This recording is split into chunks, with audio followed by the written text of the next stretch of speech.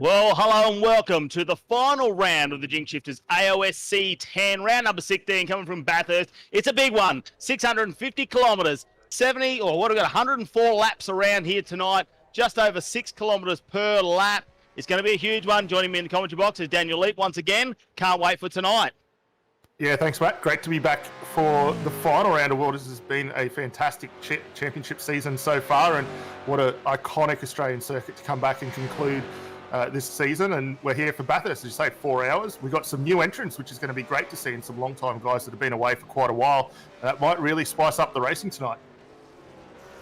Yeah, and we need to know that when it comes to qualifying, though, we've got a shootout again tonight. So something a little bit different. We have done it a few times this season, but we are going to the shootout style for the top 10. So we're going to look at that very shortly. Of course, our broadcast's underway. The top 10 out of this practice session will, though, go to that single lap qualifier, and they will get to find out who is going to start off as Prince of the Mountain, I suppose we could call it. In qualifying, you become the Prince before you win the big one, and you become King of the Mountain here tonight. Well, that's it. I mean, you got to get to the conclusion of the race if you want to be in with the shot to win it. And I mean, how many times have we seen over the years guys find their way into the wall and rule themselves out of what could have been a great run to the line? So they've got a lot to play for here. Practice still just coming to the final stages, but already we're seeing some extremely competitive times. And it's the two championship protagonists back up front again. Corey Shepard currently slightly quicker at this point in time than James Scott. So Premier and Eltis back out to play.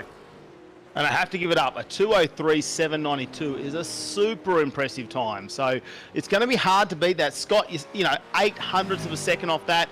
Not too far behind. He can pull it out of the hat, though, and it'll be interesting to see if he can make that happen with the final few moments of this practice session underway. Big shout out to all of our sponsors, though, for this season. We can't do it. Jinx Shifters, of course, absolutely fantastic supporter. We love them. We love all their shifters. We love everything they do, the brake bias adjusters they make, and a big shout out to Jinx Shifters. Can't go without saying, though, great support from our other sponsors as well. Simrigs.com, Sydney Computers, AJ Insurance Services, Race Circuit Art Australia, and, of course, Bowler Media and Sideways Photography coming on throughout the season. So it's huge, AOSC10. It's over tonight this season. It all comes down to this final one. We have already decided, though, who is going to be 1 and 2 in the championship, Dan, haven't we? Because James Scott has... it's a 450-point lead with 330 points up for grabs. So he will take the championship. Corey Shepard will come runner-up. I mean, he comes second about 14 times now this season. So he will come runner-up. But the big battle is going to be for third position in this championship title tonight. Well, yeah, the battle for third is huge at the moment. Currently, Andrew Dyson holds that spot. We believe teamed up again with Adam Briggs. And I mean, those two are very competitive in the DPR car. So expect to see those guys potentially hold on to that second place. The guy a little further back that could jump his way up if he has a good run, and he is teamed with Corey Shepard again tonight, is Brian Borg, who's just outside that top 5. So look for him to make big inroads tonight as well. Yeah, it's going to be very interesting to see what happens all up tonight and see whether maybe, just maybe, they can scream it. I'm not quite sure. Do we have Dyson and Briggs teaming up? So that's going to be interesting there. But it's going to come down to Damien Johnson, who really has had a great charge at the back end of this season, I should say. So in the back end of this season, he has really started to make some inroads, I suppose, and get himself on a podium a few times as well. So that's really where his charges come from, the Synergy Sim Racing stables. But tonight we can't skip past it. The most important part, the wall banger's back. Mr. Norrie, Matthew Norris, is going to be back out there, and he is teamed up with Tom Freer tonight. Well, yeah, he got the surprise late call-up to jump into the car, and he's actually got himself a nice little retro livery to go with that as well. So keep an eye out for the Norrie Navigations 218, and we'll check out that livery and see if anyone in the commentary chat or in the chat on YouTube can determine what car that one actually came off. I'm pretty sure you'll be able to guess it pretty quickly. But I guess the other big thing too, Matt, is the amount of retro liveries that have been submitted by teams tonight. Just saying off air, we've had somewhere in the vicinity of about 18 liveries all put up by all these teams here tonight. So a lot of work done behind the scenes, and it's great to see the support coming on for the final round. Yeah, it is fantastic. I know we did the commentators little challenge, didn't we, last week for the pre-race show, and glad you guys gave me the first stint, because that's about the only part I can get done with, make it all the way through. I do notice there was no vision of me in the background because I hit a wall somewhere back there, about halfway through over the top of the mountain. So that was fantastic. I didn't have my retro livery on, so I did not support it. I'm sorry to everyone out there, but it's great to see that so many of the teams, though, this week have gone in and they have supported what is a retro livery round here at Bathurst. The greatest track in Australia. I'm going to say it is the greatest track in Australia. Internationally, everyone knows about Bathurst, and I'm glad that we could finish AOSC10 here at Bathurst for this season, all thanks to Jinx Shifters. Can't wait to see who's going to be out tonight. Here we go. The times are going to start coming in very, very shortly. We've changed over to qualifying here at the moment. So qualifying session is underway. This is 11 on from practice. So this is only position 11 on from practice who is out qualifying at the moment. As we, of course, they can get pole position, so they still can make themselves in pole position here. So 11 on in qualifying session now. So those that came from 11 down up to first in our practice session, because you're going to see Corey Shepherd. The big one's going to be Corey Shepherd and James Scott. Now, they were 800ths of a second apart, but we'll have to see what's going on. Kenneth at the moment. Well, that's it. And entry. Well, if we think our way back to Long Beach, where we saw another one of the lap shootouts, I mean, think about the shake-up that took towards the top 10, as well as we watch Ladder with a massive moment there down at the final corner as he wrangles the car through to DPR car sporting that awesome-looking Mustang retro livery, gets it across the line. So he has managed to keep it off the dirt, and he will get that one in the bag. Here we go. We move on to Craig Healy from the Taipan Esports entry, and let's see him go. Of course, this is the ones we're going to see out on our, what we are going to see televised, but there is still people in the background going around. So as you can see, Simon Chadwick up on screen now as well. Got the big racecraft symbol on the back, and you would have noticed out on the AOSC social media earlier this month is that racecraft are coming on board for AOSC 11. So we'll get to a bit more later. So that's a great announcement too. More support for next season, and hopefully we get all the drivers back as well, and as well as a few more. Maybe we can wrangle into what has been a fantastic season. Another 16 rounds coming your way in the back half of 2021. Up there now, Ford is out. So this is a name that we've known, with season 1 and 2, Dan. Well, it's going back a long time. I mean, Ian Ford, a stalwart in the Supercar series, and back into the Evolution Racing Team Commodore. They've been away from AOSC for quite a while. It's teamed up with a very formidable driver as well in the shape of Brenton O'Brien. So keep an eye out for these guys, because they have been very, very fast around Bathurst in previous years gone by. No reason to think they're not going to be tonight, as they slot up into second position currently. Here we go. Jamie McKnight out there in the United Sim Sport entry. Goes around in the Commodore. Got the big Harrop symbol on there. Of course, if you know about Harrop, you know about the hats and things like that. We go back now. Looks like Sean Thompson now in the KRF, the driver's seat. And he's got the big Jinx Shifters. He's a retro-looking Jinx Shifters on that one as well. The Penrite, though. There's only going to be a couple of guys here running a Penrite symbol, aren't there? Well, there will be just the two. Sim Sports guys have got the retro cars back in for that one, and I think the Mustang there we saw just a hark back to what we saw this season at Sandown there. So great to see that one. This one, of course, in the hands of Christian Smart, another one of the Singy cars, looking absolutely resplendent out there in a very synonymous HRT livery on the Commodore. Yeah, got the Novus on there still, keeping the old Mobile One sort of style look, isn't it? But at the end of the day, it's everything going on. Robin Kirk down the simrigs.com DPR team. The 73 car is up in P3 at the moment. What a run from him. A 205.33 is what it is. So a 205.33. So obviously our top 11 from practice, though, we're holding out on those. They are going to have a shootout, and we will watch that very shortly. It is going to be a huge one to watch out for that. Stay tuned. I tell you what, if you're not sure, get your snacks now. Get your snacks, get ready, because you do not want to miss the top 11 going at it around here one at a time. As you can see there, Rob Bowden is up the top in the Tanked SRT entry. Brendan Hobson, though, up on your screen as soon as you see him racing.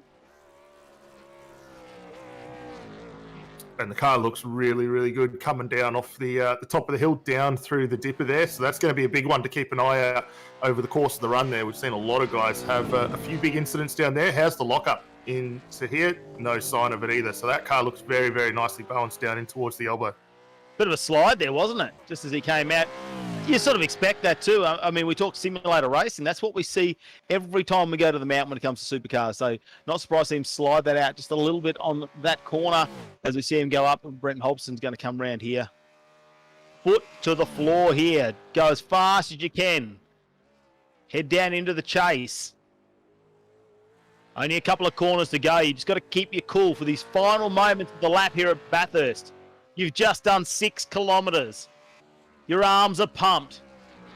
You're overthinking it. You just need to concentrate. Keep it simple. Last corner now around Murray's corner. Down the pit straight. And look, what time do we get there? He goes P3. Look at that, a 205.31. So surprisingly, so far, we're all in the 205s. Of course, that is a bit of a change condition there when we reset to qualifying. So all back in the 205s. It's going to be interesting to see what Corey Shepard and James Scott will pull out when they have their single lap shootout very shortly. As you see, this is Ethan Grigault now coming on board with the Evolution Racing team. Oh, a bit of a wiggle there under brakes. You can already see a little bit of the damage showing on the car. Of course, damage turned on for these rounds. And we'll only get so much damage before they can go in for a quick repair. I'm just looking 2 fast repairs tonight as well. And for Grigault there as well, we expect probably just picked up the wall on the way through there. That lap, unfortunately, not counting for him. So he's got to go around and try and send it one more time. Still yet to set a competitive time in that car. But one other driver, again, keep an eye on him as he works his way through. Christian Smart down in through the chase. Another one of those Synergy cars looking very good, hard on the brakes. See if he uses a bit of curb here, a little bit on the exit. The car looks good. Will he make the same little bobble, though, that we saw from his teammate Brenton Hobson down into this final corner? We'll see whether he's able to pick up that apex, maybe get this car up into potentially a 204. Oh, look. Both in the 205.08. He's just outside the 2. Oh, there we go. No, Christian Smart. He will slot in there in 9th position at the moment, a 205.66. So they're really bunched up in the 205s at the moment. And it looks like we've got 13 cars there. So we will have to watch out for that one. Stokes, here we go. This, we believe this may be the start of the top 10. Yeah, 10 minutes in. This looks like it is the start of the top 10. Kyle Stokes now, Synergy Sim Racing. What can he do? Calm the nerves. Oh, slides it out. Oh, here we go. Already pushing super hard. And that was a big moment there as they come out through the cutting there. You've got to get that quick little shift up to try and control that wheel spin there. We'll see, keep an eye on how much time that's taken away from him. Okay, comes out through McPhilly. Now we go down Skyline. Oh, can he do it here? Just got to break it enough. Not lock a wheel up. Doesn't use all the... There, holds onto it nicely there. Oh, a bit of a brake lock up there. You can see in the background as he comes around. Forest Elbow now. It's on to Conrod Straight. How fast can he go? Kyle Stokes at the wheel of this one. This is just out qualifying at the moment. Is he going to get 270? He's going to push hard. There we go. 280 for a split second. There we go. 285, 6, 7. Pull down. It's hard on the brakes here. You've got to be careful to pull that enough that you can actually pull it into the chase. It is very, very easy to go too fast there and miss your braking marker. Just needs to finish us off. It's all green sectors at the moment. It's looking good for Kyle. Nice job in the final corner as well as he comes around. Let's have a look at this one. P2 behind Rob Bowden there with a 205.124. Well, 46 thousandths of a second off of Rob Bowden. So Bowden holding on to that number 1 at the moment. But here we go. Bradley Vaughan, Pursuit Sim Racing entry. It's his turn to get this single lap around the mountain. How will he go? Yeah, it's a good start so far. Nicely controlled on the run up the hill and into the cutting there. We'll see whether he gets the gear up. A little bit of a wiggle as he gets up over the top there. Very similar to what we saw just a moment for Kyle Stokes there, using all the wall and then some to try and guide this car down in towards Metal Grate. Nothing wrong with using the wall to stop you. The problem is it will null and void you when it comes to your qualifying lap. That is what we do, obviously, with the simulation in iRacing, is if you grab a wall, go over the curb too much, take too much off the track, you will get a null and void lap, which is not what you want when you come to a single lap shootout. So important that you keep it clean. You need to push as much as possible, but, you know, a little bit of damage on the side, and all of a sudden it's a null and void lap, which really hurt you. Bradley Bourne, they coming around, and it's all green sector times. He's actually got a purple sector in sector 3, so he is flying on this one. Yeah, he's looking really good at the moment. It's a purple middle sector there as he comes away through the line. He's pretty consistent on the second and third sector times as well, down into this big braking zone of the chase. Pulls it up quite nicely, gets the car tipped in and across. Looks really controlled on the exit there. No hint of wheel spin, a little bit of grass on the outside. How is it down into the big braking zone again on the final corner there? We'll see whether he pulls it up nicely, gets it in, and hard on the power to bring it back over the line. No big dive was there into that corner. Didn't want to try and push the... Here we go, straight up to P1 now, first 204. Qualifying with a 204.87. First of the 204s. Here we go, Briggsy's on. Adam Briggs now. We've gone for the clean-shaven version of the DPR Sim Briggs entry, haven't we? Well, we have. It's a great-looking tribute to the old Ford livery there, and a very US-style Motorplex livery as he tips in now to turn 1. Well, we are in our top 10 single lap shootout at the moment here for the AOSC10 final round coming to you from Bathurst. Once we figure out who is going to start on the grid, where they're going to be, we've still got 650 kilometres to do tonight to finish off the season. Up on your screen at the moment, Adam Briggs is getting his lap in.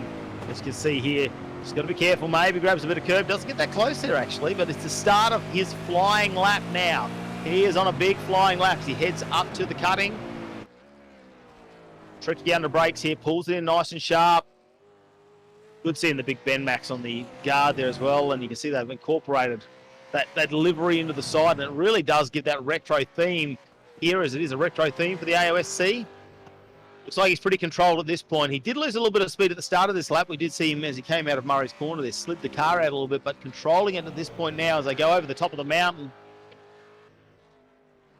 And he is on for a good charge. It's been purple sectors sector 1, sector 2, down off the mountain. This has been a greatly controlled lap from Briggs there. He looked a little shallow up through the initial part of the lap, but coming on strong. It's green sector 2 as they head down into the elbow, but not a hint of a lock-up. That car looking absolutely fantastic out there at the moment. Well, the nerves must be calm inside his little cockpit, I reckon, because this is a very controlled lap. Put to the floor now. It's right to that firewall. Let's see how fast he goes down here. Adam Briggs looking for that P1. He needs to beat a 204.87. Hit the braking marks here. Looks like he's going to pull the car up, get it turned into the chase. Nice job, run. Purple sector again for sector 5.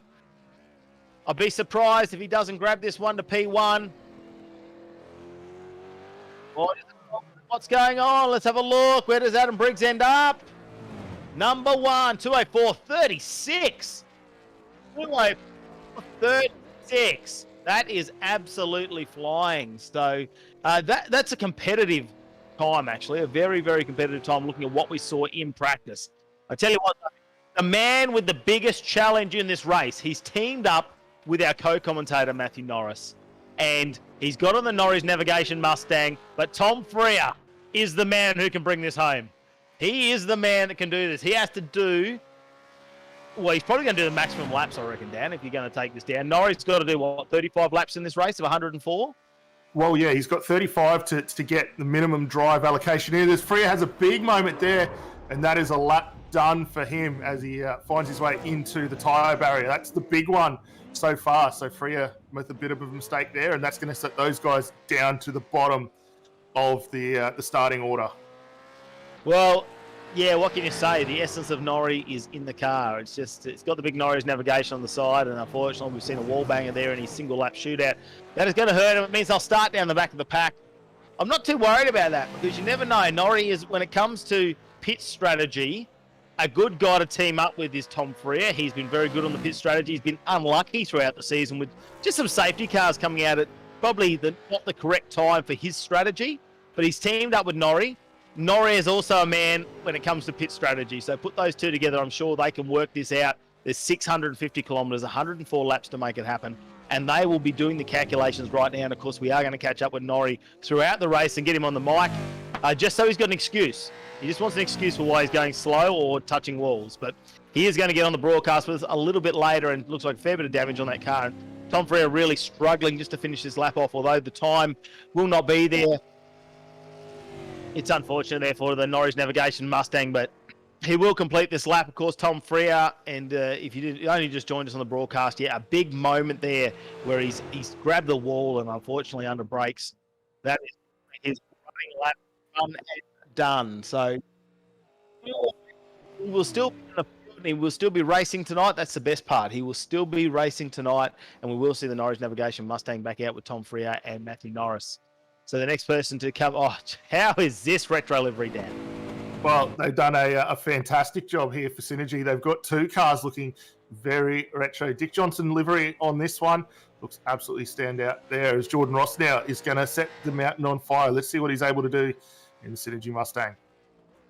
So last time we had a endurance race, he teamed up with James Scott. Not tonight. The DJR colours, will it bring him a bit of luck? He's running the 143. Hasn't changed the number, though. Jordan Ross.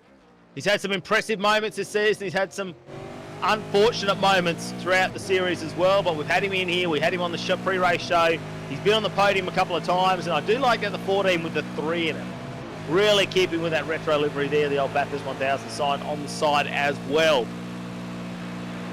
Yeah, it's great looking livery here on this car. How does it look up through turn 2 there? It looks very, very nice. He's going to run it out very wide.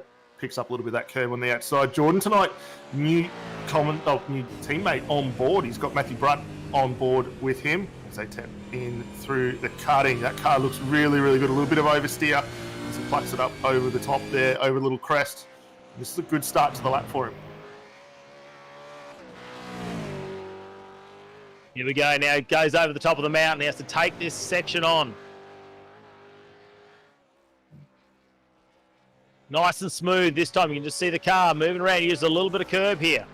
Hard on the brakes. It's really, if you start to steer in there while you're on the brakes, all sorts of things can come unstuck, but does a nice job of it, Jordan Ross. Pulls it in down through the dipper. Runs it out to Forest Elbow. Let's see if he can negotiate this one nicely. Satan uses March. Oh, how close is that? I'm surprised we got a side mirror on it. Jordan Ross using every little bit of the bitumen to try and get this car to the number 1. He's looking for a P1 when it comes to qualifying. He's got to beat Adam Briggs, who's up the top on a 2:04.36. Just looking at there, green sector time, so can't see a PB. Oh, a bit of a wiggle under brakes there. Little bit of a wiggle there as he goes into the chase. Just needs to complete this lap. Got to beat a 2:04.362. I don't think we're going to have to see what the time is here.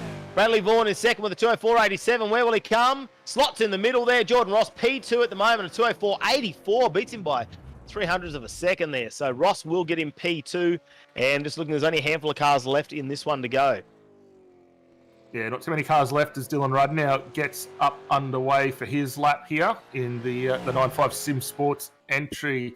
A little bit of a different colour stack on this car, very similar to probably the old Kmart Commodores we saw back early days. Well, actually, we're just hearing BOC Gas BJR car that they're representing here. So good look for those guys as they head up Mountain Straight for this lap. A little bit of a wiggle out of turn 1. What do we reckon it's like up through turn 2? Gets it in hard, keeps it off the grass there, as we saw where Tom Frere made his little mistake earlier on. Runs it right up to the wall there. Close. And not much left in that. Up into the cutting, using a lot of road to tip that car in, and nice exit through there. No wheel spin, unlike what we've seen from a few guys working their way up previously. That's a good start to this run for him. We'll keep an eye on the times. Over the hill, just slips it past the Fujitsu side. Down in towards Metal. Great. Car looks really, really good as it loads up through that section. Up onto the skyline. It really didn't want to come in there. It was fighting a little bit, using a lot of curb. It's purple sector 1. It's a cracking time across the mountain there 22.37 down in through the dip of this car, looking very, very nice. We head up through to Forest Elbow, and he's going to get a chance here in a minute to take a bit of a breather before he heads down in towards the chase. And Matt, great looking job there. Just a little snick of the wall that might have just put paid to this run though. Yeah, we're going to be interested to see how much that will affect him with the iRacing, because an incident like that may cause this to be a null and void time. So take that into account when we look at our timing screens to see where Dylan Rudd ends up, because it's been impressive. Sector 1 in the purples means that's the fastest Sector 1 we've seen so far in qualifying, which is the cars to go. The car looks like it just wants to slide. It's not boaty. The suspension's not up. It is sliding nicely, though. We've seen him do it across the top of the mountain, used a fair bit of curve. Just needs to get this final corner done through Murray's corner. Pulls it up this time there. You can see the damage on the back of the car, and we're just waiting to see whether this will record time. It was a 2:04. What did he end up with? Let's just going to wait. It's not going to record a time. So that incident where he came out of Forest Elbow is really going to hurt him. Well, yeah, and we would have expected to see those guys, if he had got that car through there, probably in the third position based on the times we've been seeing so far through. So a little bit of a disappointment for them. And much like Tom Freer, they're going to be starting well down the order now. Well, this is a name we saw earlier in the season. What was it, like race 2, I think it was. It was race 2, round 2 in Road America, and he was taken right to the wasn't until the final lap where they came together in the fight. The final lap, final corner, these guys touched panels. He ended up a few positions back. I reckon it was P7 or something. But he definitely has the pace of the top guys. He is going to be in the mix with Corey Shepherd and James Scott here tonight. No matter what happens, he will fight his way. Andrew Gilliam up on screen now. Pursuit Sim Racing Team is who he's racing for. And he slides the car out there like you say. Oh, look, you can already see. Has to correct it. He is working hard on the wheel and pushing super hard past the Fujitsu sign. Almost brushes it, takes a bit of red paint off, but doesn't. Just having a look to see when the sector times come up, because this is looking far. He's pushing anyway. He's pushing super hard. Sometimes, though, it doesn't mean it's the fastest way, and we see the green sectors come up. So hasn't done a purple sector yet. We'll have to wait to see how he goes. This is a challenging part. Gets it down there. Coming up the Forest Elbow now. Don't use too much on the outside. Early gear change, wasn't there, Dan? Yeah, really early gear change, trying to just combat that wheel spin, and we'll see if that helps him out as they fire it down through Conrod Straight now. All right, it's foot to the floor once again. Let's see how long he can hold it, how fast he can go before he has to get on the brakes. He goes, king to the right, up to Conrod Straight, down into the chase. Hard on brakes now. Does a nice job, a little bit of curb. Comes on the inside, you see him on the steering wheel, a little bit of work to do there. Final corner now, Murray's corner. Tip it in, we'll need to beat a 2:04.362. It's looking good around this corner as well. Don't know if he's going to get there, but it's a purple second time in the final goes P2, 4:46. So he is just almost 1/10 off of Adam Briggs. So Adam Briggs still up there at the top in the simrings.com DPR entry. And that's who we're waiting. Looks like we're waiting for Brady Myers is going to take the qualifying lap here. So no James Scott in this one. He's decided no. Brady actually made a switch at the end of last season, changed over from the Logitech Altus G team over to Trans-Tasman, and he's got himself a very competitive run here. And we'll see what he's able to put together for this lap. Gets the start underway through the final corner, and he's going to begin his hot lap around the circuit. So here's our top three going around now. Brady Myers, well, we know he's got a fair bit of pedigree when it comes to sim racing. We'll have to see how he goes around in this lap, though. A 2:04.36 to do is going to be a tough time to beat. We did see him go faster in practice, but they've done a lot of laps back to back to back. Now you get one warm-up lap. You get one chance to make it happen. You need to keep your calm. Let's see how this goes. Turn 2 there. Looks like he's going to get this one out. Doesn't use all the bitumen there. Doesn't go right over the curb either. Keeps it nice and smooth. As he pulls into the cutting, pulls the car up, gets it done. Just listen. Or just that slight bit of wheel spin there, Dan, but not too much. He's done a nice job so far. Yeah, it's been a great lap so far. The car looks really nicely set up. Going to tip down through Metal Grate. That looks really, really good at the moment with Purple Sector 1. Just keep an eye as he continues to work his way down across the top of the mountain. And this car looks very, very planted. Going to be in a good spot for the start of this one. Yep, pulls it up here. A little bit of curb usage now. Head down through the dipper. Now we head down to Forest Elbow. Careful, careful here. We've already seen it where we've come out and just grabbed a little bit of wall. Let's null and void the lap. Goes right out wide, but doesn't touch anything. Nice run out of Forest Elbow. Now it's Conrod Straight. Fast as you can go. Trans-Tasman Racing entry. Brady Myers.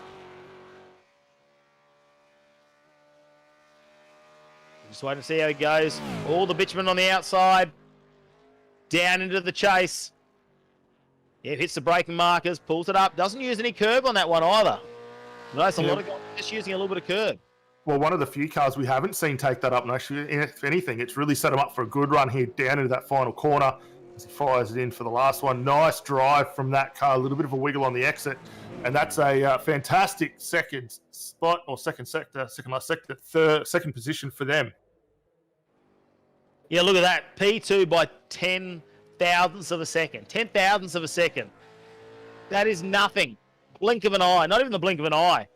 Well, here we go. AOSC10 champion at the moment, sitting on the top of the tables. He cannot be beaten in the championship, but let's see. What is he? 14 wins so far out of 15 races. Is that right from memory? Yeah. So, you know, an unbelievable season by James Scott. He's going to want to be on the front row of the grid. I know if he doesn't get pole, he's going to want to be second at minimum. Well, and it's still a very long way for these guys to go, but we know the fighting spirit in this Logitech GLS esports team, and they are going to want to put this car up on the top step. And it's a good start to the beginning of this lap here. Nice and controlled up through turn 2.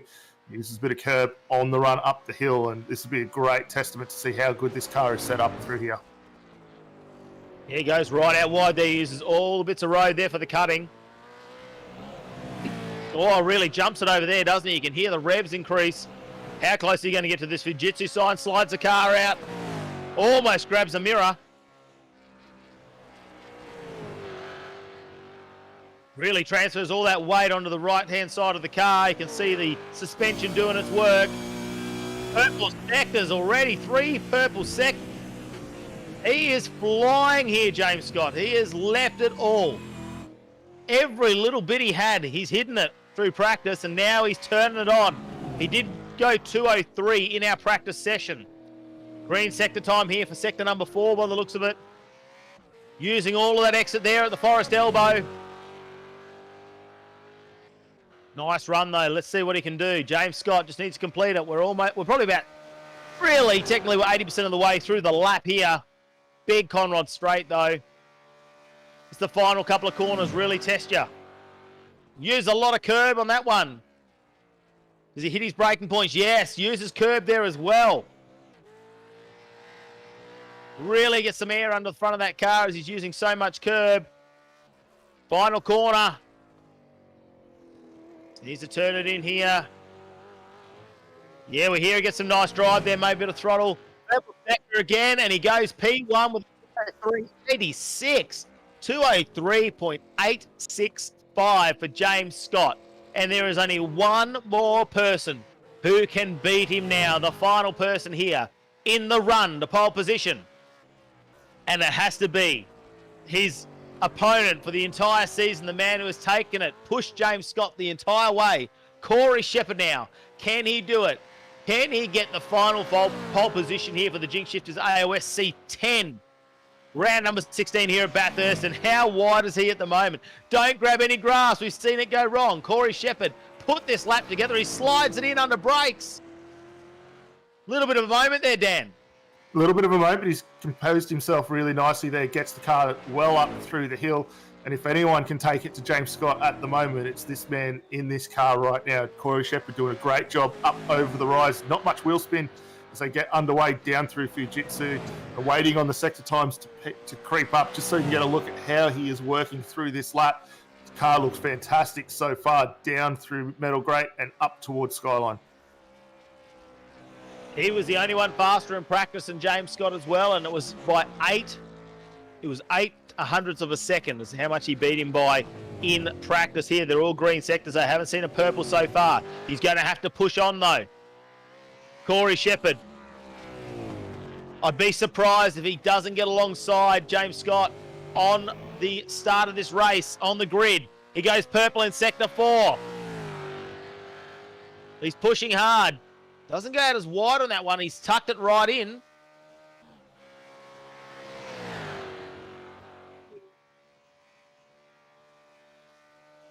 He's got to hold it on here. All the nerves.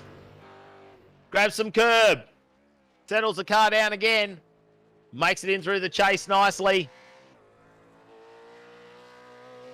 Just listening for any bit of wheel spin there. Going to be close. The purple sector at the end there too in sector 5. Bring it home. Hold your breath. Down here. Who's it going to be at number 1? James Scott holds on to it. Corey Shepherd goes P2 with a 204.00. A 204.00 and a 203.87 for James Scott will get P1. And I tell you what, the king of the prince of the mountain and the bridesmaid there. I hope Corey Shepherd tonight. He's got a big race in front of him. I can't wait to see what I'm assuming Borg is going to be his offsider. So we're going to see that from the Premier Racing team. Brian Borg get on board, of course, the number 017. And, of course, for Retro Round, what a more fitting number to have than, of course, the Dick Johnson Special. So here we go. So it looks like we will grid the cars up, Dan. But, could it get more exciting when it comes to qualifying? Well, no, not at all. I think we saw a fantastic top final lap qualifying for all of those guys there. They put on a fantastic show. The top 3, again, very, very close. And, we saw in pre-qualifying James Scott just a little bit off the pace, but he picked it up nicely through the first part of the lap there, and that's probably what helped him just maintain that lap. But as we saw from Corey Shepherd, he left nothing on the table there. Quickest down off the mountain and down towards Conrod. I thought he made a little bit of a moment in towards Conrod because he was right on the edge of that grass there. Unfortunately, didn't quite get there, but it's now 4 hours ahead, 104 laps for these guys, and they are in the prime spot. All right, let's check out how it's stacked up on row 1. Starting out of pole position, James Scott, of course. Alongside him will be Corey Shepherd. Then we go back to the second row of the grid. Adam Briggs taking on Brady Mayers there. In 5th position will be Andrew Gilliam alongside Jordan Ross. Then 7th is Bradley Vaughan with Rob Bowden alongside. Kyle Stokes in 9 with Ian Ford in 10. Brendan Hobson in 11. Robin Kirk in 12 on row 6 of the grid. We go to row 7, Hayden Veld and Jamie Dyke alongside Rick Kuznetsov in row 8. So it was super impressive last round. Luke Rosella alongside in P16. Christian Smart 17. Hayden Harrison 18. 19 is Reese Keane. Kenneth Ladder in 20th. Jamie Stovall 21. Sean Thompson 22. Simon Chadwick 23. And Tyson McEvoy will take on 24. 25 will be Jaden Borg and Sebastian Flock alongside. Row 14 will be 27 Todd Parks with Matthew Clout alongside. Jamie McKnight in row 15 with Wade Sheedy starting on the outside in 30. 31 Steve Jenkins, David Coleman in 32. 33 is Craig Healy, Ethan Grigault in 34. 35 will be Tom Freer and Thomas Hins will start out at 36. 37 will be Dylan Rudd with Aaron Gilbert alongside him. Now, let's talk about this one. Tom Freer is down the back because an unfortunate incident coming into turn number 2, Dan, in his qualifying lap. Well, yeah, it was a little unfortunate for those guys. They were on for a really good qualifying result. Unfortunately, didn't quite put pen when they needed to get that one in. But, as we say, a lot of time left in the book for these guys to navigate their way through the field. We know Tom Freer is very good at working his way through the traffic, so we'll wait to see how that unfolds. Matthew Norris, on the other hand, a little bit of an enigma in this one. We're not too sure how he's going to go. If we remember back to his last race at Watkins Glen, he found the wall. Let's hope he doesn't do it again. Well, here we go. Lights are up. We're about to get underway for the final race here. Round 16 of AOSC10, all thanks to Jinx Shifters. The lights are up and they are out. Let's go racing. Have a look at James Scott. Looks like he holds onto this one. Gets in the nose in front. Looks like we're going to get Dyson pulling behind. He has got behind the steering wheel on this one, so Dyson will slot into 2nd position now. Brunt's made a bit of a move there as he goes up into 6th. Follow him around. Oh, there's all sorts of contact happening.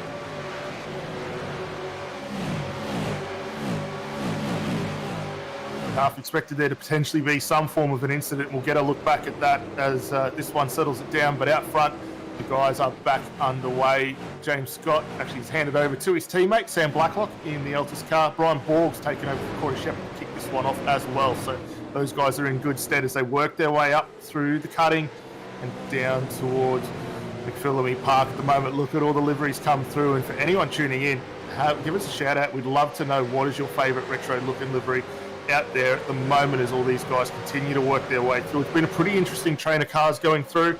A few guys who have been caught up in that early incident moment, unfortunately. We've had Ethan Gregault in that, along with Steve Jenkins well down, and that's going to be a tough night for them, but we'll go back and have a look at this as this continues to cycle its way through.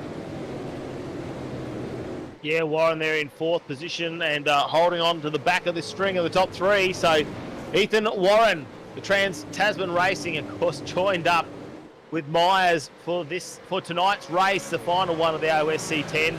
And just slotting in there now, don't need to do anything too stupid on the first lap, do we? There's no need to be silly on lap number 1 because James Scott looks like, well, Sam Blacklock is actually driving that car out in the front at the moment. So a tiny little bit of a gap then. He'll be trying to break that aero there. Wow, look how much curb there for Warren. Grabs a whole heap of it just following the other cars around. Maybe lost his little mark there on the track. Gilliam just holding on behind, and maybe it's a good opportunity just to wait for a second if you're Gilliam and just see how this unfolds. Shows the nose there for Warren. He's just looking to intimidate Andrew Dyson in front of him. Absolutely nothing to lose by putting the pressure on nice and early. Blacklock's going to be wanting to break that aero though, I reckon. He's going to want to open up enough to disturb the aero. Car's already making it into the pits, and we're just trying to have a look if that... Wonder whether that's a little bit of damage there, or whether they decided they're going to go for a different pit stop strategy. Well, I would expect quite a few of those are probably cars involved in that earlier one incident. But the top 3 at the moment currently maintaining those top 3 spots. But the 2 behind, Warren and Gilliam, are all over the back of these guys like a rash. Look at Dyson just try to go a little bit defensive, hold that spot. But at this point in time, you'd be crazy to try and fight it too hard. You'd almost want to let it go, settle yourself into a rhythm, and just press on. There's no point in wrecking one at this point of the race. Well, still over 100 laps to go, and it's just an opportunity now for Blacklock and Borgie to open up that little bit of a gap over the others, and 1 and 2 spread out. We took bets on the pre-race show there will be multiple safety cars, so I don't think, opening it up, it might give you a bit of safety there. Maybe you can get a bit comfortable, get into your rhythm, but I don't think it's going to matter. I think at some stage you're going to see a safety car, and no matter how much you get in front, that is going to close up. So no point pushing too hard and causing an error, but it would be nice to break that error and possibly just know that if you make a mistake, you're not going to lose a position there like a slight mistake. Gilliam just showing his nose in there under Warren. Thought he might, a little bit of a different racing line for him actually, and that's all it is, just catching up at the corner there. We see Warren now all under the aero there of Dyson, right under the rear wing. Is he going to have a dive here? He pulls out. Can he get it done under brakes? A head down Conrod straight. There we go. He's on a curb, but he gets the job done. And as we thought, Dyson probably not going to push too hard there and cause any sort of error. Now Borgie catching up to Blacklock there for P1. So first, he's right. Check out a bit of a replay on our screen.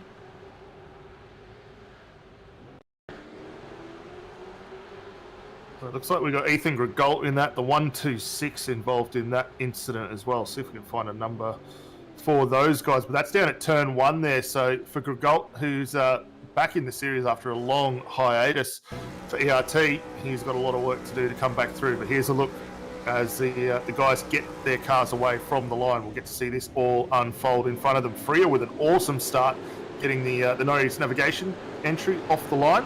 And Gregault now working his way down through the traffic. Let's see if we can pick up where this one ticks off. And the 126 on the outside there makes a bit of a mistake there, locks the rear end.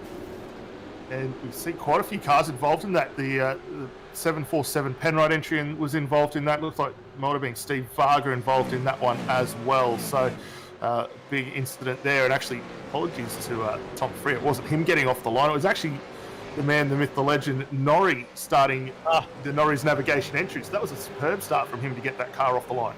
He is up 5 positions, Mr. Norrie. 5 positions. So he's definitely pushing on hard and trying to get his 30 laps out of the way pretty quick. No, look at this though. Warren all over the back of Borgie now and closed that gap right up. He's pulled away from Dyson and Gilliam, who are in 4th and 5th. Who was that locking a break? I've just seen a puff there of tyre smoke. Virtual tyre smoke in the background, as it looks like Blacklock now giving a bit of a reprieve, isn't he? Now that Borgie's come under attack from Warren and just being able to open up a little bit of a gap. Now, we talk about defensive driving. Mr. Borg, what does he do? Because he knows how to defensive drive. Is he going to give this one up easily? Or do you reckon he's going to fight this one this early in the race? Because he's had to do it before. He's had to come back from a mistake in these big enduros, and he always manages to make it back in the top 10. Well, let's have a look at how he does it, because he's going to run it, make it very hard for the guys to work their way through. But Ethan, now with the speed there, pulls it up through the inside there and makes the job on him. But all these drivers, I mean, they race very competitively in a multitude of different series, so they know each other inside and out and where they're going to make those options. As Gilliam now down the inside on Dyson, does he pull that move off? Side by side, bit of rubbing there, and he will get the move possibly done, but Dyson going to have a run down the inside here. So they're all awake to what's going on around them, but everyone's trying to make these early runs and passes, and it's a little bit chaotic as they come back down. Gilliam's going to have another shot here into 2. See whether he's able to pull this up down the inside, and he should get this move completed. Dyson now dropping down to 5th position with a little bit of wiggle for his effort on the exit. Well, we're seeing some sparks there too as they go by. I think that might have been Warren or Borgie. Not quite sure. Head back down the pack though and have a look at this. Christian Smart right in the mix of things at the moment there. Look, Jordan Ross in front of him. Got the Dakota Simsport, Jaden Borg as well. So I'm just trying to see where Jordan Ross has ended up, because, or was actually his teammate there, actually Matthew Brunt, who's in that mix there. There you go, they are down a number of spots after that start, so they've had an incident there, which is unfortunate. Look at the damage too, you can see, trying to grab who that is. All these great liveries, of course, they've changed, and now I'm a bit lost. Throw in some co-drivers there as well, just to confuse me a bit more. But that's Sean Thompson there in the KRF entry there with that huge amount of damage on the front of that car. Now, 2 fast repairs tonight. Now, do you use it, Dan? At this point, you're in the mix. There's a lot of fighting going on. If you haven't done too much damage to the steering, do you risk it, or is now the time to come in and grab one of those fast repairs? No, you save them as long as possible there, because you know as the race unfolds, there's plenty of opportunity for more issues to come. Most of these little incidents on the cars probably get away with as the guys come in under pit stops standards time. So don't waste what you don't need to. Save it for later on in the race. As we see further back, battling still hard, fast here is Glenn Postlethwaite now trying to work his way through. And a few guys behind that. We saw Daniel Yeaman, Matt Clowett, David Kimman all having their own little scrap there as they head up towards the chase. But this 5-car train at the moment doing a lot of good things here. We've got that just currently being led at the moment by Christian Smart. These guys now work their way down, and already an early pit stop there for Sean Thompson as he brings the KRF entry in for a little bit of a repair. I think he's going to I think he's going to have to bring that in no matter what. So we'll just wait to see if that's from race control or whether he's bringing that in because of the damage, because he was losing a lot of positions out there at the time. Postlethwaite though in the mix there now, and look at this, Ian Ford back from season 1 and 2. We've done a retro round, now we've got a retro driver. He is up 2 positions in a P8, start out of P10 on the grid. And Ian is actually in the car, the Evolution Racing team entry. He's got Rob Bowden right behind him. This battle though, right down the back. Well, not right down the back, we're talking P21 there for Postlethwaite. And then look behind him though, it is all lined up. You got Daniel Yemen, David Kimman, Matthew Clout, Nathan Moore, they're all lined up wanting to look for it. Thomas Hin's in the mix there in the back of that pack as well.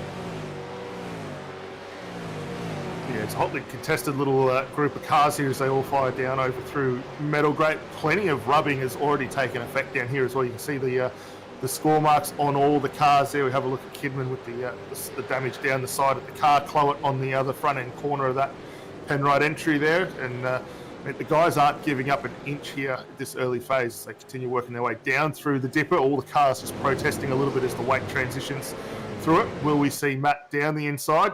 Not going to do it, but up the front, however, Ethan Warren up into the lead of the race for Trans-Tasman Racing as he gets the move done down on Sam Blacklock on the way into the chase, and that was a very early run for him.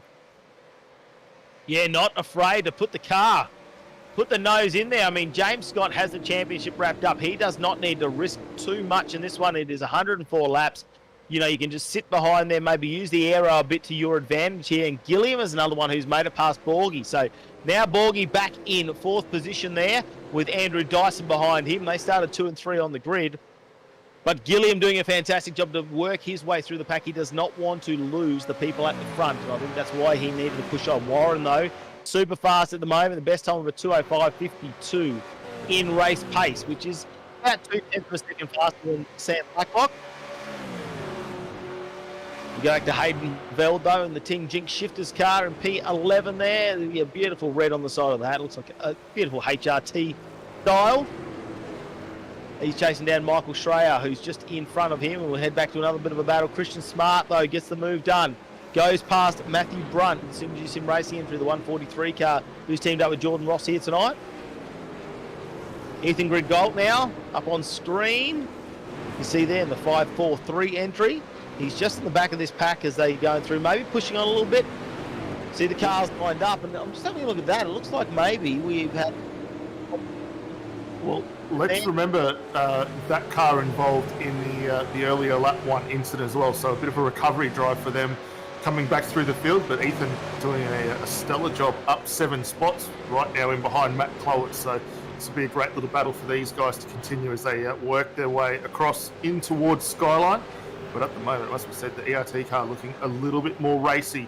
And he's thinking of how to move into the off in towards the dipper there, not where you want to be trying to get one done off the top of Skyline. No, definitely don't want to be in a side-by-side battle there or trying to make a move across Skyline, because if something goes wrong, there is nothing but concrete to greet you. Oh, now a little bit of a touch there. Maybe grabs a little bit of the wall. Blacklock's now in 2nd position. Still up the top there, Warren. The gap has opened up to nearly 1 second at the front. So look at that going on. And here we go, Gilliam. They made contact earlier in the season. Borgie's all over the back of him. They have nothing to lose in this series. Borgie pushing on. Borgie sitting 6th in the championship at the moment, and Corey Shepherd's cemented 2nd. Nothing can happen to him. He can't make 1, and he can't go backwards into 3. So this is really to push Borgie and see where he can end up in the championship as well. As now we see another Borg there, Jaden Borg, the Dakota Simsport entry. Yeah, he's got... taken, was it? Well, he's got Brunt and Potherwaite just ahead of him, and he's trying to work and make a move here, and I think he's going to get this one done as they tip through that first corner there and up the chase, but this is going to make an option for him to maybe lose a spot. As Hayden Veld now gets one done finally on Michael Schroeder in the 88 Synergy car, but will Schroeder now be able to return serve as they head up through towards the cutting?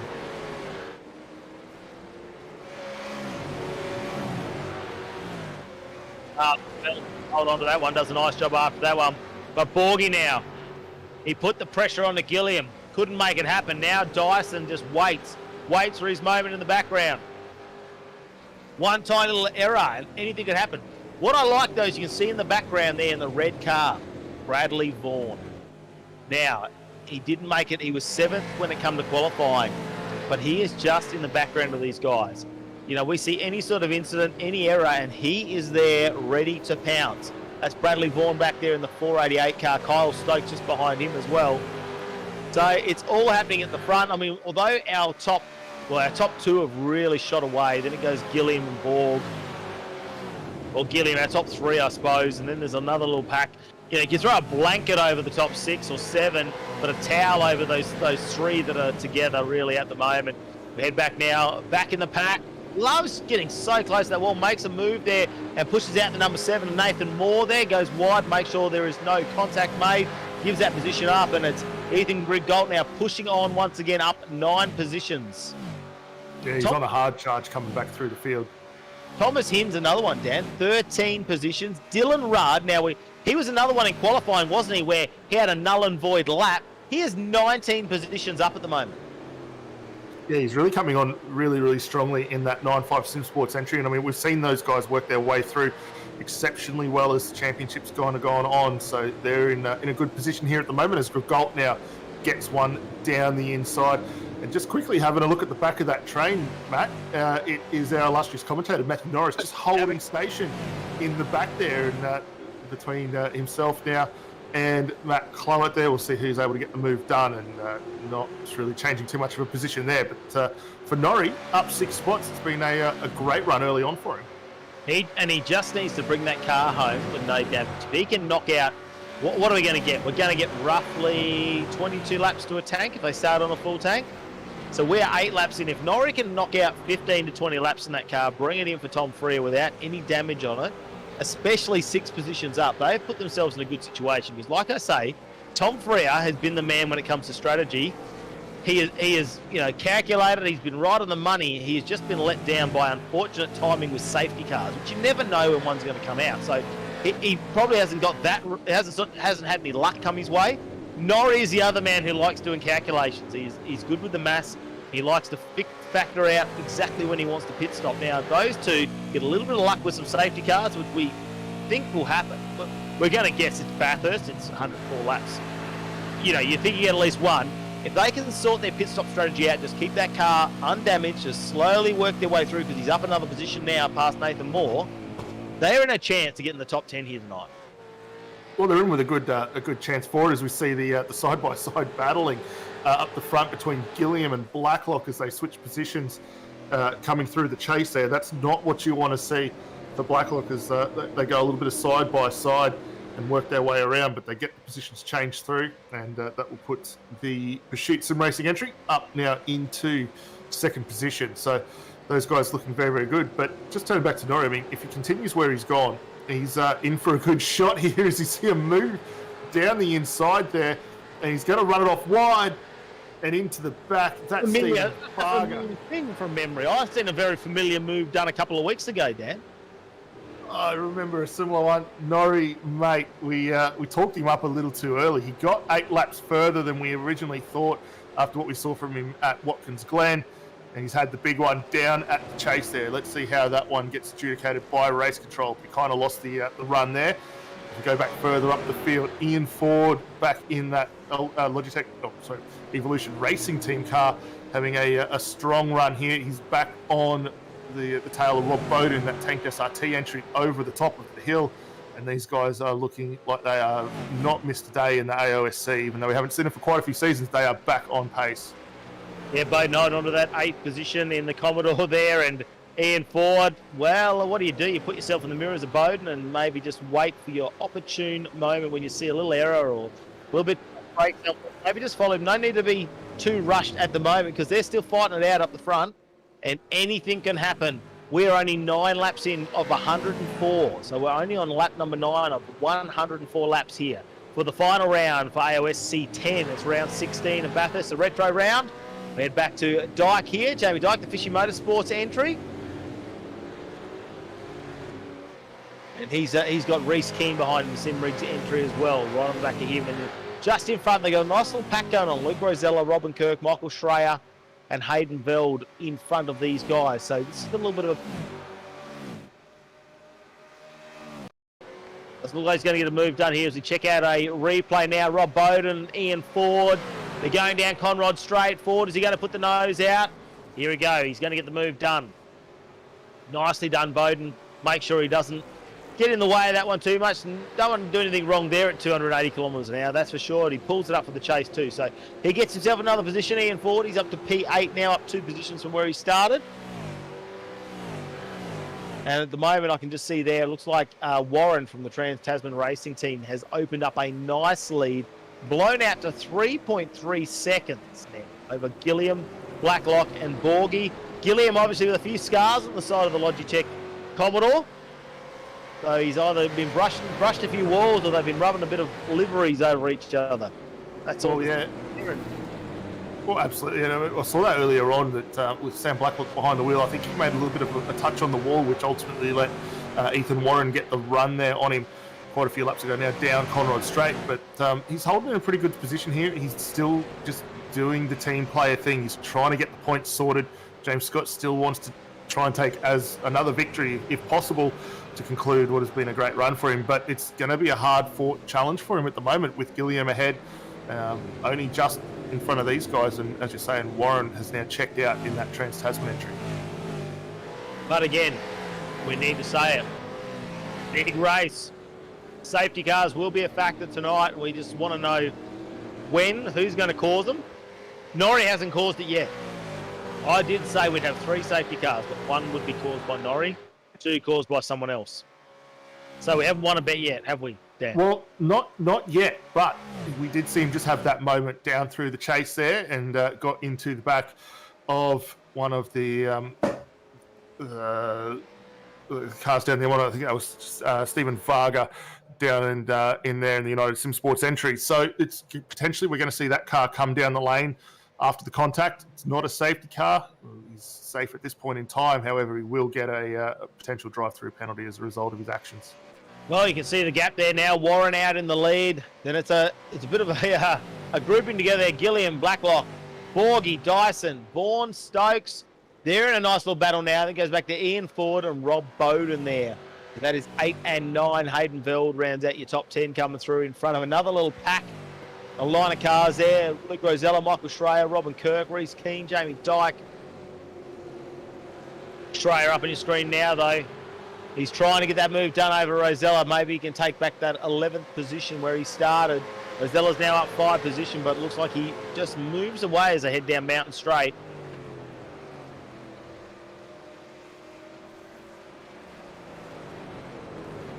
Turn it in, turn number 2. Once sort of settled down, you can see the different characteristics of the car now. They're just not pushing as hard. You don't see him sliding the cars out on the wall as much.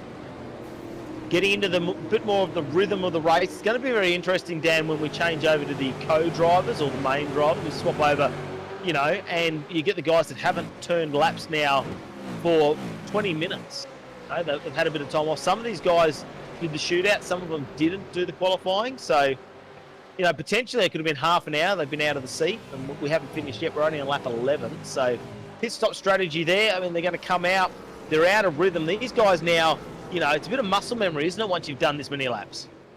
Well, it is, and I mean, you hit the nail pretty well on the head there. I mean, they're all just found their rhythm. They're just going consistency, driving to the car, maintaining the tyres. I mean, as we've seen with recent updates that AOSC have put out over the past few seasons, you lock a tyre, it impacts your run as things continue on. So look for that just to play itself nicely into contention. As we see Race Control there have adjudicated that incident between Matthew Norris and Stephen Varga, no further action. So Norrie escapes drive-through penalty as a result. But as we're seeing now, the field is really starting to settle down. The gaps are starting to open. But like we were saying, when the co-drivers jump back on board, we might see a little bit of a flurry as they get those tyres up to temp and try and use that little bit of life. But we'll probably see a lot of these guys just try and manage their cycles through. I mean, as I say, we're 12 laps in, 104 laps as down the inside goes Thomas Hinz on Daniel Yeaman. Almost fought back and held on to that one. But it's Brunt losing the position, Yeaman just ahead. But they'll try not to take too much out of these cars, just manage them through and save it for that final stint. Because if you're not there at the end, you're not in it for the win. And we're just going to see a lot of these guys continue to fight their way through. Well, think about Jordan Ross there. We see he's teamed up with Brunt. Now, he was quite quick when it comes to qualifying. So that's going to make an impact when they change drivers. If he comes out with potentially a number of co-drivers in the, down the back half of the field, he can potentially make a lot of positions. Well, absolutely. And I mean, you think about it, we know that for a lot of these guys at the moment, they might be running the co-drivers, which are not going to be as quick as the primary driver. So they're just trying to get these cars through, knock off those minimum driver requirement laps. And then obviously they'll hand over to the lead drivers. We see just Dyson with a little bit of a lockup. But, it's all about consistency. Just run the rhythm, settle into it. The pace is definitely nowhere near as fast as we saw in qualifying. I think when we saw that the best qualifying time was a 2:03.8. We're back in the 2:05s as the guys just manage their way through. And, they're doing everything they need to, just keeping the cars off the wall. The track is hot out there. It's going to be slick for everyone as well. So the tyre preservation is key at the moment. As I said, 45-degree track temperature. It's not the time you want to be out on circuit. I think it's all about knowing the pace that you were in as well. I mean, if if you're faster than the person in front, you can feel it. You're catching them. Now you've got there your tyres are up to temperature, your brakes are working. You're sort of through your tyre wear life because you're gonna do 22 laps or 23 laps probably maximum. There you're going to grab tyres when you go into the pits. So You need to manage that as well. Sometimes you just need to accept where you are, keep cool and calm, play the pit stop strategy possibly, and know when to take those risks. A slight little error from the car in front of you, and you can take a bit of a dive. Thomas Hinzo on the outside here, as it looks like Yemen's going to go for a bit of a move there. Sorry, and Hinz there will stay in front this time, so he'll hold on to that position at 22 at the moment. Thomas Hinz up 14 positions from where he started. And Yemen not going to be able to come back on this one and cross. So Thomas Hinz just slowly working his way through the pack. Started right down the back in P26, which was uncharacteristic. And I think on his single lap run there, he didn't record a time because he's either had an incident, grabbed a wall, gone too much over the track. And that's the problem. You only get one shot at it and make a slight mistake like that, and it causes all sorts of problems. Now, Sean Thompson there, we saw the damage on that car earlier. He's been in for a bit of a repair. Yeah, well, he was one of the first guys to come down the lane, excluding the cars involved in that lap 1 incident. So a repair on the front there. They've switched over the nose. I wouldn't expect that he's used a fast repair at this point in time. It'd be very early on to want to do that, especially as we see this continue to cycle through. You never know when you're going to get caught in those lap exchanges and hit a wall, but they're in a good position at the moment, just plucking their way back up through the field now into 31st position. And it's a long race for them to call themselves in contention. Any safety car here would really benefit them. Yeah, we're still waiting to see that. And we won't see a safety car come out unless there is an incident on track. And we have had a race this season where we had no safety cars at all. So it is a possibility. Remember, we're on 6 kilometres of racetrack, or 6.2 actually. So that is a lot of room to spread the field out when we've got 38 teams here today, 38 cars on track, but a lot of real estate to spread them out over. And as you can see there, those guys aren't, right under the rear wings at the moment. They've got themselves a little bit of room there. So the car makes a bit of a bobble in front of you, a bit of a brake lock-up, goes off track. You've got time now to manoeuvre around him, whereas in the opening laps there was no such space. A bit of a move in the background there. It looks like with the number 7, Nathan Moore now gets the pass done as he goes past Coleman. Coleman goes wide, leaves a little bit of room there, and Clowett's in the background. Yeah, it was a nice move there from Moore down the inside, running that very nostalgic GIO retro livery, made famous on not only this Skyline, but also run on the VP Commodores as well. So looking very, very good as they continue on. Clowett thinks about a move now down the inside, not quite close enough on Kidman there to on David Coleman, to get that move completed. So we'll need to settle back in. But these guys are not leaving too much on the table, and that will leave Clowett just having a look a little bit later on for that one. Luke Rosella further up the field, another one of the Synergy entries with that awesome-looking Synovus retro from what would have been the old EB days, I believe. So a long, long time ago, and that car looks fantastic as he continues his way around just ahead there of Hayden Veld. And Michael Schrader a little further off the back, so look for Schrader to close that one up as this race continues on. Yeah, well, Schreier hasn't really moved up. He's back down 1 position, so he's fighting. Rosella, though, has moved up 6 positions since the start of this race. And, we've still got 90 laps left to go in this one after we complete this lap. So still 90 laps left to go. We're in the infant stages of this race at the moment. We're only just over 10% of the way through. Still quite a bit of racing to be done here tonight, and we're waiting for Norrie to jump out of the car. So 1, we can talk to him, see what it's like out there on track. 2, we know we want to hang a bit on him tonight, don't we? Well, that's the plan. We're going to give him a little bit of a ribbing, and we got some nice things to say for him as well. Obviously, we'll touch on that start that he made. It was a good one. We'll give him a little bit of stick for the incident down, though, on Conrod at the moment, and we'll see what else he manages to serve up as the race continues on. But they're doing not too bad either. Still 1 spot up after that incident, down in 34th. Is there still nothing Norrie can do? I mean, I heard he's going to try out for the Olympic diving team because he likes to dive.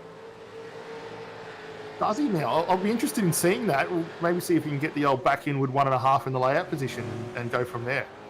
Oh, I've seen him do a couple of dives in the last couple of weeks. I'll tell you what, he's pretty good at diving. So, and he's nice and slim too, so you get in there. Here we go now. Ian Ford, who's made his way through the pack. He was up into like 8th position before, has now pulled into the pits. So probably the first of our what do I want to say, our lead cars has decided to come into the pit lane at the moment. Warren's still leading, Gilliam in 2nd, Blacklock in 3rd. Borgie in 4th position there. He's all over the back, Blacklock. Dyson right behind him as they head up into the cutting.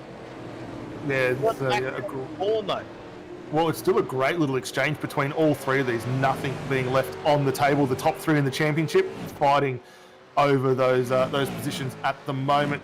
As we saw Ian Ford come in the lane, he's now handed over the 26th back to Brenton O'Brien. So great to see Brenton O'Brien getting back out and having a run in the supercar. And we'll wait to see where those guys cycle back through following the pit stops, because that'll give us a good idea of not only how much fuel they're sticking on board, but how long we think they can get as this one continues to unfold. These three drivers at the moment, between Blacklock, Borgie and Dyson, there's not much separating them as they work their way down off the mountain again. Interestingly enough, like you say, this is championship stuff right here. It is and it isn't. I mean, these three guys, these three teams, I should say, they've fought it out in the championship since round number 1. And it's only Briggs who's missed a couple due to some racing commitments and some work commitments, who's missed a couple of rounds there. But so you've got, obviously, James Scott teamed up with Sam Blacklock. He has taken out the championship, but they've been here the whole time.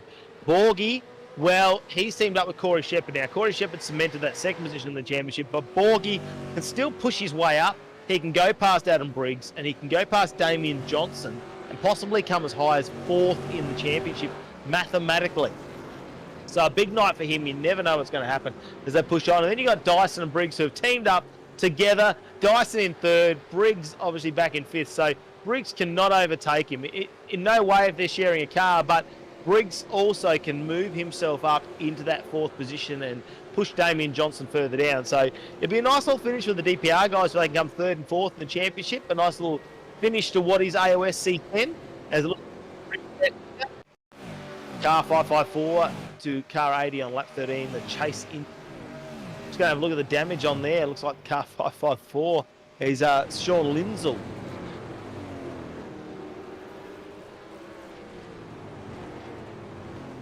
Yeah, it's a bit of a touch and go, that one. I mean, Lindsell had the racing line. He got the car down the inside there, and I mean, he's entitled to use the track exit on the outside, but race control have deemed that a redress of position for it. So we'll see those guys get that one back through later on, however. But as we keep an eye, Jeremy Dyke still pressing on in this one. Back up front, though, the top 3 in the championship. Now we've got a 4th contender coming into the mix as well, Bradley Vaughan, who just hovered on the back of these guys. Matthew, he hasn't come too far away. He's just hung in there, and he is setting himself up for a good run should there be any little incident, as Dyson has a big wiggle down in towards the elbow. I told you, Vaughan's just lurking in the background. He must do a lot of laps around Bathurst, I reckon, because he's looking super comfortable there and not challenging him for times, but not going anywhere either. And he's really not in the managing to get in the aero either. He's not close enough for that to affect him too much. Just sitting there running his own little race in the background with Kyle Stokes, another one lurking. Here we go. Dyson going to do a move here. Can he get past Borgie? He's up on the curve. Borgie holds on as they go through the chase.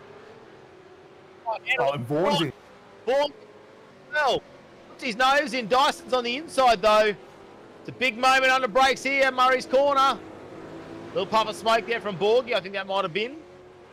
Wow, so Vaughan is well and truly in the mix now. He is caught right up. I said he wasn't in their aero before. He was just running his own race. I take that back. He is right up in the aero. Well, and that's the perfect example. I mean, we see those two have a move down into the chase there, and we almost saw Dyson pull off a good pass there on Borg, not quite being able to do it. But as those two scrap, Vaughan was able to capitalise and bring himself right into contention. Unfortunately, just got himself blocked a little bit on the exit there, because if he was able to pull that off down into that final corner, he was up a guaranteed position. So he is just going to hover around and really just apply the pressure from behind on these two, so continue their work around. Nathan Moore now with a nice run. He's going to force David Kidman, very defensive, again into that final corner. He's going to pull the move off nicely, cakes the racing line, and for Moore there, that's a great little move there. He's teamed up with a very competitive driver, and Kuznetsov as they continue to work their way around. So that will play really, really nicely into their hands. We turn back up to that battle with Brian Borg. From that incident, Matty, just look how much of a gap, though, Sam Blacklock has now been able to extend as these guys continue their fight. Oh, there we go. A drive-through penalty for not serving the redress, and that is going to hurt too when it comes into this little battle. Plenty more laps, though, for him. Good break, Kenneth Latter, so you know, you don't do the redress, you cop the penalty. Here we go. This is still going on though. Borky, Dyson, Vaughan, Stokes. I'm going to bring Stokes into this little battle because every time we go to a different camera angle, he is in the background. It's only going to take a little overtake manoeuvre before where the two at the front, Borky and Dyson, slow down a bit, and those two will be right up there, Vaughan and Stokes, to have a little bit of a challenge for some of those positions. Well, yeah, and again, it's that same driver mentality that we're seeing from Bradley Vaughan there, is you don't need to be the quickest car in the group. Let the other guys fight around you, make those little mistakes, and it pulls you back into contention. So for the guys behind, they are setting themselves up nicely, as we see a big lock up there for Borgie, and that's now opened the door for Andrew Dyson to get down the inside into turn one. So how are the tyres going on Brian's car? Are they starting to be at the point where they're going to start giving up the ghost? Well, Dyson obviously has been trying to get past the last couple of laps now. He's been making an attempt last lap, and it looks like he's got the job done now there. But he obviously feels like he is not at his potential speed there and wanted to get that move done. As Borgie right up on the back bar of Dyson, and Dyson take the inside line. Need to be careful you're not on the dirty side of the track, then you need to use a little bit of that track as you exit as well. So you don't want to take too much in. Vaughan not being able to do anything with that one in the background there, as Dyson will hold on to that position over Borgie at the moment. But I think so with a couple of lockups there on the front, his tyres look like they are going off, and he is going to start to struggle to maintain that pace as Dyson now pulls away as they start to head up the mountain. Yeah, Dyson's now going to press on nicely, and I'm sure Adam tuning in the chat will be loving this little exchange between these guys, because this now puts them into a good position as the race continues on. Further down the field, however, Ethan Grigalt is still pressing on. He's got Jaden Borg that he's trying to get the move complete on, and does so up into the cutting. So this is going to be 16 positions gained for Grigalt and the ERT team as they continue to work their way up through the field. Nice controlled drive. That little bit of damage doesn't look to be slowing him down whatsoever. Well, that's good news for him, because he needs to push on an impressive start to this one. Thomas Hinds is back behind him and Jaden Borg, though, and he is up 16 positions as well. Here we go. Dyson's pulled away. Now Vaughan is all over the back of Borgie. He's on the outside. Borgie holds that inside line. Look at that. Stokes right behind him in the aero. Borgie grabs a heap of curb. I need to get on the brakes. The chase. Vaughan gets the move done. Can he hold on to it? Stokes can't follow him. Borgie slots in between them, does the right thing there. He knows he's going to lose that position. You don't want to lose two. Will Stokes have a go? Borgie's going to try and get this one back. He's always locked up the wheel on this one last two laps. Doesn't need to get himself in any trouble on this one. Nice race line. Vaughan gives him a little bit of room there, and Borg pulls the car up nicely. Vaughan now looks like he's going to go defensive. Borgie's going to put another move on here. And Borgie just managing to hold that position. This guys head back up down the lane. Interesting too that we've just seen Brett O'Brien bring the ERT26 back in for another pit stop. That puts those guys a lap down now, and really betting on a safety car to bring them in contention. Jamie McKnight also in the lane as well for their first pit stop. So those guys down the order. Back. Oh. Damage. Look at that. The wheel hanging out. That's going to hurt him. And that is slow now. I know he lost a bit of speed hitting that wall, but it'll be interesting to see what the damage is like with that steering wheel. It's still straight on the sim. Whether he's going to have to bring that in for a bit of a repair. We'll check out the replay, though, the run down. Vaughan's definitely made the move. Borgie, not as fast, doesn't get the drive. On the outside is where you see Stokes. He's on the dirty side of the track. I reckon he's on the dirty side of the track, nowhere to go. They run out of room. We've got potentially a little bit of contact. We'd have to see a few more angles just to get a better glimpse of it, but it looked like Borg just lost a little bit of the forward bite there, and it's drifted a bit wide, and it's throwing Stokes then off into the wall. It looks like it's hurted a little bit there as the guys work their way through. So expect to see this car in the lane, and potentially one of those fast repairs being chewed up at the expense of that incident. Ideally, though, Dan, I mean, you're 19 laps in. What do we say? We're getting about 22 laps to a tank. So it's not the end of the world right now if you've got to come in for a fast repair. Probably best to do it now than before you lose any more positions or there's a larger gap to the leaders. If you come in now, you're probably only a couple of laps earlier than what you probably intended on pitting. So not all is lost in this one with Stokes. If he can just get this lap done, I reckon he's going to come in and, like you say, chew up one of those fast repairs. No, he's not. Let's stay out there. Why not? It's surprising.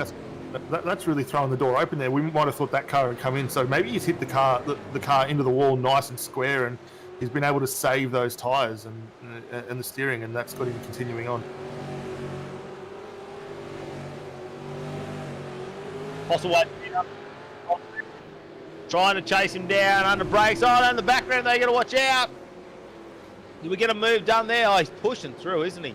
Is that a lap? No, that's our man who, Kenneth Latter, was right at the back coming for a big fast repair and obviously got a drive-through penalty earlier. So that is a lapped car there. Jamie Dyke just in front. Fishy Motorsports have gone with the similar retro liveries there, these guys. Well, yeah, and that's probably a great one for the viewers. Who pulled it off better? Did Synergy get the 95 close and a little bit better, or did Fishy get the look there? I mean, both cars look absolutely fantastic as they head up the hill. And then Postlewaite in the Ford Performance Racing Mustang retro livery there, slotting in between those two DJR style cars.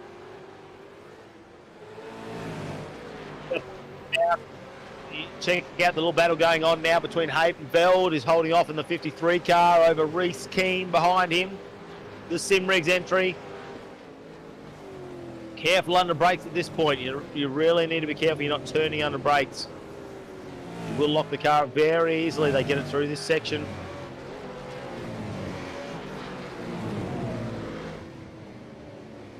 Oh, a bit of a wiggle under brakes there for Keane. They get it. Forest elbow though. Oh, I thought Keane had him locked up there. I thought something was. Oh, what's this in front? We've got a battle off in front. Rosella, Bowden. What is going on? Bowden's involved in this number 10 at the start. Rosella's just behind him, the 55. And I reckon that's a lapped car in there. Is that Ian Ford actually? No, the 26. That's Brenton O'Brien taking over that car of Ian Ford's there. So they are out of contention at the moment. They're a lap down and fighting for this one. Triple Eight now in the lane. For Kyle Stokes will keep an eye to see whether they use a fast repair on this stop here and whether they get that car back out straight again. Dylan Rudd pressing on. Biggest mover of the night so far. 23 spots gained and up into 14th position. A great drive so far for 9.5 Sim Sports. Well, as he goes, 2:06.24 is his fastest lap, so he's not the fastest out there, but looking at it, that's super consistent is where that is. So it's 2:06, 2:06, 2:06, 2:06. He doesn't seem to be slowing down one bit and just putting them back to back to back. I mean, a big lead there now for Warren, Ethan Warren, who's out in front. I mean, he has a 5-second lead, Brooks, over the rest of the field. So he has led away. But this battle down the back there, as you see Rudd just hanging off the back, trying to get the move done on Robin Kirk. Michael Schrader in front of him, Reese Keane as well.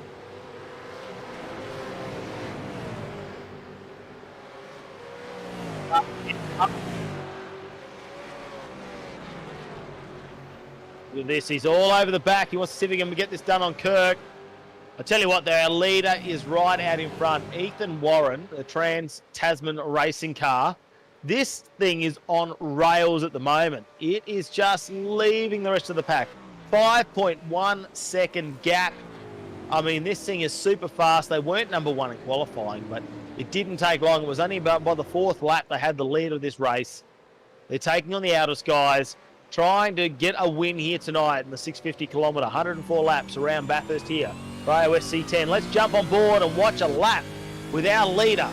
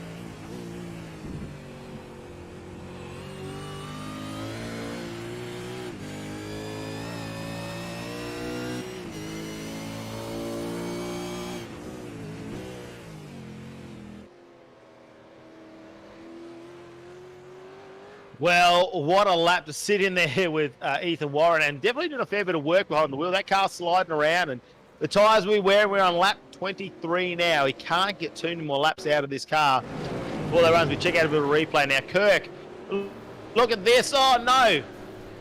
Was there contact there? This is a thing. That was Dylan Rudd behind. And, yeah, now Kirk is now out of the car. They've gone in for a fast repair, and Daniel Misdale has taken over the simrigs.com DPR car. See what race control say about that one.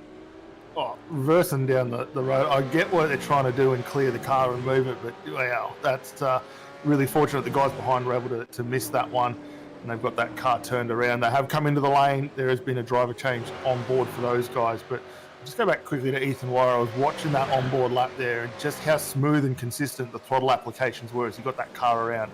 And as you were saying earlier, Matt, that car on rails as they continue to work their way around have surprised us a little bit too. Gone 23 laps on what we thought could have only been about 22. So they're in a really good spot right now.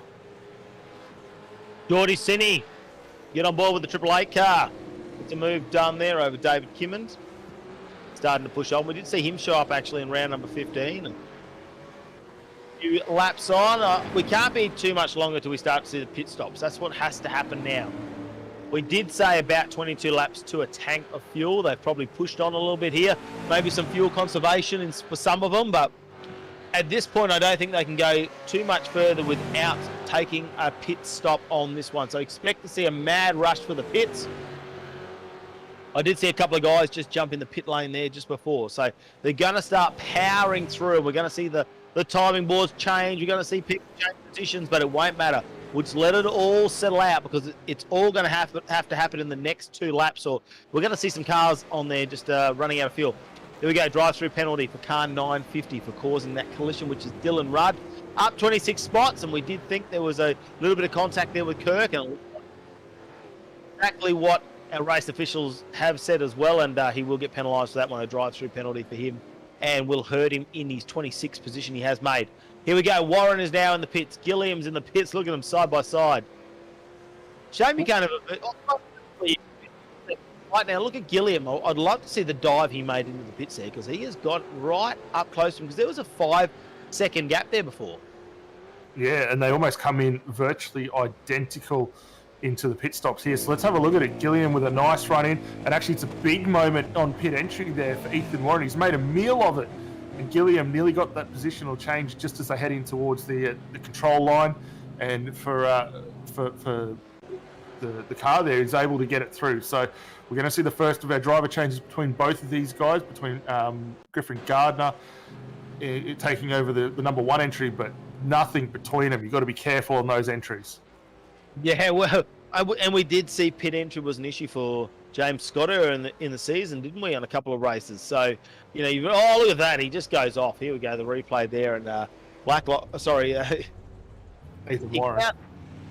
Warren finds it eventually, but he slid that out into the tyres. And here we go. Gilliam is now out in front. So, you know, this is our virtual, I suppose, who our leaders are at the moment. Although Blacklock is leading, I reckon they're going to be on the smell of an oily rag as they come around to complete this next lap. Dice stayed out there as well. Vaughan, Borgie, Bowden, Queenville, Australia, they've all stayed out there. They need to come in. I don't think they can get any more after this one.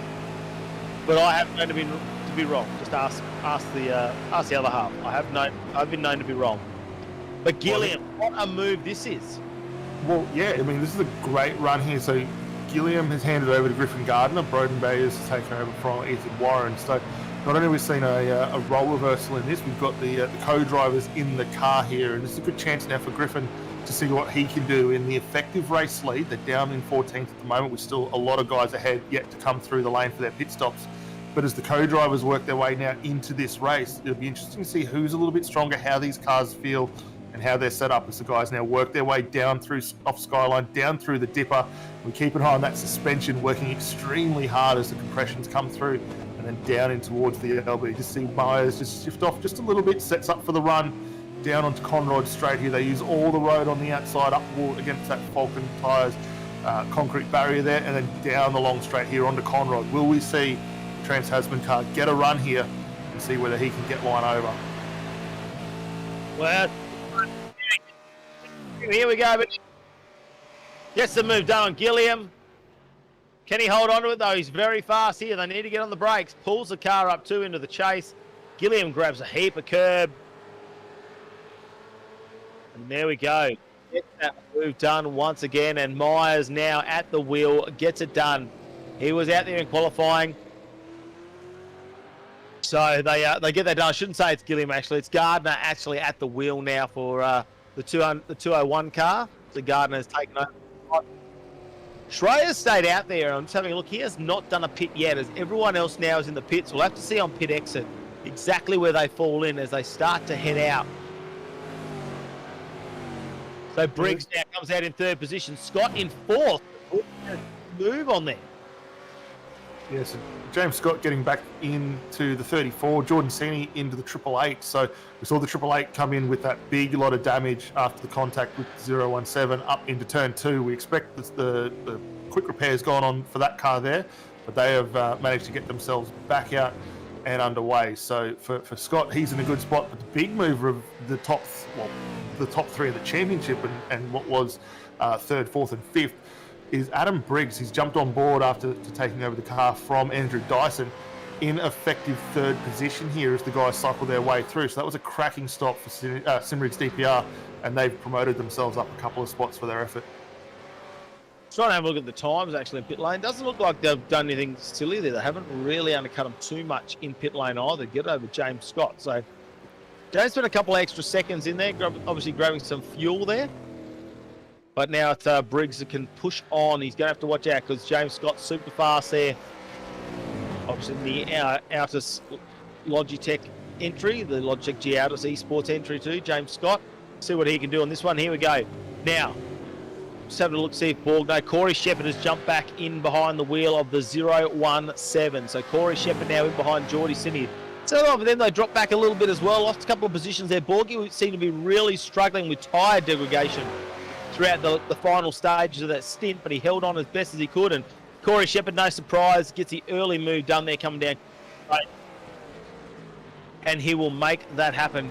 Michael Strayer now, who was leading this race, has made it into the pits. I reckon he's rolled in there. I don't think that car could have been running after that one. So we'll wait to see as Brenton Hobson will jump in the seat of that car now as he will drop back into position. We'll find out where he spits back out in the order. A little bit of move there. Neil Pearson now at the realm of the 62. Will go past Chris Barnes, the number 10 car.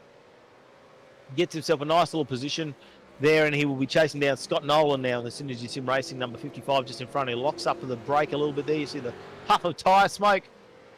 Looks like just our safety car there, sitting there, Jinx Shifters safety car. Scott Chambers just sitting in the pit lane at the moment. And we haven't had to use Scotty today. That's actually a sign.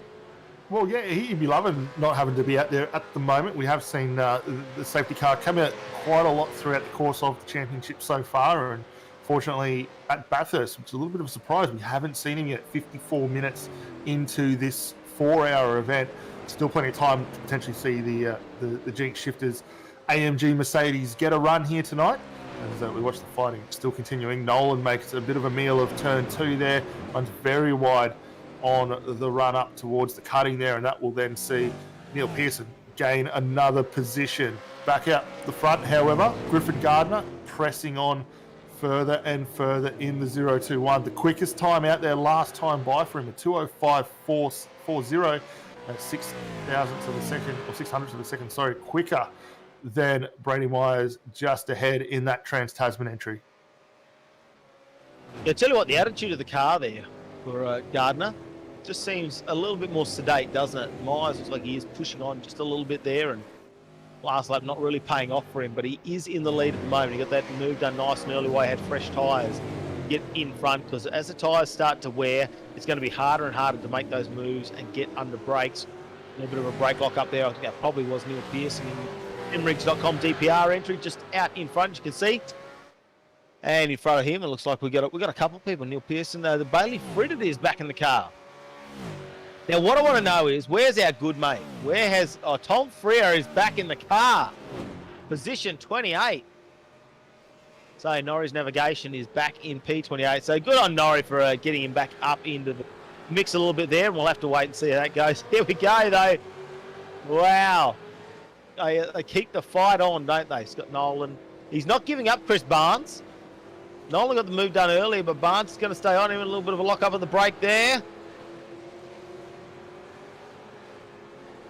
And we exchanged that battle out further down the field. Those Todd Parks, Michael Whiting, Dylan Rudd, all still in and amongst it. As we have a look back again at that fight with Jordan Sini and Bradley Frid. It's absolutely nothing between them. They continue up towards the cutting here. And I mean, we saw it last time out, Matty, just prior to the pit stop for Brad Vaughan. He just played the cards nicely, didn't drive to anyone else's condition, just ran his own race. And at the end of that stint there, we saw him right in contention. This could potentially be enough run for both of these guys as they work their way through. Yeah, I think that's a smart move, just sitting there, working your way. If we don't see a safety car, will this be the first Bathurst in sim racing or in real life that we've seen without a safety car, I reckon? I'll be surprised if we don't see one in the latter stages. I mean, people are going to get tired. It is a long race, 4 hours. Even though you're sharing the stint, some guys are going to do a double stint at some point. Going to put a bit of pressure on now. Has been James Scott now with a 2:04.88 in race conditions. So Scott has got past Briggs and is trying to close that gap down to Gardner now and Myers. Look at him push on. All the curb getting used as well. He's in a really good form here at the moment as he works out of the chase there. Still a little bit of damage down that side following Sam Blacklock's first stint. They didn't use the fast repair by the looks on that one, saving him up for later in the night. But they are looking very, very competitive early on. We'll see what he does the next time by. It was another 2:05. So a little bit slower that lap for him, but still pressing on. The battle further up, though, between Chris Barnes, Neil Pearson, Brenton Hobson now in the mix of this three-way fight as the guys down in the chase there. There is nothing separating them. You throw a paper towel over the top of them. They are pressing on hard here for the minor spots just inside the top 10. I almost feel like Barnes just need to get a bit of tyre temperature there, because Nolan had him last time and looked like he had a fair bit of pace, but now Barnes has just taken that position back and pushing on. Sebastian Flock in the car in the 84 now with Tony Gaffer has taken over the Coda Simsport Penrite entry there. And it looks like Sebastian Flock wanting to get a move on here. Brett Loxton's in front of him, who's 18 positions up now. So that's a big one here as they go past the start-finish line. I think Sean Thompson. So, just having a look here.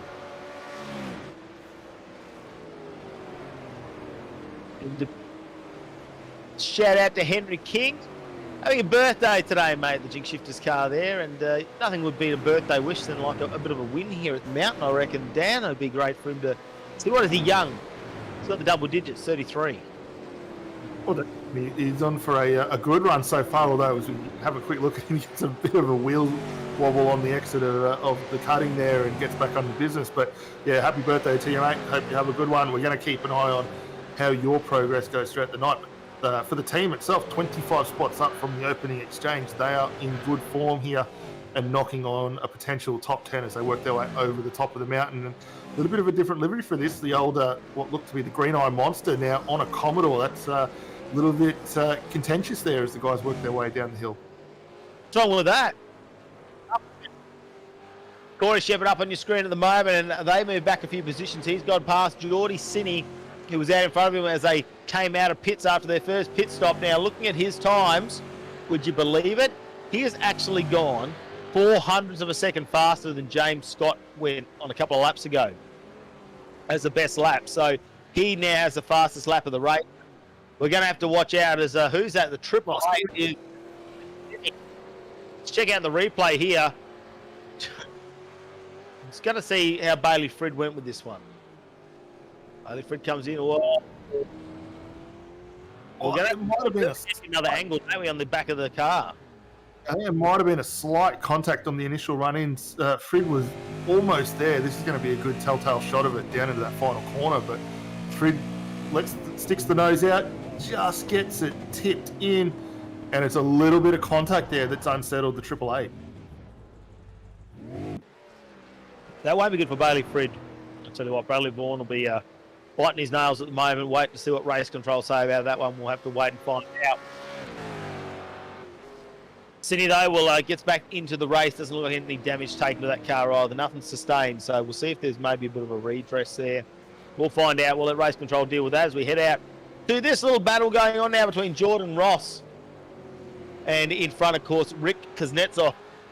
Now, Kuznetsov, last round, he showed up in round 15, was really impressive. And he ended up, I'm just trying to remember where he ended up actually in the last round. Was it fourth or something like that? He did really well in that one to make it in there. So he is now back in the car, which I would say would be the primary driver. Jordan Ross also back in the car, you would think would be the primary driver. He did the qualifying session, and this is what we said. Put them back in the car. They're in mid-pack. They're going to start to show their pace and start make their way through, start making positions and really pushing on in those cars. Now, will they do a double stint is the other question. As looks like we have on board now Hayden Harrison from the Taipan Esports, the number 96. Wade Sheedy just in front in that 312 car. So Sheedy's just got the move done actually on this one. So Sheedy has just gone up one spot from Hayden Harrison and will try to drive away from him as best as he can. Jamie Stovald's in front of these guys as well. Teamed up with a couple of people. Jamie Dyke this weekend. Here we go though. Look at this out in front. Myers is just got a slim lead over Gardner, who's in P2 now, the Pursuit Sim Racing entry. Let's check out the last one. Gardner's been catching him on 3 of the last 5 laps there, so some big differences there in times. Interesting to see what they were going through, if there's any lap traffic there. Just having to look up on the screen there. They have not been in any lap traffic either, so maybe a couple of small errors there. Big bit of curb there though for Myers.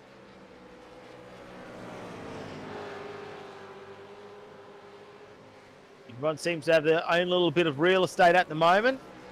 A couple of guys like this just sharing a small patch. They come down, get through the dipper, hold it on. Down a Forest elbow.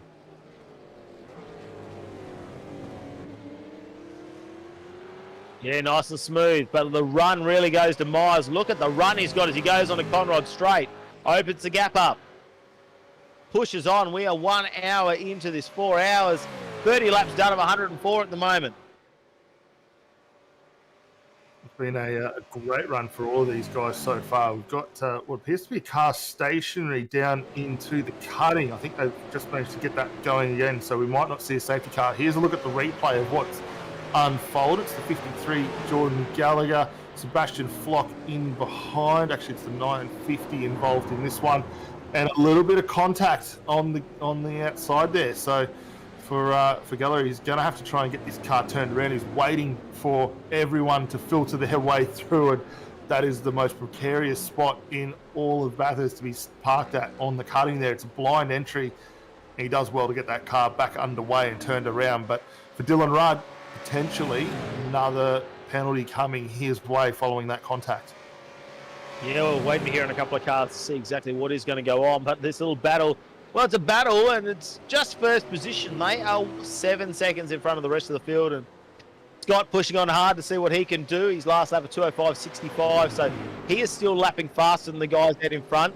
Surprisingly, Adam Briggs is there and Corey Shepherd as well. So they're very similar times, those three, and they're just slightly faster than these two that you can see up on, well, that we're leading the race at the moment.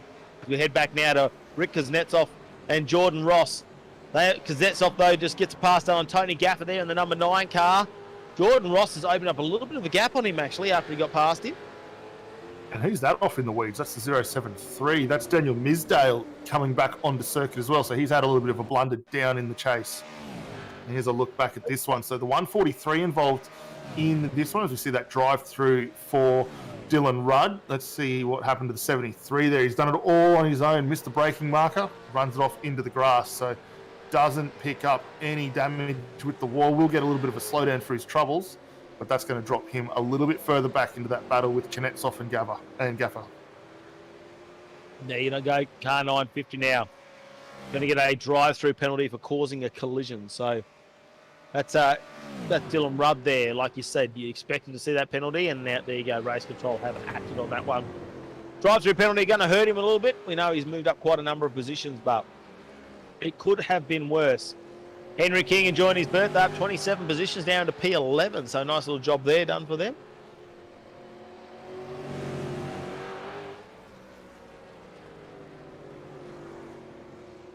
Things moving around a little bit there as you see in the background, James Scott now. Just lurking. Briggsy and Corey Shepherd not too far behind him. Battle for P1 still underway. 32nd lap of this 104 lap race, and we still got a bit of excitement up the front, which is good to see. We're almost 1/3 of the way through this race.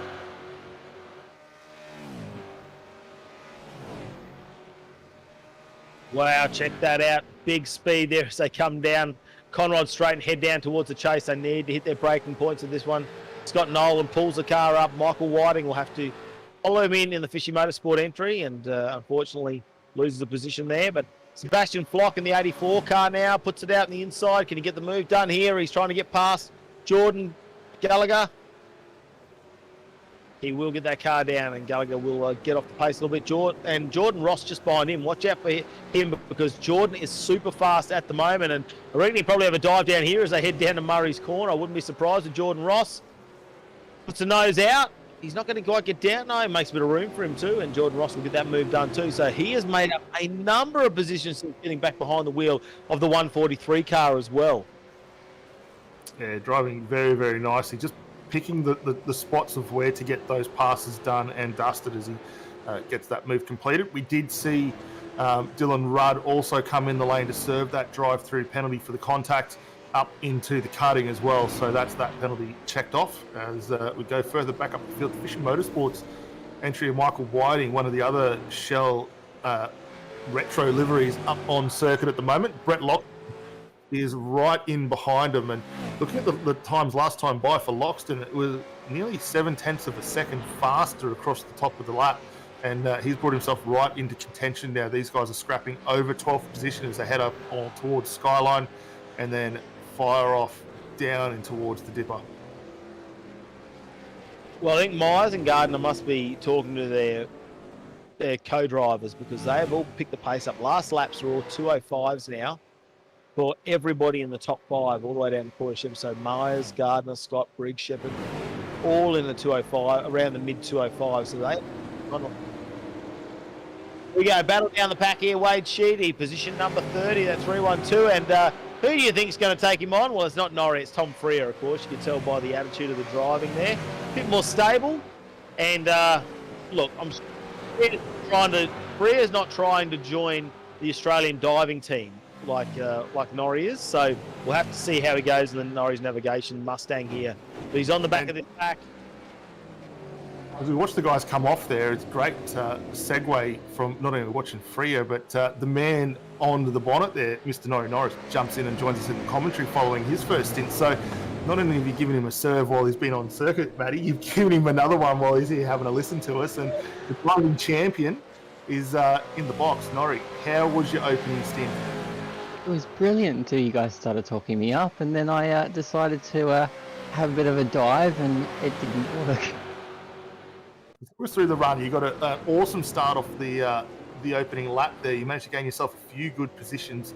Talk us through it, because I mean we saw the earlier exchange go on as we're having a look here at the 14 or the 143. Jordan Ross there getting down the inside. But from your point of view, I mean it's a hot track out there, 43 degrees on circuit. How did you find navigating that traffic? Yeah, you're perfectly right there. The start was awesome. I mean, after Tom's qualifying mishap, there was only one way to go. That was forward. But yeah, 40-degree track. It's really sticky out there. So if you, or not sticky, but loose, when you sort of want to turn in the car, there's no real traction, and that's the hardest bit. When you're really struggling with brake lockups and stuff like that, you've got to find where you can get the move done. And it was hard out there. But as we can see, Tom's making a move now, so this is all good for him, and he's going to bring up some pace and try and redeem his qualifying efforts. So how many more laps have you got, Norrie? I reckon I've got another couple of stints, maybe. Oh, wonderful. We can't wait to see you back out there, and like we say, what are the trials for the Australian Diving Championships? So Well, I'll have another go, shall I? have another dive. Let's see how you pull this one off. I mean, it's 2 dives I've seen in 2 weeks, actually. All right. Well, the last time I did it, it was on Daniel, and this time I think it was Barger. I think I accidentally took out. So yeah, I'll practice my diving before I get back in the car, and I'll make it stick next time. Yeah. Oh, it's fantastic to have you back in the commentary box. And yeah, good first stint from you, Norrie, apart from the dive, and made some few positions back up as well. You see a fair bit of damage there. As you can see on the 950 car, Dylan Rudd is pushing on. Came in and served that drive-through penalty, and now, he's gone. Out of his position, and that Jordan Gallagher is there. They made a little bit of contact with him.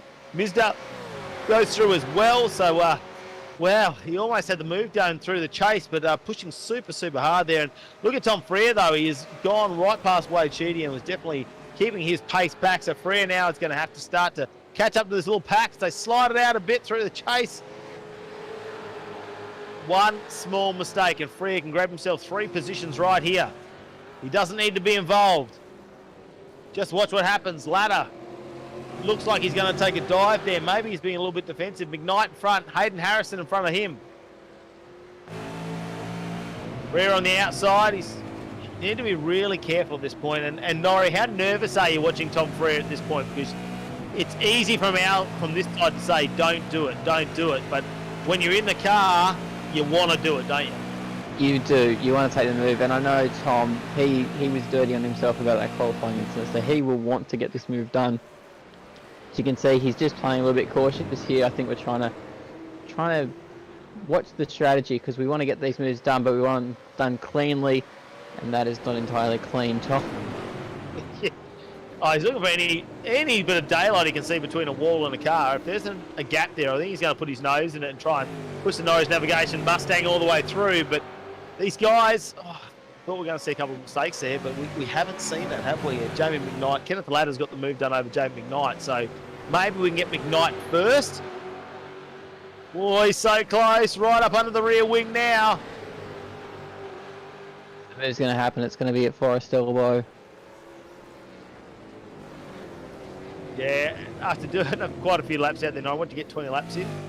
You know exactly what the opportunity's going to be. 24 laps.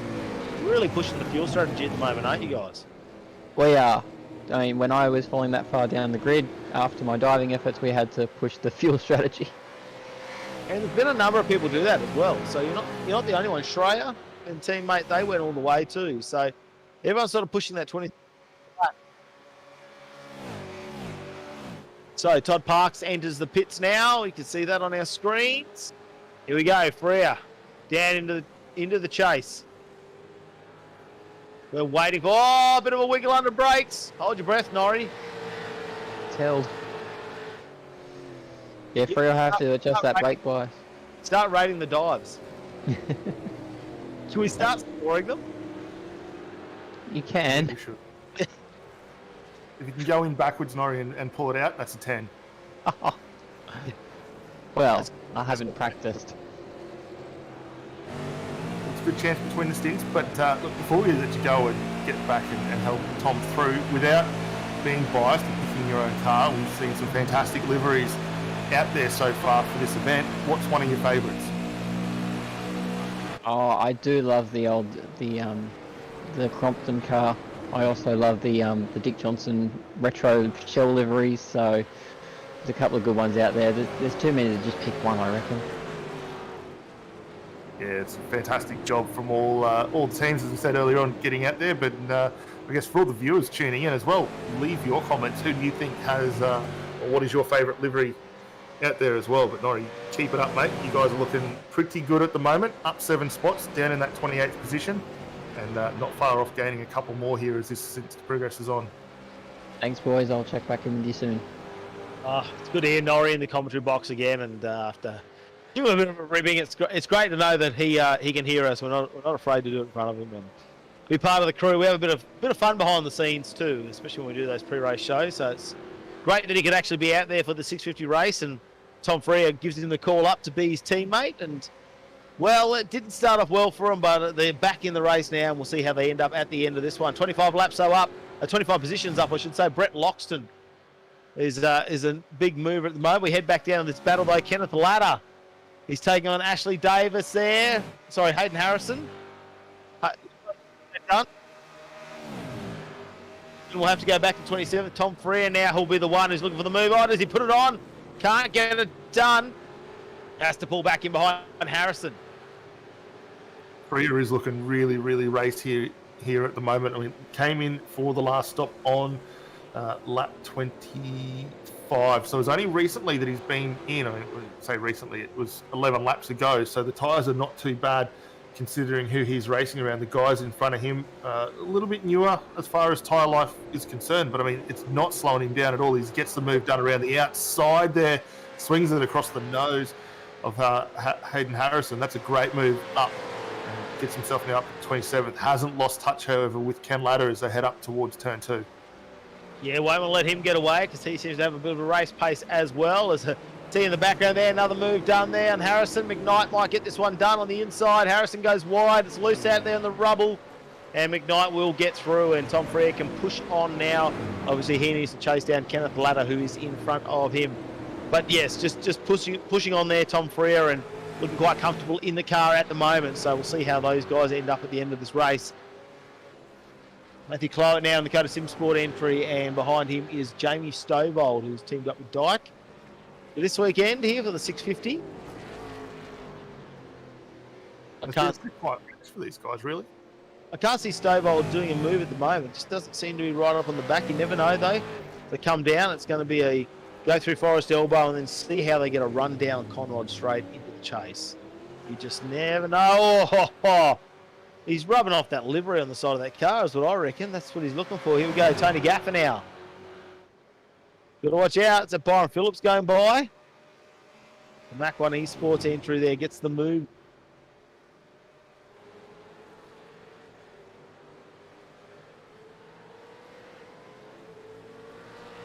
Sorry, ERT, Byron Phillips with the ERT entry. Gets past Tony Gaffer now as they come down to complete a lap. Of course, Murray's Corner there, the final corner of the lap completed. Green, the car has some war wounds. It's got scars. It's got no bonnet.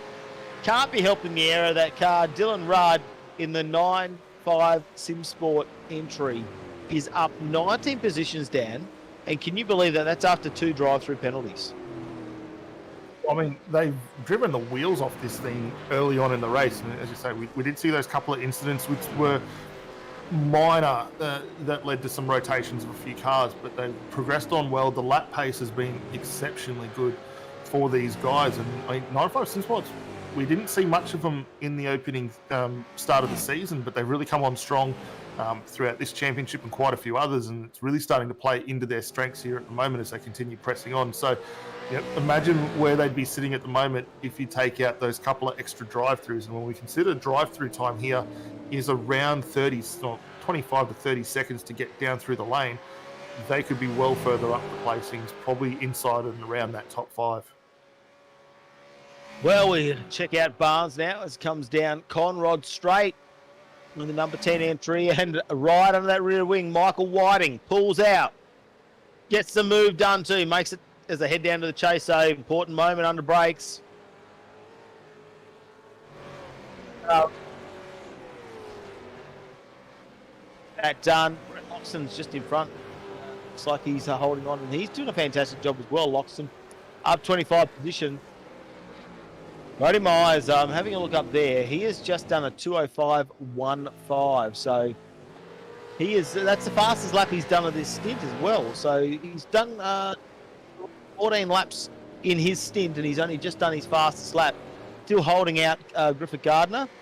James Scott, 2:04.88 was earlier for his time, and Corey Shepherd now has gone past Adam Briggs. So Corey Shepherd has closed that gap up, got the move done, and Adam Briggs now back in 5th position. So Corey Shepherd, 2:05.4 last lap, a 2:05.48 for, as my timing screen moves around a bit. The 2:05.4s for both James Scott and Corey Shepherd. Gardner at 2:06, so just coming off the pace a little bit there, Gardner. I wonder whether he's got a little bit of tyre wear there trying to keep up with Brody Myers. But as we go back into the mix now, and of course you can see Tom Freer, though Ashley Davis must have had something go wrong, because dropped back a couple of positions now as Kenneth Ladder and Tom Freer have both gone by, and dropped all the way back there. Ashley Davis just in front of Jamie McKnight. So they haven't got away from McKnight, but Davis has ended up 2 positions back. The other one that's of interest that I saw as we watched Freya and the guys work their way down through that final corner as well, Jordan Gallagher has had a big issue in the OneDrive Motorsports entry, the 53. That car looked a little bit tore up on its run in through pit lane and was very, very slow. So I don't know whether there was some big contact somewhere along the way or if they've run out of fuel in that thing, but the car looked pretty shocking on the run in. Here's a look at the replay here now. And actually, it looks like it's an engine that's let go. A big puff of smoke there, and they have to coast that car in. So that's heartbreaking for those guys who are in a really, really good spot. And we did see engine difficulties, didn't we, in a couple of rounds earlier in the season. Saw a couple of them go. So unfortunate, but if they can get it back to the pits, maybe they can get a repair on that and come back out later in the race. It will take some time, though. There's a number 95 there. Glenn Postlethwaite is going to go and push through, see if he can push through another move on Brenton O'Brien in the 26. Now, O'Brien's ended up with Ian Ford this weekend, and they are now all the way back down the field quite a bit at the moment, back in 31st position, down 21 spots. But they need to watch out for these cars behind you. If you hold them up for too long, that's normally when we see a little bit of contact made. You don't want that to happen. Aaron Gilbert just behind as well in the Henry James Racing entry. Brian with a moment. He's had a big wiggle getting out through the dipper there, and he's actually lost 2 positions for his efforts. And it's a risk you take when you got fast cars in your mirrors. They're everywhere. You're watching that. The nerves are on. People are pushing you, and sometimes a big moment here. McKnight, he gets around. Just having a look. Harrison there. It was a big moment. I thought he was going to put the nose in. And Tom Freer. Well, he has just gone past Kenneth Latta, who got past him before, so they're exchanging that position there with Latta. That's going to be a fight that continues on, but they're up to Matthew Clowett now in the Coda Simsport entry there in position 23 and pushing on. So Tom Freer and Matthew Norris now up 11 positions in this race. Yeah, coming on really, really strong here. This is a great drive from Freer. He's got speed to burn as they work their way up the hill. And for Clowett there, just steps aside, lets both Freer and Latta continue on. So Matt just getting the laps out of the way and not being too much of a contention as we see Freer with a big wiggle on the exit of the cutting there. So not leaving anything on the table as he runs it out to that Fujitsu sign. And Ken Latta really just hanging in there, has not let go of these guys as they work their way across the top of the hill and are down over on the skyline. Yeah, I don't think Tom Freer needs to worry about Latta. Well, the problem is you're not going to get a pass like that done all the time, are you? With someone just pulling to the side there and letting you go past, because he's got some names in front of him. We'll have to watch out for that one. Hayden Harrison now, you can just see all over the back of Ashley Davis. Had a bit of a go a bit earlier coming down towards the chase, didn't make it happen. Jordan Ross now putting a move on. And, look, this one's a big one, going past Chris Barnes. Now, Jordan Ross, think about where he was earlier in the race, right down the back, now in 13th position. That is some impressive driving there. Absolutely. And that's all about that consistency piece as well. You just knock over the laps, you don't do anything stupid, and you just keep working to the conditions, as we see Freer now just going very, very defensive. A little witness mark down the left-hand side of that Norrie's Navigation Mustang there. And down in the chase is able to hold off Kenneth Latta, but keep an eye because Clowett's also closing back in on these two. Yeah, I don't know where that damage. I thought I saw that on the car before. I'm going to blame Norrie for it. It's a car park incident. That's all that is. Car park brushing. Kenneth Latta, though, yeah, he definitely does not want to give this position up. I mean, at this point, do you do a bit of shake and bake down? Do you team up with the person behind you and go, let's just get together and catch up to Jamie Stovall? Because if they get into a battle now, it's really going to hurt them in that chase down to catch the cars in front. And we still don't have a safety car at this point. So a safety car would change everything in this. And I'm sure Norrie's sitting there doing the maths. If the safety car happens now, does he get back in the car? Do they fill up? Do they do a second stint there for Tom Freer? Because, he's having a fantastic run at the moment. These are the things they need to think of and the backup plans they need to have. Tony Gaffer, though, needs to watch out. Jamie Stovall all over the back in the 717 car.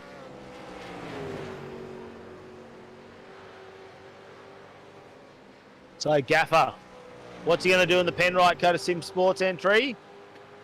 It's not going to happen there for Stovall. He's going to have to duck in behind. Have a look at Forest Elbow to see what happens there. Maybe the run down the chase, down the Conrod Straight as well. If you get a good run down there, you definitely see a move down to the chase. Here we go though, Forest Elbow. Don't need to put a dive there. You need to get the run out here. Maximise the traction. Get the throttle down right. Get the run. The lights are flashing. Give him the signal. You're going to make a move no matter what at this point. Look how much he's been catching every lap. Stovall definitely much faster. And here you go. The move is done. There's a little bit of dirt there. You can see on the wheel there for Stovall, but he gets the move done down to the chase. Grabs a little bit of curb, and Gaffer will have to just slot him behind once again. And more fights still pressing on. I mean, the chase has been the best spot to watch some of these passes work their way through, as Sheedy now gets a move done there on Hayden Harrison. Just in behind them as well, we've got the number 1 entry. That's Brady Myers just coming into contention again. He's now managed to skip away from Griffin Gardner, and a few more cars for him to put another lap on, as we see the 955 just step to the side. Will that be the same for Wade Sheedy, or will he make him go the long way around? We'll keep an eye as they head up Mountain Straight for another time, and then a few more cars just ahead. So it's going to start getting a little bit more hectic here for Myers. He's going to have to be cautious picking where he wants to make these moves in this Tasman entry, and he's going to get another one here done on the run up towards turn 2. Now look in the background, James Scott and Griffin Gardner.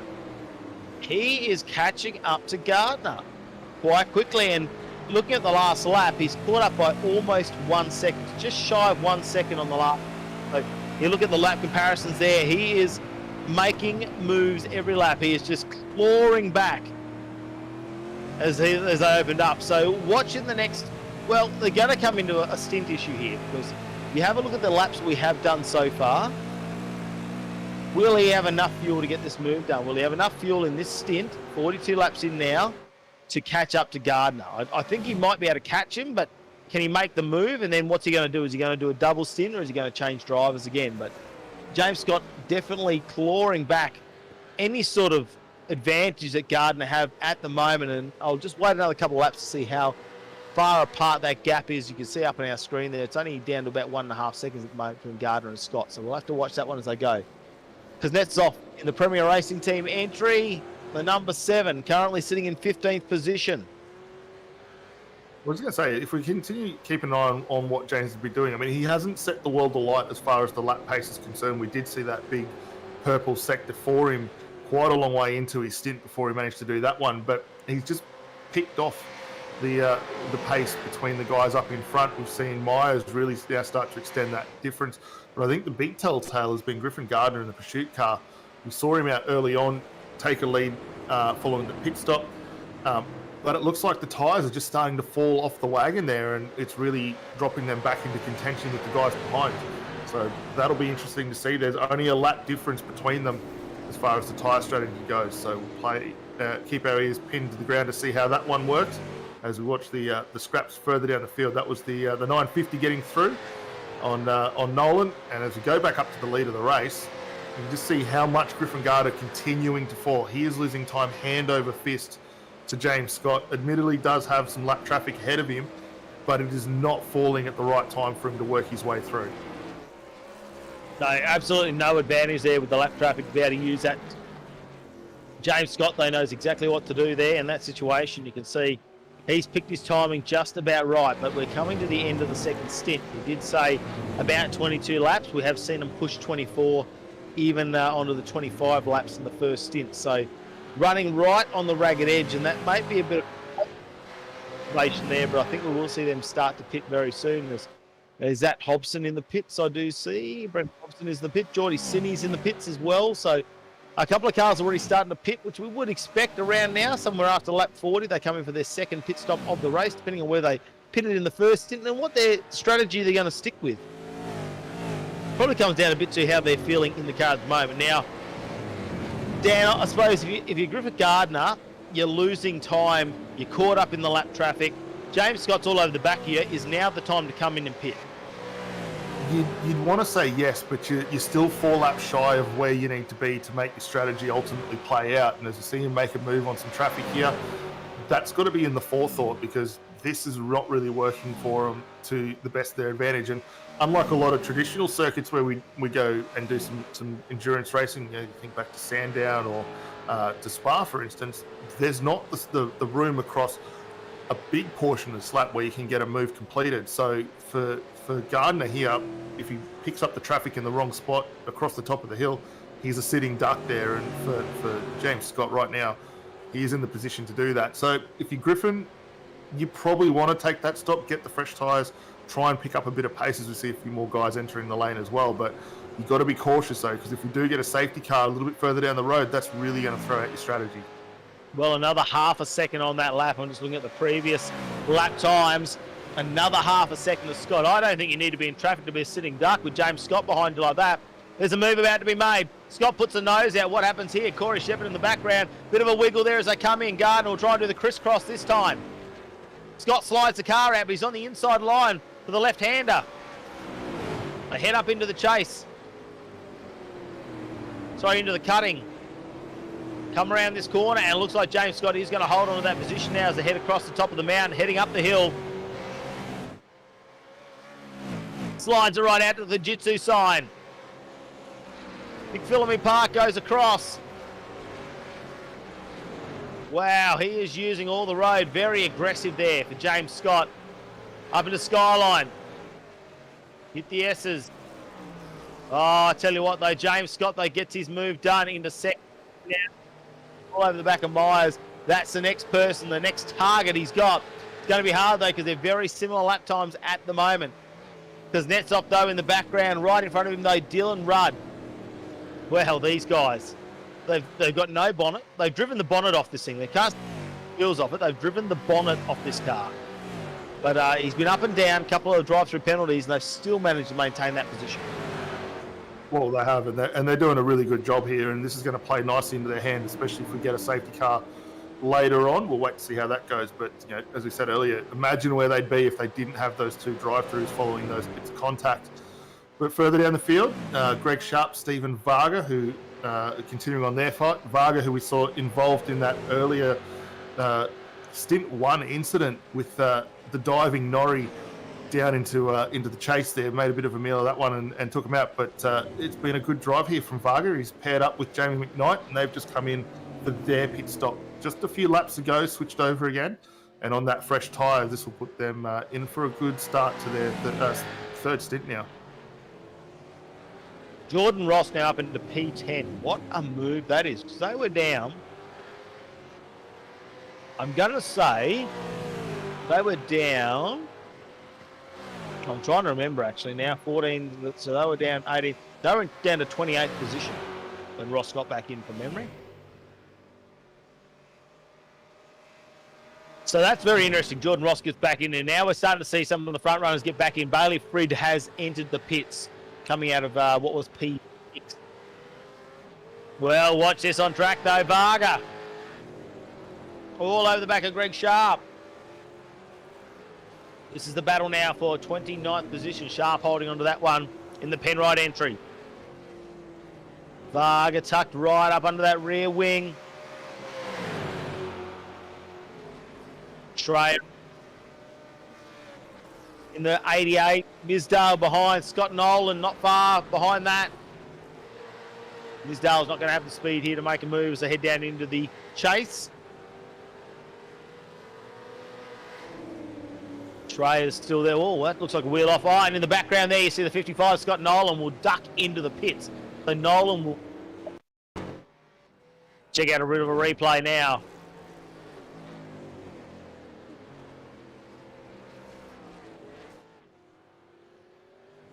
Marty Hansen with a bit of an issue there.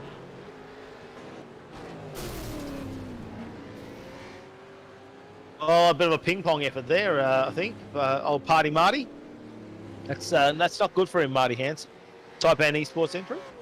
Not at all. Very reminiscent of the old Chaz Mostert incident down where he ping ponged down almost in the exact same spot there out of the dippers. So that's probably going to damage that car, and we'll expect to see them in for a pit stop, I dare say, Matty. Yeah, I reckon that's going to be one of the fast repairs getting used. Surely, if he's got any left. But, look, It's Party Marty. Anything could happen. Maybe just get his groove on, get the music playing. He'll be good. He'll be good to go again. Michael Schreier coming across the mountain now in the 88. Now we've got a party going on. We get Party Marty. This is where the party's at. James Scott, Griffith Gardner, Corey Shepherd, 2, 3, and 4. We thought Scott did amazing things to be able to catch up to Gardner and then get the move done. And Corey Shepherd was in the background, and he has come and joined this party. Look at the aggression there of James Scott as he drives across. The car right over the curbs, up against the wall. Really pushing the car and using all the suspension travel there. Corey Shepherd closing this gap up, doing a nice smooth drive behind. Doesn't look like he's really beating on the car as hard. He's just pushing it around, keeping his line nice and smooth at the moment. The 017 racecraft entry.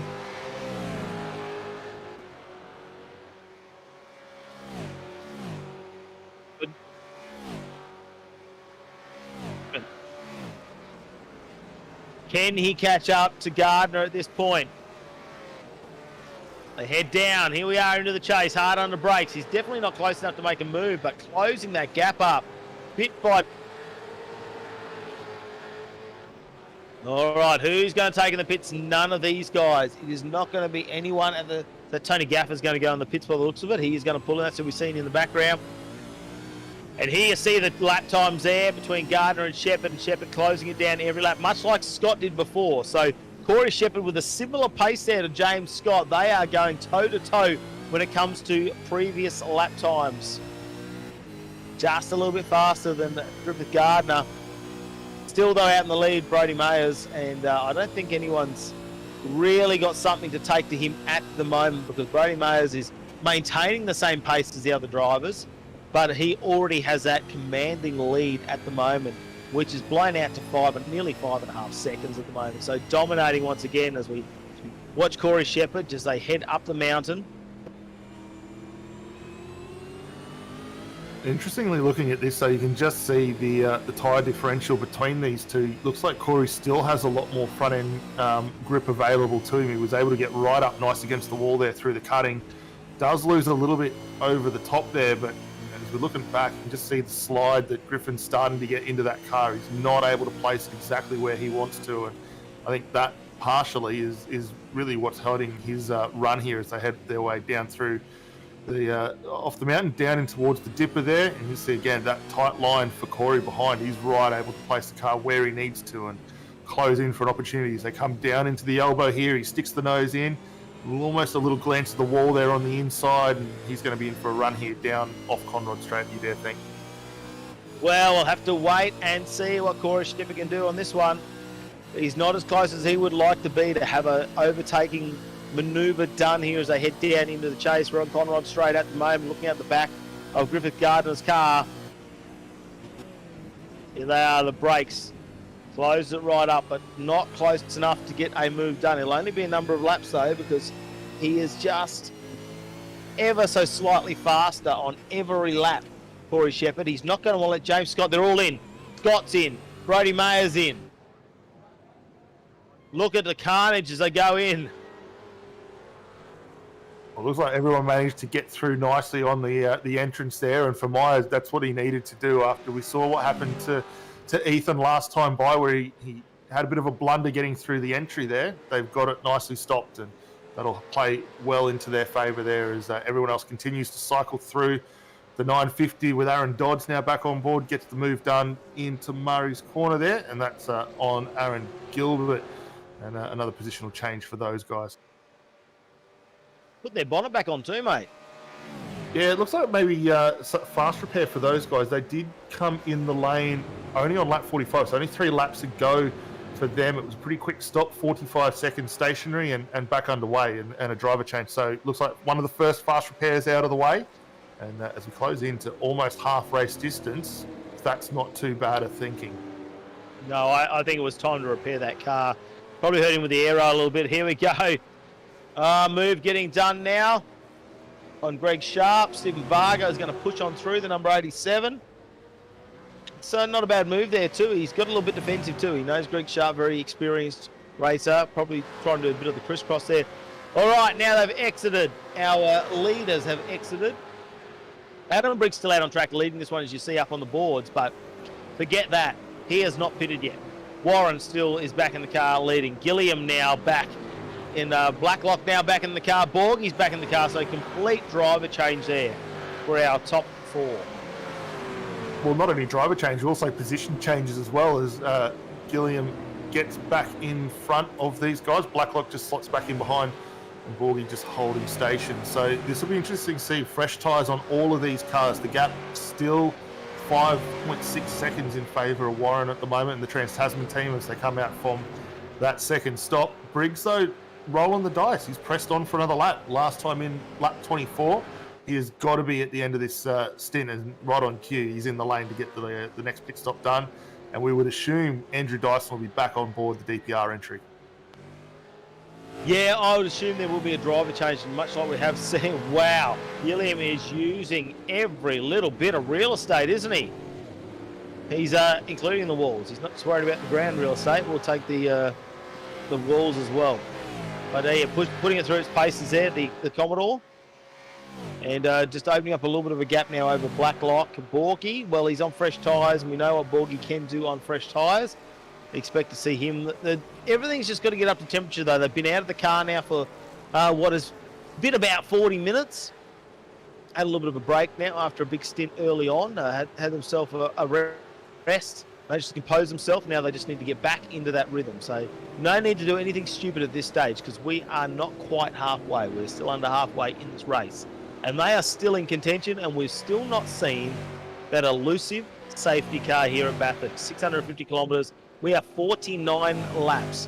We are on the 49th lap at the moment. 48 completed on the 49th. No safety car.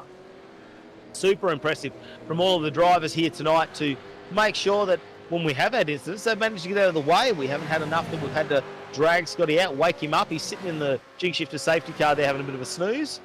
No one's had to go nudge him on the shoulder and say, hey, mate, go slow these cars down and we're going to bunch him back up with safety car time. No one's had to do that yet. As we keep on board there, Warren now is still holding that 5-second leader. They have maintained that. Gilliam then, Blacklock, Borgie, Dyson, Vaughan is back in the car as well. So Dyson's come back out in 5th position, and Bradley Vaughan back out behind him, Michael Schreier then as well. So they have all pitted now, and we start to see a few more people just on the back of that taking their strategised pit stops. I suppose we would expect the second pit stop in this race. They've played the strategy really, really well. We've seen everyone at the moment run the super extended pit stop strategy, which at the moment is around 24, 25 laps for all these guys, which has been pretty impressive to see. You know, we originally thought when we were chatting through the pre-race show, we thought 22 laps was thereabouts. Might come a little bit further closer to that as the race continues on. We see there as the track details come up on screen.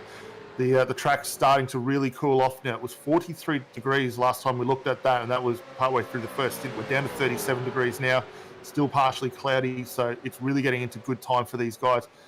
As a result of that, we're going to start seeing the lap times really start coming down, and following the round of pit stops just going through, we're already seeing some purple sectors getting displaced out on circuit at the moment. Last time by Ethan Warren, quickest through sector 2. Andrew Gilliam is on a charge already, trying to claw down that gap. He was purple sectors through sector 2, and the final sector 6.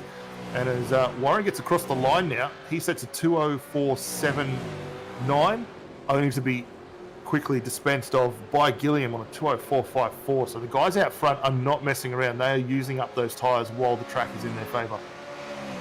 Yeah, they definitely are. And I was just having a look. Thomas Hinds is back in the car, and they're not having too bad a night, up 25 positions in the P11 now. Teammate a bit further back, Chris Coxhead, was actually a lap car there. But Jordan Ross is now out of the car, which means he does hand over the wheel to Matthew Brunt. You can see that. And they gave it to him back in a good position, P11. So Brunt just needs to hold on to that, not lose too many positions, and let Jordan have a bit of a rest and get back on to what he needs to do a bit later on in the race. They've still got a few war wounds, a few scars on the side of the Sam Blacklock car, which is teamed up obviously with James Scott, our championship winner here in AOSC10. I'll still be looking for a podium finish to round out the season. He's won 14 of 15 races so far. It's going to be hard, this one. Do not discount it. Safety cars, anything can happen. The guys out in front, we've seen a blown engine already tonight. So it's another factor that we need to think about. You know, it does happen. These things, you know, can happen when it comes to iRacing. Of course, it is a simulation. Oh, it goes a little bit wide there too, and it looks like this now Gilliam will get the pass done. This is on some lap traffic there at the moment. So they are not in the contention there, the 554. He is out of contention for this one. Sean Lindsell back behind the wheel. Going through some lap traffic there. Is that Bowden in the wheel of this one now? I'm just trying to see the number 10 who is driving at the moment. Bowden on board that car.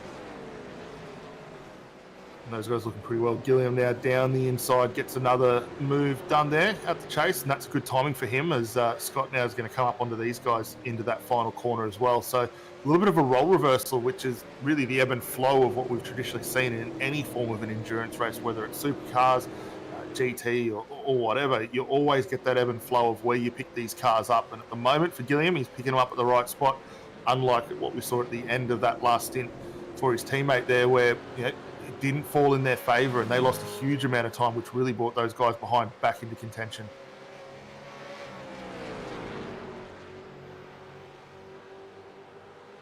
Interestingly, I did want to know, Tom Freer has gone double stint. They definitely have been in the pits second time. Ken see that, came in lap 46, if I read across right. They're up 14 positions now, those guys. So Tom Freer now in 21st. Oh yeah, that's been a really good run for those guys, considering we saw Norrie in the car early on, made the little bit of a meal on the dive down in the chase, but since Freer's got back on board, he has driven the wheels off that thing, and as the primary driver out there, we would expect to see him doing the vast majority of laps, so maybe a couple of double stints here and there, but what's it going to be like for Norrie when he jumps back in? Because he's come from the really hot, slick track early on in the stint. It's going to be exceptionally cool when he comes through it, though, and that'll be a really big challenge for him to get his head around as the guys continue on. But while we watch or have a chat about that, the battling up the front is ever fierce. Brian Borg's close right in on the back of Stan Blacklock here as the guys work their way down through the traffic. The 554 there with a bit of a wiggle. That's Sean Lindsell having a moment. Just ahead of them, Dave Kidman. So Scott and Blacklock and Borgie are going to really want to get their way through this sooner rather than later so they don't find their way into some traffic. Yeah, maximum frustration. He's been flashing the lights all across the top of the mountain, but hasn't been able to do anything about it. Kidman now, will he stay in the way? Borgie follows him through. Scott goes through. Still lap traffic. He's got to get past Kidman. No favours here for James Scott. Well, for I should say for Blacklock. No favours at all. Borgie now, once they pull to the side, Kidman there. And, oh, no, a bit of opportunity here for Lindsell. He's on the inside. Kidman will be filthy about that. Lindsell takes advantage of following through the lead cars and gets himself a little bit of an advantage. It's not all over, though. They are side by side. All right. Oh, he's in the wall. Gives him the friendly reminder that I was in front and you came in when you shouldn't have. And the car gets turned around. Lindsell is, he's met with a concrete wall. Stationary there's a lot of guys navigating their way around past that. So we'll have a look back at the replay for that incident there. This is the onboard from Kidman. And we'll look for Lindsell to get the run down here on the inside up into one. You can see a little bit of a touch. Guys come into turn one there. Lindsell with a nice run down the inside, gets the car across, runs it wide. And we've seen a few guys do that early on, and then she's out the door. And for Lindsell there, he's off into the weeds and into the concrete barrier. Yeah, I don't think the weeds slowed him down one bit. I think that sped him up to that concrete handshake, unfortunately for him. So we'll wait to see what happens with Kidman, because there could be some issues there, I think, race control, but that's not our call. We have to hand it off to someone more authoritative than us. As we see now, it looks like Blacklock, a little bit more clean air in front, but catching up to Bowden now. And I think Bowden will be very aware of who it is behind him and see what happens, because Brian Borg needs to stay, I think, with Blacklock. He needs to do whatever he can. Blacklock, every time he gets the opportunity, leaves a little bit of a gap there. Warren and Gilliam have just shot away once again, just really dominating at the front there. Of course, Warren in the Trans-Tasman Racing entry. Gilliam, Pursuit Sim Racing. Look at this, just clean air at the moment. He's right out on his own. He's going to be catching up to a few lap cars. It looks like he's going to be coming up to position number 21, I reckon. He's going to be coming up on the back of but some big gaps there, as you can see up there. 6 seconds back to Gilliam, then it's another 3.5 seconds back to Blacklock. Borgie's then another second behind that. So starting to spread out a little bit at the top, and I bet you there's a few guys going through the pit strategies, doing the numbers, just praying that Jinx Shifter safety car starts to move. They'll be watching that one, is what they're looking forward to see if that gets bought out by anyone at the moment. But leading us up there, Warren. Then it's 6.2 seconds, give or take, to Gilliam. Blacklock, another 3 seconds back. Did he just grab a little bit of wall there? No, didn't hit the wall, just exciting those rear tyres there as they work their way out of the cutting there. And it's something we've seen from all the guys, just doing that, trying to put that power down of the big V8 and get it up the hill. But, I mean, what can we say about these guys? They have just turned up tonight, first time in the championship for a very long time for Trans-Tasman. And they've been on absolute fire as they work their way across the top of the hill again. So for these guys, it's a fantastic return to form in the AOSC. We've seen them in plenty of other championships along the way, but to turn up tonight and do what these guys have done, hats off to them at this point in time. Yeah, shout out to the biggest race of the season for the Jinx Shifters AOSC10.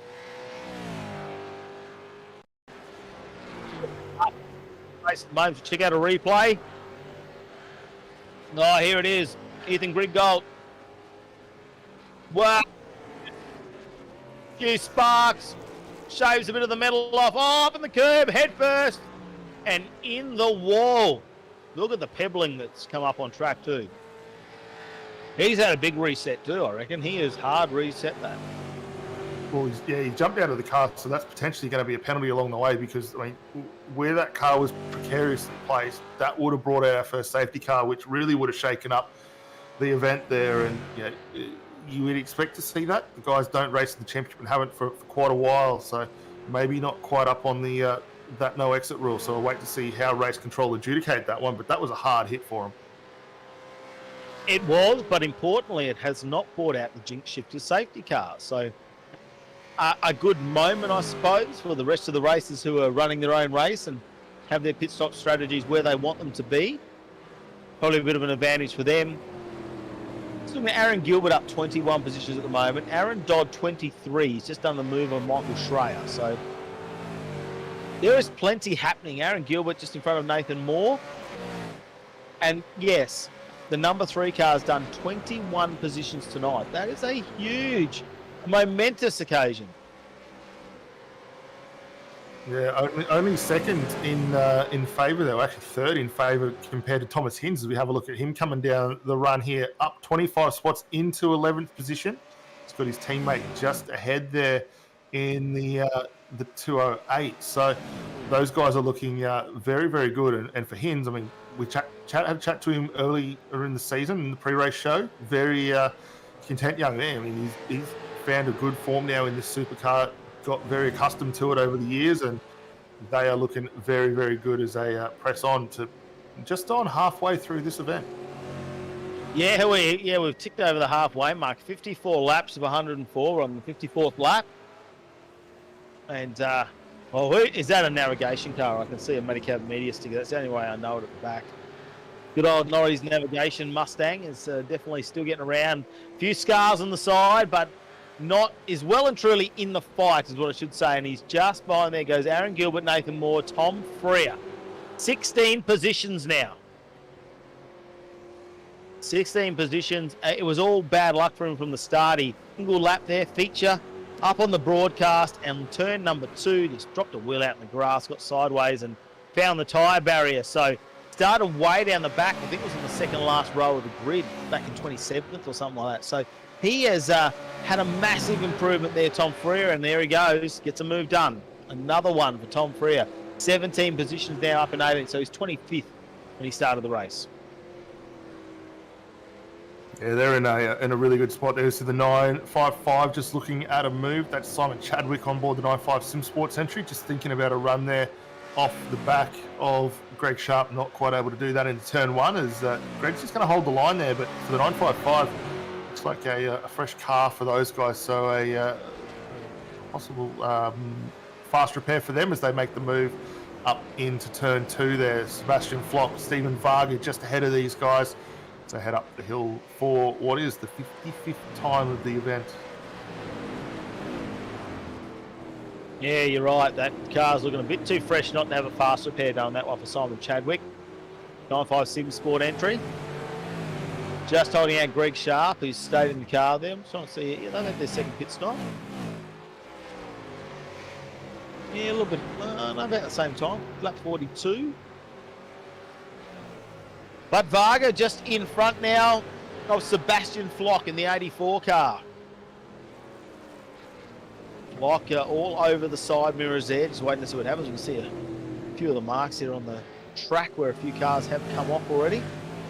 Trying to see whether Ethan Brigold has rejoined us after that quick exit there, which we do believe we should got to wait for control to exit you out. Oh, big slide on the exit of the elbow there for Simon Chadwick. We didn't just caught a glimpse of that on the replay there. He's getting that thing right out sideways. And from one car to another, Matthew Brunt up the field, just getting a move put on him by Aaron Dodds, another one of the 95 Sim Sports entries up into turn two there. And that's a nice move for those guys. Dodd still pressing on, 23 spots now up the road for them as they continue to work their way back up towards the pointy end. Yeah, you can see Tom Frere leading us out in 17th position now. Aaron Gilbert, Nathan Moore behind him. Now it's Robin Kirk on the back of this little four-car pack, but Tom Frere has the pace and is slowly edging away from these three in the background.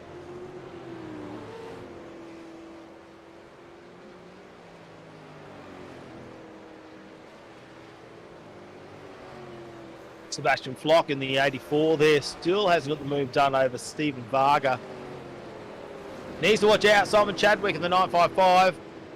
Quick fast repair done and ready to race. You can see that the aero is all fixed up and good to go.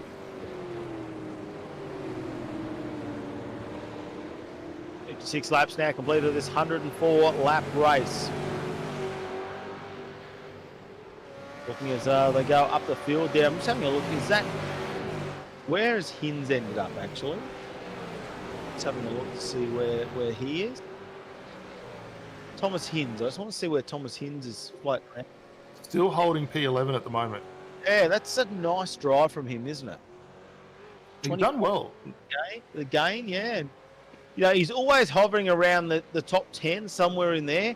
He's ninth in the championship points at the moment. So a strong finish from him. Unfortunately, the guys in front of him are in the championship contention too, in front of him. But he definitely wants to try and cement, you know, his top 10 finish. He's ninth at the moment in the championship standings, and a possibility that could actually happen. Well, definitely. If they keep doing what they're doing at the moment, just hit the marks, drive through it. Obviously, we've still got a lot of racing left in the final event for the season so far. Still another 2 hours on the clock for these guys. There's definitely a solid chance they're going to move themselves up inside and further up past that top 10. So look for them maybe to get themselves a P5 as things continue to play out. So I'm getting asked, where's our safety car? Because, you know, it was all or nothing, wasn't it, this round down with our bets in the pre-race show? Well, it was. I think we both said there were going to be at least 2 so far, and Norrie had one of them in the books. Now, he hasn't got back in for that second stint yet, so he still have a chance to do it. But as we've been saying throughout the event, really surprising we haven't had one at this point in time. 2 hours into the event, plenty of side-to-side racing and some big hits along the way, and everyone's been able to turn cars around and get them back on the right direction, and as a result, we're seeing the field really starting to spread out. Quite a few cars now already a lap down for this one.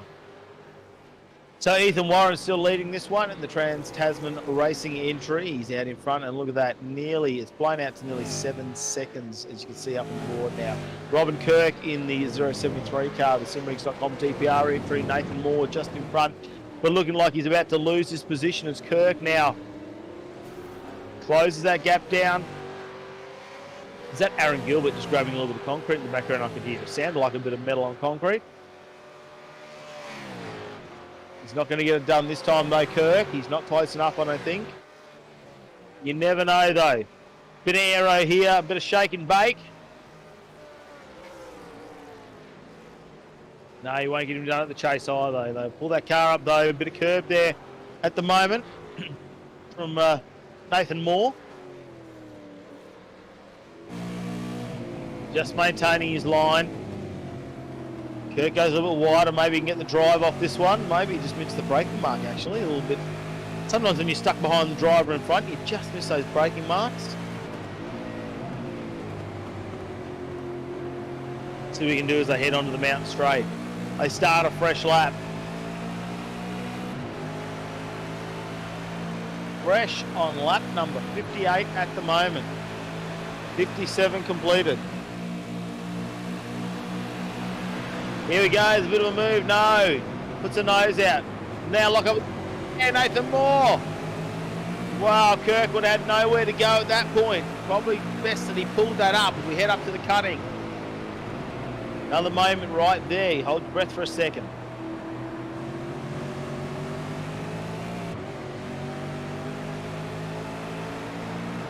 Just set yourself up again, I think that's what you need to do if you're Kirk. Set yourself up again, you've had a moment, take a breath.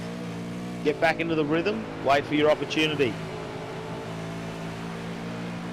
Yeah, he's doing everything he needs to do. Just at the moment, just run it nicely across the top of the hill, some early braking for the guys before they topple off the skyline and start the fun run down the hill again. But looking at Kirk here at the moment, really good under brakes. The car floats through nicely. You see a little bit of a bobble there for Moore on the run through. How is it up into the elbow? Moore really struggling to get that car to brake properly. It's moving all over the place, and that's got to be a bit disconcerting for him as he continues to press on, especially with the pressure now being applied to him by Kirk. But these guys pretty evenly matched at the moment, both down a couple of spots from where they started, but for Kirk right here, right now, this is the best run. Down the long way, goes around the outside in the DPR car, fires it in and makes himself another move. So good job up into 17th position for him as they press on to complete the lap. Well, Kirk finally gets the move done, and Moore will pull in, like you say, maybe on the ragged edge of those tyres. Just having a look, and he has pulled in the pits. Trying to see when his last pit stop was actually. Is it, it's trying to, won't tell me anymore now. He's pulled in the pits. There we go. Varga though in the 87, still holding out Kimmon, who's just behind. Now Varga's gone back. Jaden Borg is in. Todd Parks has got himself in a little bit of an incident. We'll check out the. Here we go. Parks in the 95. Oh, under brakes. It's easy to do there as well. Lock up the brakes. That is extremely lucky that has gone rear first into the wall and bounced off, because it dead set. I don't think we're going to see a safety car tonight, Dan. Well, don't jinx it just yet. We're still praying for one to come out just to bring the field back into contention. There's already a lot of contention on that in the chat, in YouTube. Just the guys having a bit of a discussion about it. They want to see the race and tight and close again as we watch the guys flow through. But, I mean, for Parks there, I mean, you couldn't get it any closer than that and get the car back out. So very fortunate to go in backwards, like you say. Picked up the right spot, got it slowed down in plenty of time, as we see him just filter through the shot there. And back underway, not too much of an issue, but those tyres will be hurting a lot after that issue. Yeah, they definitely will be, and we need to watch that, the degradation, especially with the new build of the supercar about midway through our season. So we'll wait to see. It's going to hurt them. Maybe that will change the stint that they want to do in the car, especially with a couple of drivers doing double stints. At this point, you know, I have a look at Tom Freer. He's done a double stint. Someone like him will probably be keen to get out of the car and hand that back over. as it looks like we may be heading to a bit of a replay now. And this time, Steve Jenkins, the Taipan Esports entry.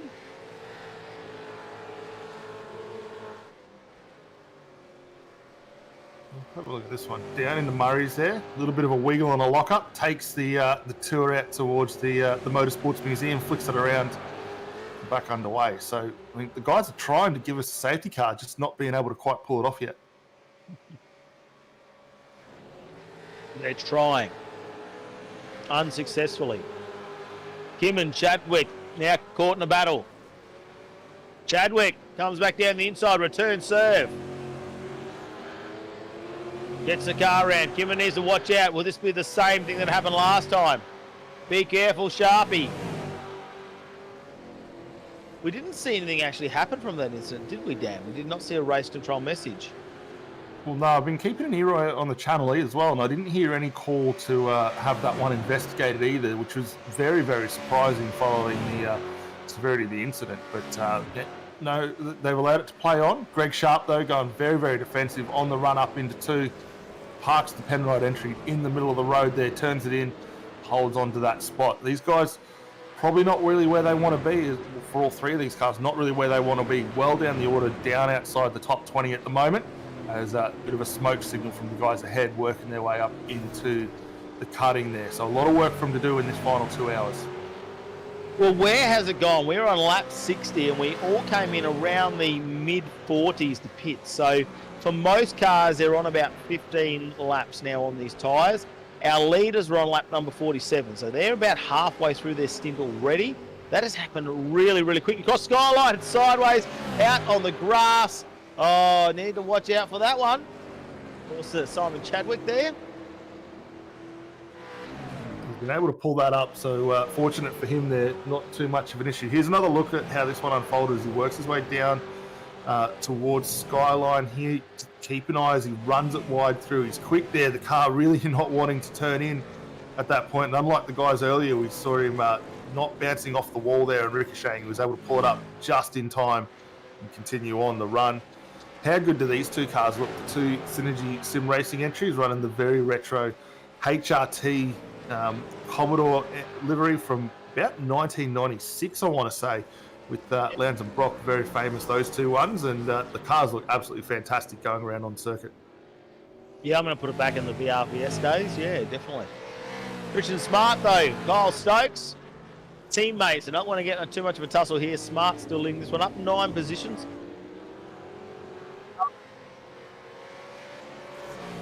Interesting there, Daniel. I just noticed up on our screen is that Andrew Dyson has gone into the pits. So Dyson in the pits out of 5th position. That is early for them. It really is. I mean, when we consider they all came in, or they're actually a lap longer than everyone else in the front bunch. They went a lap longer. When we think everyone came in lap 47, they were lap 48, well early on the window. Is this the start of these guys maybe trying to back time the race, run it short, get the laps out of the way? We expect between the 2 drivers, realistically, there's not much separating them as far as speed between both Briggs and Dyson. So 2 very equally matched competitors. Who's going to be the quickest one left in the car? We're expecting probably Dyson at this point in time to try and bring this one home, but we'll wait and see how this one unfolds. As Ian Ford back underway in the 26, just gets a move there done on Troy Maguire, one of the Taipan Esports entry. Has a little bit of a moment though as he locks a brake trying to get up through the cutting. So a little bit uncharacteristic for ERT at the moment, but they are pressing on nonetheless, which is great to see from these guys.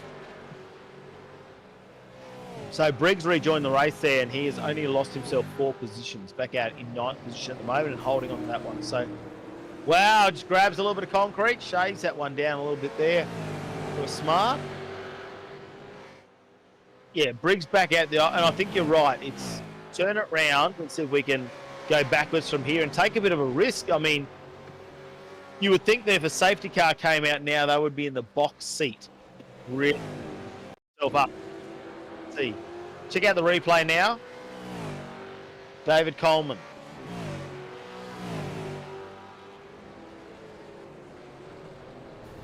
Oh, Freer in the back there.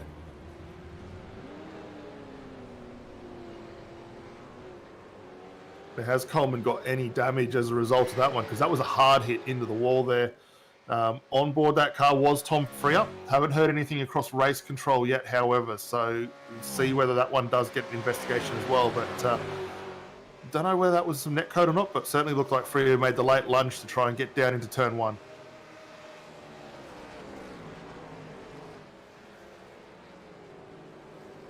Oh, we're actually hearing that one was not for the position either, so that could bite Freer a little bit harder then, maybe just not quite picking the move.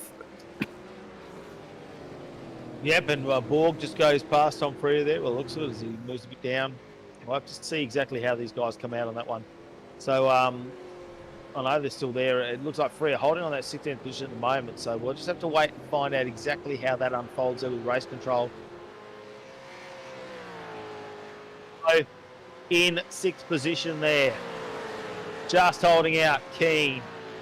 Kyle Stokes in the background. So Keane now has injected himself between these two cars. Hobson, Sim Racing, just pulls to the side, lets Aaron Dodd go by. So Dodd is back on that charge. The yo-yo. He's had 2 drive-throughs this team, and look, the car is the walking wounded. It has been in the wars tonight, but yet it has made 25 positions up into 12th position. So holding on to that one and now getting a little bit defensive. Dodd will concede that spot there as we see Hobson now go back in. Let's not forget, throughout the course of the championship, and we've got plenty of time to have a bit of a slight recap on this one as well, Matty. Over the course of the season, we've seen Aaron Dodd make the team change throughout the course of this one. NSR Esports, he's left there earlier on, come across to 95 Sim Sports and being very, very quick. I mean, we saw him challenging for quite a few podiums early on in the season. If you think back maybe to Hockenheim, he was in with a fantastic opportunity to get himself on the top step almost. I mean, he didn't quite have the legs to get up with Corey Shepherd and James Scott, but at that point in time with NSR Esports, very, very competitive. And since this move over to 95 Sim Sports, has not really lost any of that edge either. No, exactly right. And sometimes it's all about the car setup. You get the right team, maybe the right people around you, give them the feedback so you can get that set up comfortable with how you are. As more people are starting to take to the pits now, I do believe Adam Briggs looks like he's gone up into P8. Is that? Yeah, he has done. He's gone up another position. They're starting to change very quickly. People starting to catch on to this pit strategy. Follow everybody as Briggs now does a 2:04.49. Wow, a 2:04.49 for Briggs. So whatever they did in the pits, they've put the go juice in. They've dropped a couple of mothballs in the fuel tank. Here we go. Bring the octane up. That's what I say. I think Jordan Rock might be as well. So we'll just watch out for that one because they may have done an early pit change as well. Short stint though for Matthew Brunt. He might have completed his minimum laps, and maybe Jordan Ross now. They have gone backwards, like you say, on the calculations back, and he is back in the cars. And check out the temperature there, down to 33 degrees on track. So conditions starting to come around now, and it's what we would expect to see why these times are starting to drop. Absolutely. I mean, it's only going to get quicker and quicker as the race unfolds. Obviously, the cars are going to get lighter.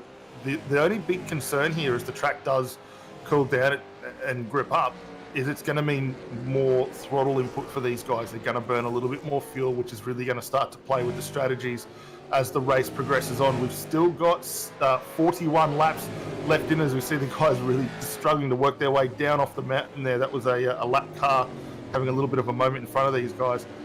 That's something they've got to be cautious of as well. Save the fuel where you can. Utilise the draft for a lap or two if you need to. Make those moves count because it's going to get trickier for these guys as it presses on. So Vaughan in the pits now. Set up our screen now. Keep in mind, Briggs is the only one that's done the additional pit stop here.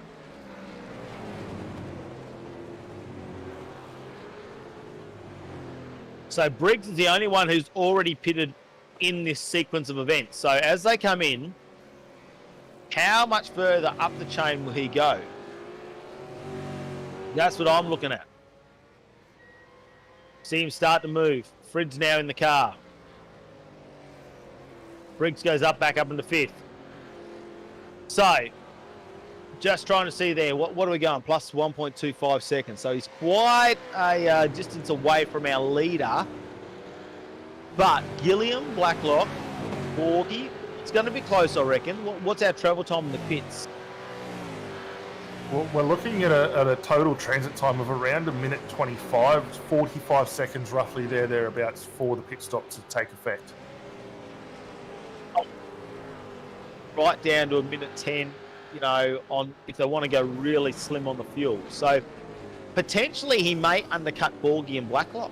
Potentially, I would say that was what could happen out on fresh tyres now, pushing super hard there for Briggsy. A 2:04.49 fastest lap of a race pace at the moment. We're still hovering around those 2:05s consistently out there. But the last lap, Warren and Gilliam both did 2:04.90s. So they are quick. Very quick. Is that Jordan Ross back in the mix? So Flock's there. Jordan Ross now back in the 1:43 entry just in front of Flock. As I suspected, I did see something come up there. So David Coleman's just had a crash as well. Just have to wait and see how that pans out. Yeah, Coleman in a really tricky spot there down in turn 2 at the moment. That car hasn't moved. And here we are, Matty. The big one has happened. First safety car of the event. The VB long neck break. Who is having the VB long neck? Oh, Scotty. Someone's nudged him. They've woken him up. Scotty, fire up the Jinx Shifters safety car. Get out there. This is going to be interesting because they're going to come in the pits. They can't slow down if they're going to take this opportunity because now we're on lap 65. We're in that window, aren't we, Dan, where we're still going to have one more pit stop after this, but we are in the window. I cannot see any reason why people will not take the opportunity to get in the pits. Briggs has already done it. So Briggs already made it happen out of that top 5. Well, exactly. You've got to come in. You've got to take the stop right here, right now. Get your quicker driver in, fuel it up, see what you're able to do. Safety car is out. It's waiting to pick up the race leader. And on cue, Warren now in the lane. Gillian will be in, Blacklock in, Borg. The big interest will be to see whether Adam Briggs decides to come back and maybe top up. Because if he does, it's a very short stop for him. Although, you know, when we look at the total transit time, it's just going to put him up at the lead of the race. The other side of that is, does he fuel conserve? Does he conserve fuel now? If he can push his way and possibly get a position, he really needs to know where he sits. I'm sure his teammate is on the radio to him now. They'll be watching to see if he can make it across the mountain. Held up at the moment, which really doesn't help him in this situation. It's down the bottom of the hill, and these guys are already on pit exit. I think you take the fuel. You go in, you take the dash. Take a splash and dash. If he's going to make the lead, no, they're already, are they coming out already? No, they're still in pit. But if the lead, does he conserve fuel from here on in? Is that an opportunity for him to conserve fuel and possibly push the pit out? It's a bit of a risk, and then just go to the end with them. Yeah, the biggest issue he's got right here, right now, is he's stuck behind this traffic, can't make any moves, go on them. It gives them a flash, but it's not going to help at this point in time. Roddy Mayer's back on board the number 1, and he is back underway. Griffin Gardner's down and out. James Scott will be down and away momentarily, along with Corey Shepherd. So while it has been a quick stop for him, it didn't quite pay out. Do we see him maybe come through, get another fresh set of boots on, and a top up and go? I think this might have been a little bit of a missed run here for these guys. Yeah, I agree with you, Dan. If he was going to come out in front, go, take the risk. The moment the other competitors that were in front of him came out of pits already, I think you need to come and do the splash and dash, grab some fresh boots, get back onto their strategy, because he's going to be right behind them now. Absolutely, and I mean, that car in front, I believe, was Henry King as well. So, you know, that didn't really do him any favours when you consider Henry's still trying to get a lap back at this point in time. They're down in 25th position. As the way this cycles through, they're going to get the wave around. But for Briggs and Dyson, really should have come in the lane, topped up, put a fresh set of boots on it, and gone again. Yes, they're going to be a little bit quicker because they don't have as much fuel, but the tyres now have got a couple of laps taken out of them, so not going to be at their peak effect. Well, the Olympic diver, Norrie, is back in the cockpit. He is back behind the steering wheel, leading out the Norrie's navigation Mustang down the ladder a little bit, but good to see Norrie is back to finish off his stint. He will need to do his minimum laps. He did say he'd have to get one more stint in and maybe do another, 20 laps. You've got to push it home from here. I mean, we've got 38 laps left to do in this race. And, well, they're going to be fuel conserving now, but one more pit stop. And the question now is, knowing that they're getting 24, 25 laps, now you say they grip up, they can use more accelerator. Let's go back to that 22-lap strategy. They, take that into account. Now they're behind the safety car, how long the safety car's out for. Maybe we get down to, they've all taken off fuel tank, we get down to, say, 34 laps left in this race, maybe 36. You're going to have to bust out, 14, somewhere between 14 and 20 laps. Do you go midway? Do you go all the way to the end and then come home like the last 12 or 14 laps, fresh boots on, just enough fuel to make it home? Or do you come in early and try and go home on the last 22 laps? Yeah, it's a really tough spot here. I mean, we know there's going to be one more safety car, or one more pit stop, for all of these guys to navigate their way through. So it's a tough one. If you're a little further down and you're held up in traffic, I think the bet is you take that early stop, you get in, get the run done. The only downside to that is it does compromise you on the back end of your stint when you need to be as quick as possible. I would expect for this stint here, we're going to see everyone go all the way out, run it as long as possible, use it all up, set yourself up for the shortest possible run to get home at the end. Yeah, well, I think that's where you're going to find me, Liz. I don't think now Briggs doesn't have a choice. Without that little pit stop, that chance they had there, I think he has absolutely no choice. He's going to have to come and run. Yeah. Fingers crossed. Not that we want to see it again. I mean, it's amazing that we saw 64 laps without a safety car, 65 laps. So that is phenomenal that happened. But we could see another safety car, which may be an advantage there for Briggs and Dyson. That's still a possibility of happening. The other one we'll look at it now, Shepherd never really lost Scott there. So they've always been a little battle now. Shepherd's back in the car, Scott's back in the car. That one's going to be fun to watch, I think. Gardner's still leading there. Meyer's back in the car. We've had a driver change again as well. Now, Scott was catching Gardner last time. This time, he doesn't have to do all that hard work. Gardner's right in front of him. So, can he get that done in a very short period of time is the question. Well, no, he doesn't need to do a lot of work with it.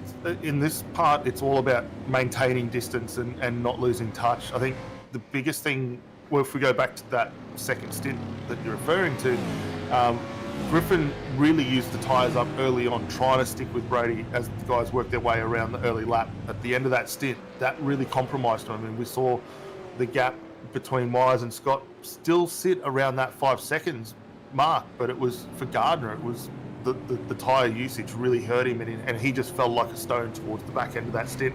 And as we saw Scott get past, it was a very easy move for him to do. So this will be an interesting one because not only he's got the race leader right there ahead, this is the best opportunity for James Scott as well to potentially get himself up, try and take maximum points as this one comes on. But I guess the age-old additive is safety cars breed safety cars. We've now got, for the first time since the start of the race, all the drivers back together, the field's tightly compressed again. What's the train like going to be up over the top of the hill for the restart? Yeah, and Corey Shepherd now, like we say, James Scott, it's a race. He just wants to win a race because he has cemented his championship. It can't be taken away from him. He is our champion of AOSC10. No one can catch him. Corey Shepherd second. No one can take second away from Corey. He can't catch James, but nobody can catch up to Corey. But he has teamed up with Brian Borg, who's in 6th position in the championship now. Although Borgie can't make it into 3rd, obviously he wants to end the season as high as he possibly can. So for Corey Shepherd now, he holds that power, he holds that in his hands to help out his teammates. So is it risk it, or do you just try, if James goes to the move, do you follow James through and just try and get as high as you possibly can, and try and push Borgie up the ladder in the championship. Well, it's a tough one. I think the racer in them is going to say, just go for it. They're not going to want to give too much. And yeah, Brian is still fighting for that title. We know, as you say, Checkered cemented second. That being said, though, Dyson and Briggs are right behind those guys, and they're going to be fighting every scrap of the way to try and see what they're able to do. So let's see how this unfolds. The trains come back around, started to reform on Conrod Straight.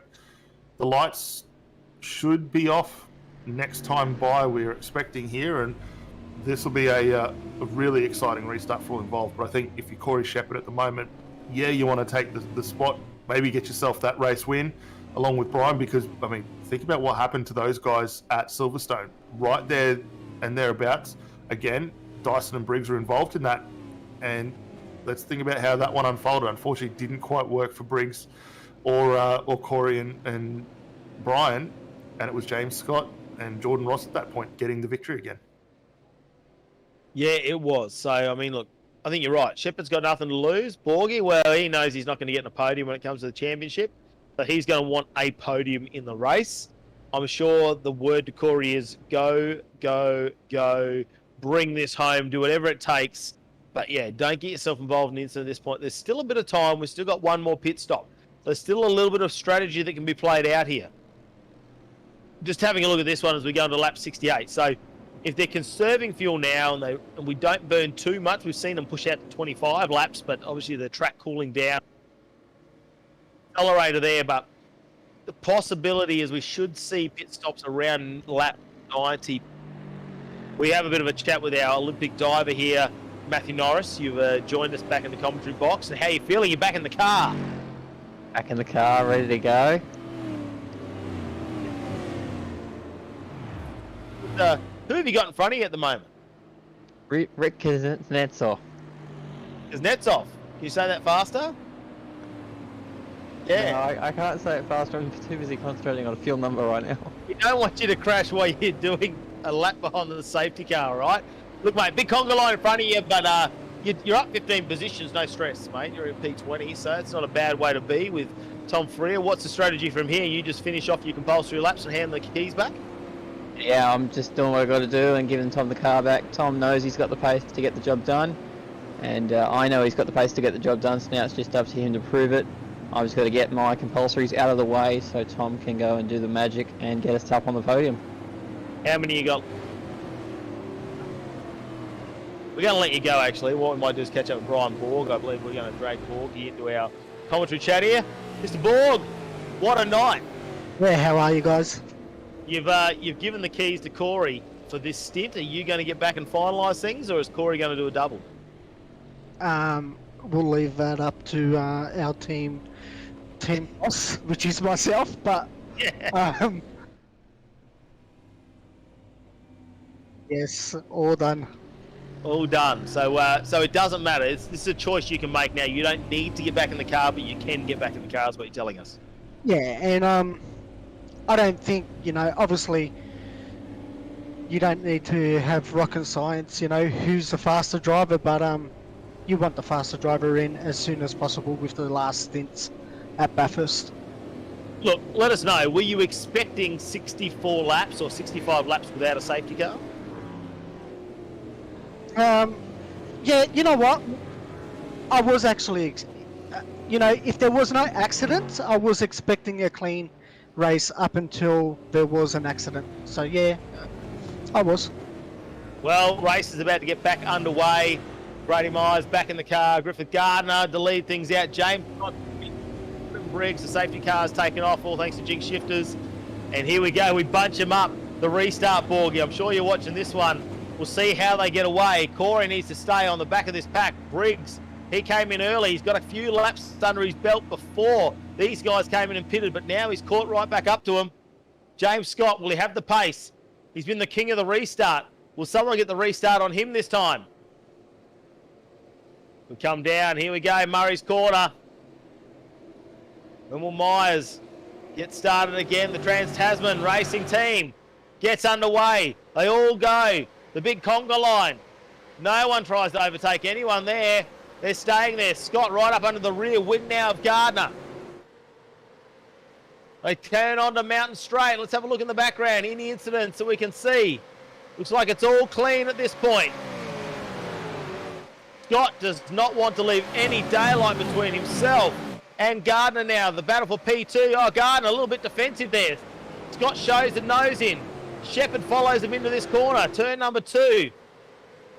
Gives Myers a chance to just break away from the pack for a second. We head up to the cutting. They've done plenty of laps around Bathurst. I don't know one driver who hasn't done lap after lap around Bathurst, whether it be here at the AOSC or in any other series, just for fun with their mates. It is the iconic Australian track, and we restart the race here now. And of course, we only have, what do we got, about 34, 35 laps left to go in this race. One more pit stop will have to happen. Most drivers have done their compulsory laps. There's still a few left to go, including our own Norrie's Navigation. He needs to get his final few laps in before he can get back out of the car. So we'll see how this stint goes. Will you go short? Will you do the bare minimum, fill up tyres and go all the way to the end? Or are you going to take this all the way out, do the maximum amount of laps in the tank you got and come home? Short, fast sprint race. We'll see. Final big crash. Henry King's in a crash in the back of the pack. Not what we want to see. We check out the replay. So the 717's involved in that. That's Jinx Shifters. So let's have a look and see where this moment's come through. They run off Skyline pretty good. There's a car out in the weeds. It's one of the DPR cars in the side there, and then it's pinballs on the way down. Daniel Misdale. The 717's in the middle of the circuit. Everyone firing off Skyline to try and avoid it. No one else looks like they've collected him, but that's a huge start to all those incidents. Well, what did you say, Dan? Oh, Stovall's involved in that one too there. You can see that as well. Some more people damaged. A lot of damage there. And Dan, you said it. Safety cars breed safety cars. Well, that's it. And that was what we're saying. When you come across the mountain while everyone's bunched up, and Brian can attest to this, it's the worst place to be on the field. You've got everyone streaming through, trying to pick up that little bit of spot where they can. And as we've seen there, big result there. And unfortunately for Stovall, that is going to ruin his run. And those guys are going to fall well down. Brian, quickly, before we let you get back to Corey and help settle him down before this one gets on, what do you tell a driver at this point, just to calm the nerves and get ready for the restart again? Yeah, well, first of all, before, say about that accident was massive and, easy done. Yeah, it is easy done, and, I'm pretty sure he'll be sore after having that accident. But on the safety car restarts and stuff like that, Corey's been around a long time. I think it's just, remind him that there's still, this is Bathurst, anything can happen up until, the last lap. So, yeah, you just sort of got to get his mind set right and just, pretty much look forward, don't look backwards. The only thing you get is a sore neck. Mate, all we need is a virtual plastic bag or a virtual kangaroo. We could have, this would almost be correct. Well, let's not forget the tyre incident as well. Yeah. You can't forget that one. But this will be interesting to see now how the guys get back underway and sort that one out. Brian, we'll let you go, mate, to get back to Corey. Before you go, is there anyone you want to give a shout out and thanks to? Definitely. I want to give a shout out to you guys, for doing an awesome broadcast, taking the time out and stuff. You do an excellent job. Thank you for the season. Our sponsors, Racecraft, and everything that they've done this season with putting this team together. They've really boosted our team in giving us what we needed and stuff. So big shout out to Racecraft, to John. If he's listening, John, you're a legend. And once again to Nick as well. I hope you get a good recovery. Yeah, that's from kicking us from behind. I reckon he's hurt his ankle. But happy to be racing at Bathurst, guys, and the liveries look good. Or everyone's retro livery. Well done to everyone, man. Yeah, absolutely. The cars.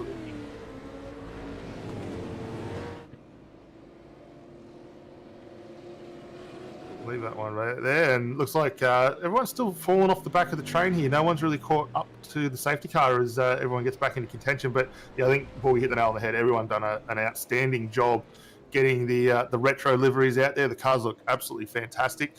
We know Brian's probably going to put the hand up for the 017 as probably the best livery out there. But he's got some stiff competition, it must be said.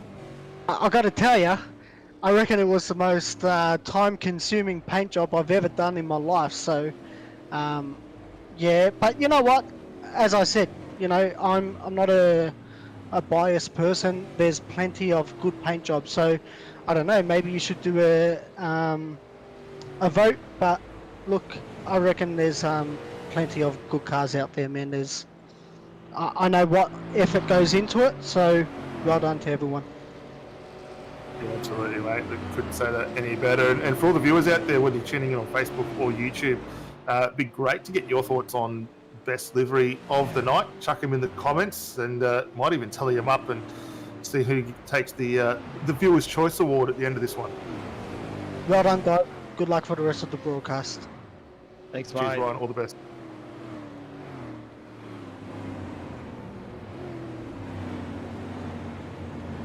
Mate, interesting there. I mean, the luckiest guy out of that whole exchange got to be Mr. Matthew Norris, just in front of the 073 as it made contact with the wall there. He lives to fight another day, a little further up the order this time. And he's knocking over more of his compulsory laps. So how nervous do you reckon Norrie is sitting in there right now, just going, yes, another lap. This is another easy lap. Another easy lap. Just don't stuff this one up. Get them done. I can hand the car back to Tom Freer, who's been really impressive tonight. And now, I know Tom Freer will be doing the calculations. We know this. He'll be taking a calculated risk, I reckon. They got nothing to lose. They're in 20th position. What do they do? Do they take that calculated risk? He would know exactly how many laps Norrie needs to do. He would know fuel times, where that would put him. He'd be looking at who's in front, who's going to be hard to overtake, and be very interesting to see what Tom Freer has to say to Norrie about what they're going to do with the remainder of this strategy, because Norrie was very tight-lipped about it.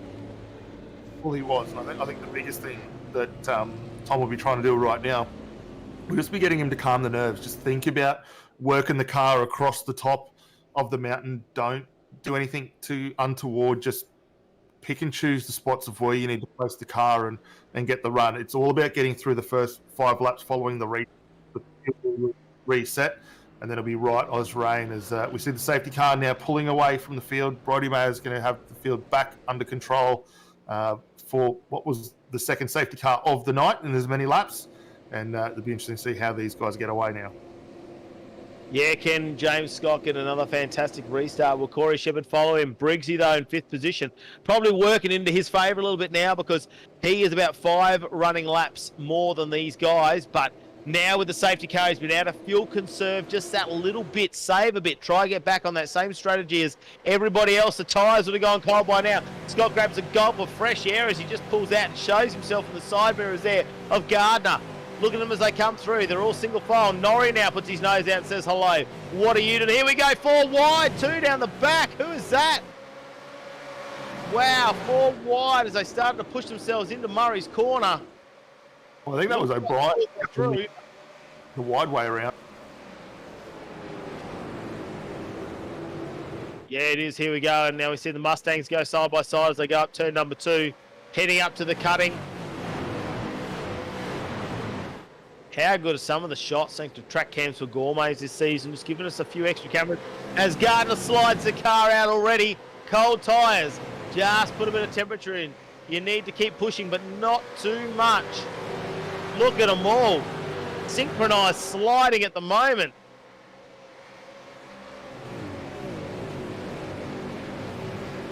Here we go, 2, 3, 4, 5. What's it, 2, 3, 4, 5, 6? There's nothing between them. Bailey Frid, though, at the steering wheel of the 488 car as well, the red car there in the background.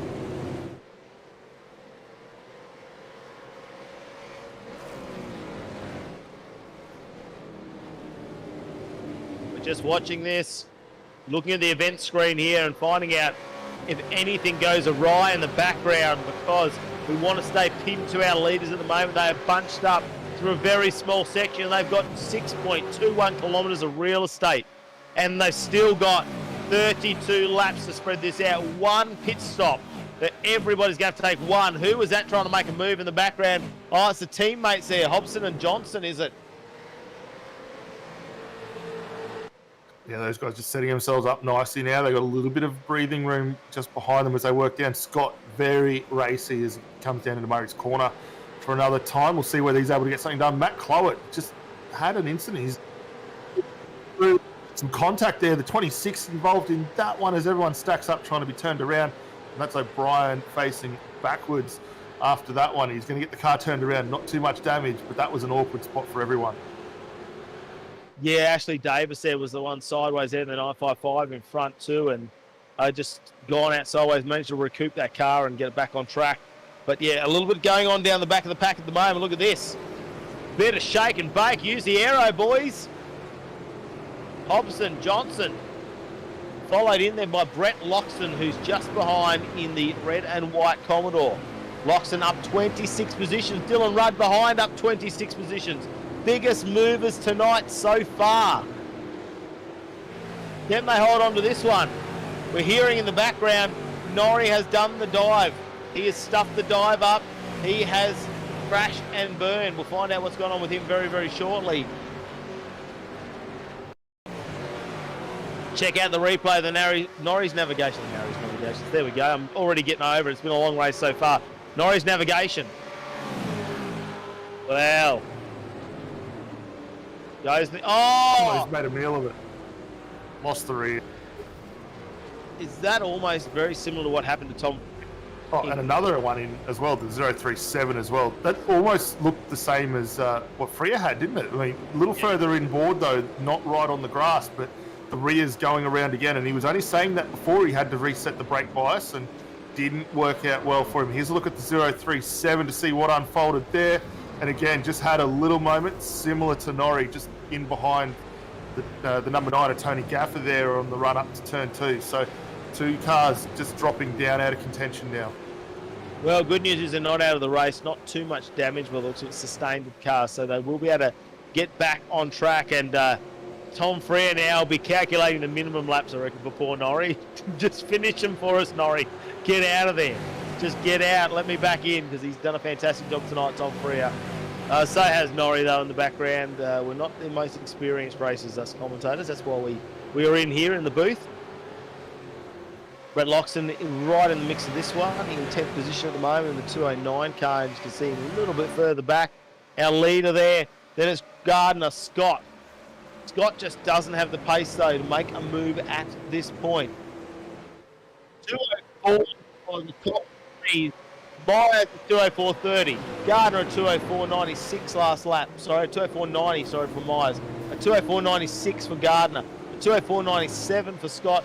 A 205.05 for Shepherd, and Briggs with a 204.93. So the top 5 are neck and neck on that final lap. We see some spark there.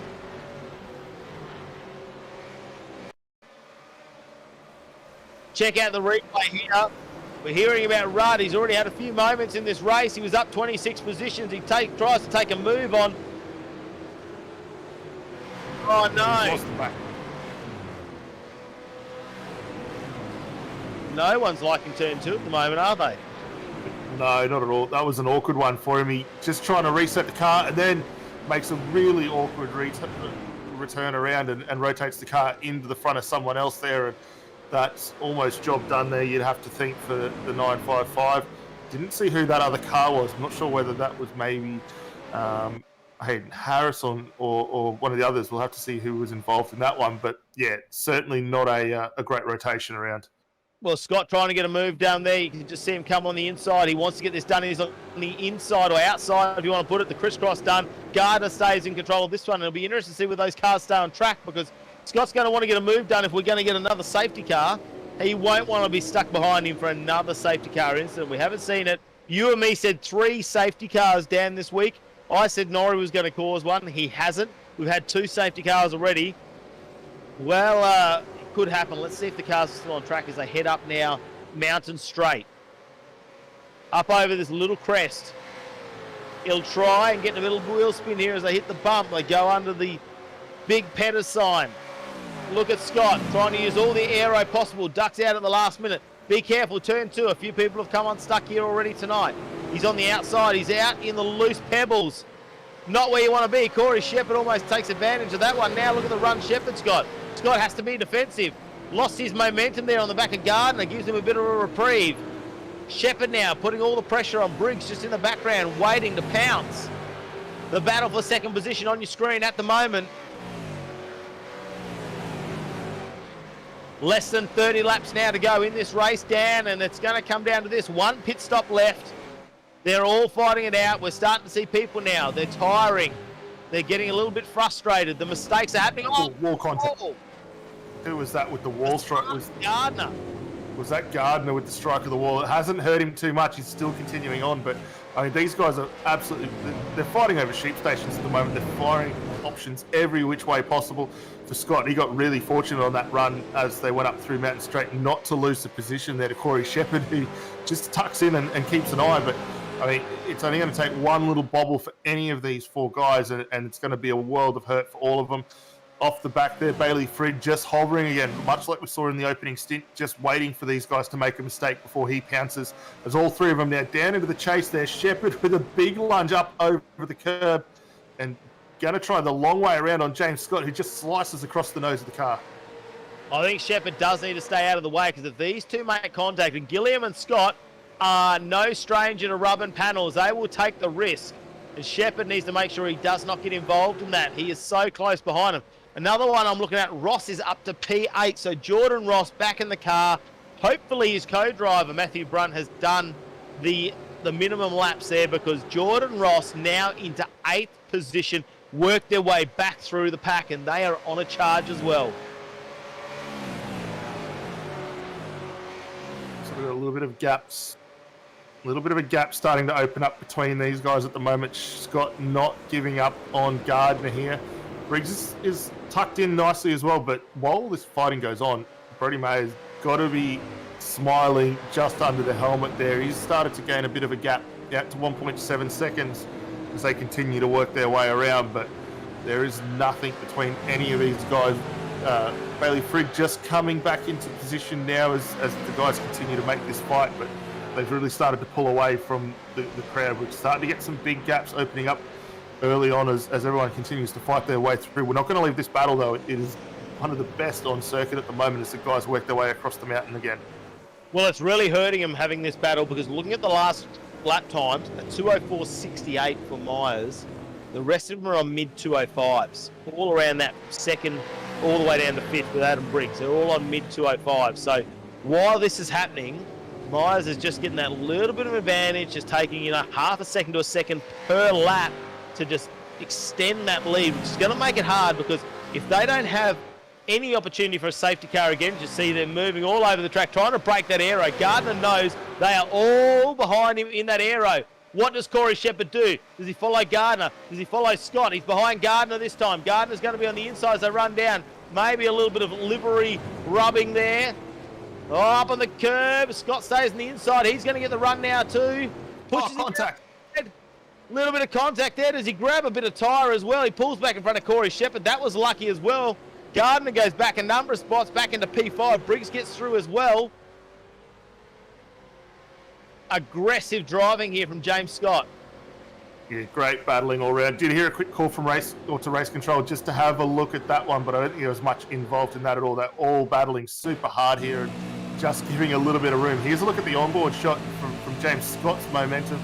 I'm really surprised Shepard didn't stick in behind him to try and push him. You see the little bit of a bump draft there on Griffin as they went in, a slight bit of a rub down into the chase there, and just a little bit of room given for everyone through. Scott very forceful, trying to push the nose across. You always expect the car to come out wide there, and for Gardner, very fortunate not to pick up too much of that curb on the inside, which is down to that same spot. We remember that big incident for Paul Radisich many years ago in the Commodore, in the Ford there, broke his legs. So lucky just to get past the tyre barrier. Well, now we'll have to look at the lap times. Will they go down? We're going to have to let him complete this lap for James Scott, because Brody Myers is still doing a 2:04.59 on the last lap. 2:04.59, phenomenal pace especially seeing we're on the 77th lap. We've completed 76 laps already, and he would have qualified well in the top 10 with that time. So those sorts of times they are pushing on. They've got every strategy they want at their fingertips at the moment. They can go short and then do the long game at the end. They can go long now and do a short game at the end. They can just go midway. They can bang, there's no reason they can't bang 16, 17 laps together and then get fresh tyres, do another 15 or 16 laps. They don't need to push them out in 22 laps and be on the ragged edge of the tyres if they don't want to, but it's going to come down straight. Corey Shepard now puts the nose on the inside. Well, gives James a Scott's gone. serve there for Gardner. Does he keep it off the walls? That's the big thing. That's a huge moment for him as he drops well down the order now. Wow. Almost picks up Frid on the return into the lane. Well, Corey's watched him all season. He watched him do it to Gardner just before, just put himself in the way there and be a bit of a bounce, I suppose, for him. Just get in the way there, and if he comes down, they'll make contact. And Corey Shepard has forced his way in. He's sick of becoming the bridesmaid. And now, in his sights, he's got Brody Mayers. Have a look at this one there. There might have been a little bit of contact to start with there. He's on the outside. Hard to tell from this angle. Really need to look on the other side of the car. I don't even see how much he's actually involved in that incident, but I'm pretty sure James Scott will be asking the question to race control. Here we go. Yeah, a little bit of contact. The front wheels up on the rear wheel there, and just fires him off into the grass. He did well to keep it off the concrete wall, though. Yeah, lucky not to make contact with Frid there, and that's dropped him back into P7 now, and he's going to be in the middle of a battle with quite a few people. And guess his old foe is right behind him. Jordan Ross was the teammate at the last endurance round as well. So now Jordan Ross is behind James Scott.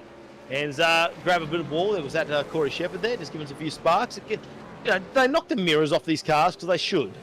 They really need to just add that little bit extra stuff. We're already seeing the wheels and tyres go flailing on a lot of the open wheel stuff. Give us a mirror on a supercar and we'll be happy as a pig in mud. So there are one last request that we want.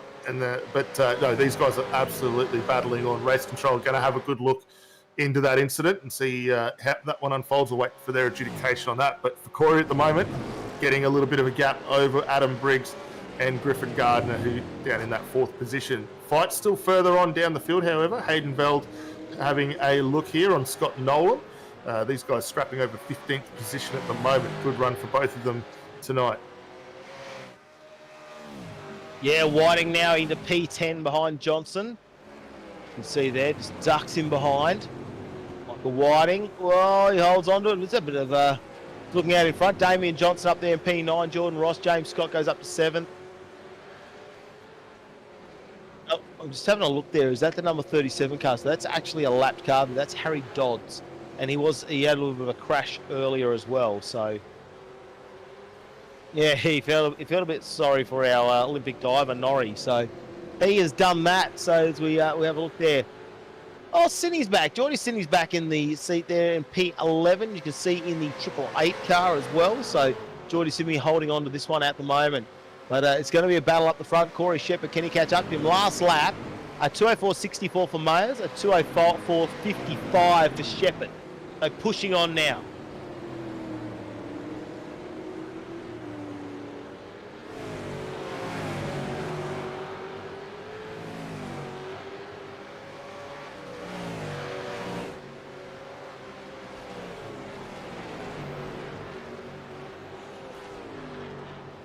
Watch this fight here with Scott and Holson. Just having a quick look through some of the comments in the YouTube chat. The guys are wanting the Camaro to be scanned as well while we're requesting stuff. So not only do we want the mirrors gone, they want the Camaro to update the look of the cars and potentially the Gen 3 stuff coming out. It would look very, very nice. So AOSC can give us that very soon. Much appreciated. Why not? Give us a Gen 3. Give it to us. Does that mean we're allowed paddle shift then? I mean, I know we've got the ability to have paddle shift, but, well, let's not start that fight, should we, Dan? Well, no, I'm okay with that. Let's get it going. I mean, if we can get a NASCAR before a NASCAR season comes out, why can't we have the new Gen 3 stuff before it hits? I mean, it has been pushed back to 2022, so come on, AOSC, get us a Gen 3.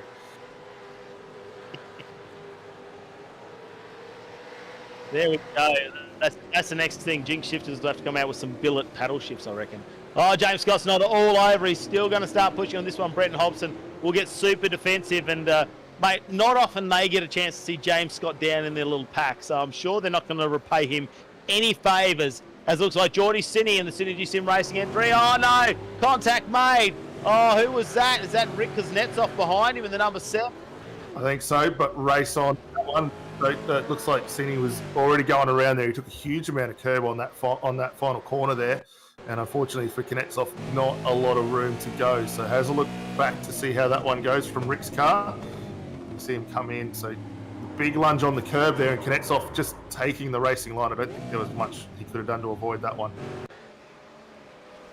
Well, the lights are all flashing. He's been in the wars there. Look at the car. It's carrying quite a few scars at the moment. Quite a few scars. So we'll have to see what else we can do. And if he can push his way back up in the field. Wow, trying to use as much real estate as possible. How close was he to the wall? James Scott pushing him all the way. He's definitely got the sweet spot. Get past Scott with frustration. Myers has had to step up his game though in the lead. He's just on a 204.54 because Shepard on a 204.52. Watch out, Shepard. Briggs following him through a 204.77. Just off the pace. Gardner there now in 4th position as Briggs a little bit faster than him. So we'll see how that plays out. And this is James Scott though, all over the back of Brenton Hobson after that incident with Corey Shepard before. Bit of rubbing is racing. Don't know what happened. We'll leave that to race control as they head down to the chase. They were side by side. Next thing you know, we see Scott out on the grass. He cuts across in front, had nowhere to go, under brakes, misses the big Super Jeep Autos wall, gets it back on track, goes back down the field, back into 7th position, and this is where he is. Now he's got to get past Bailey Frid. Yes, they're right on board with Hobson. Hobson makes the move through. Scott not able to capitalise on that either. So now he's down a position here as Hobson now gets up into 5th. Scott looking for the option down into Murray's. We'll see whether he's able to pull this one up. Gets a little bit of a lock-up. Runs Frid very, very wide on the exit. And that then allows Jordan Ross to come through and get a position as well. So for Ross there, the things parted ways and he gains 2 spots as a result. Yes, he certainly does. And you know, remembering Jordan Ross teamed up with James Scott in the last endurance, which was, you know, an odd team, I would have thought. Both very competitive drivers, both very good at what they do, but yeah, a bit of an oddball there when they joined up, and now they're going to battle it out here in the final round of the AOSC10. It is round number 16 here at Bathurst. It's a big one. It's the Enduro, 650 kilometres, 6.21 kilometres per lap, 104 of those bad boys they got to get done. It's been up, it's been down. We've had yo-yo moments throughout it. However, it has been Brody Mayers and, of course, those Trans-Tasman racing team. They have dominated. They did not get on pole, but look at them after that. They got in the lead very early, only a few laps in, and they have pushed and pushed and pushed ever since then. Jordan Ross isn't going to make this easy for him.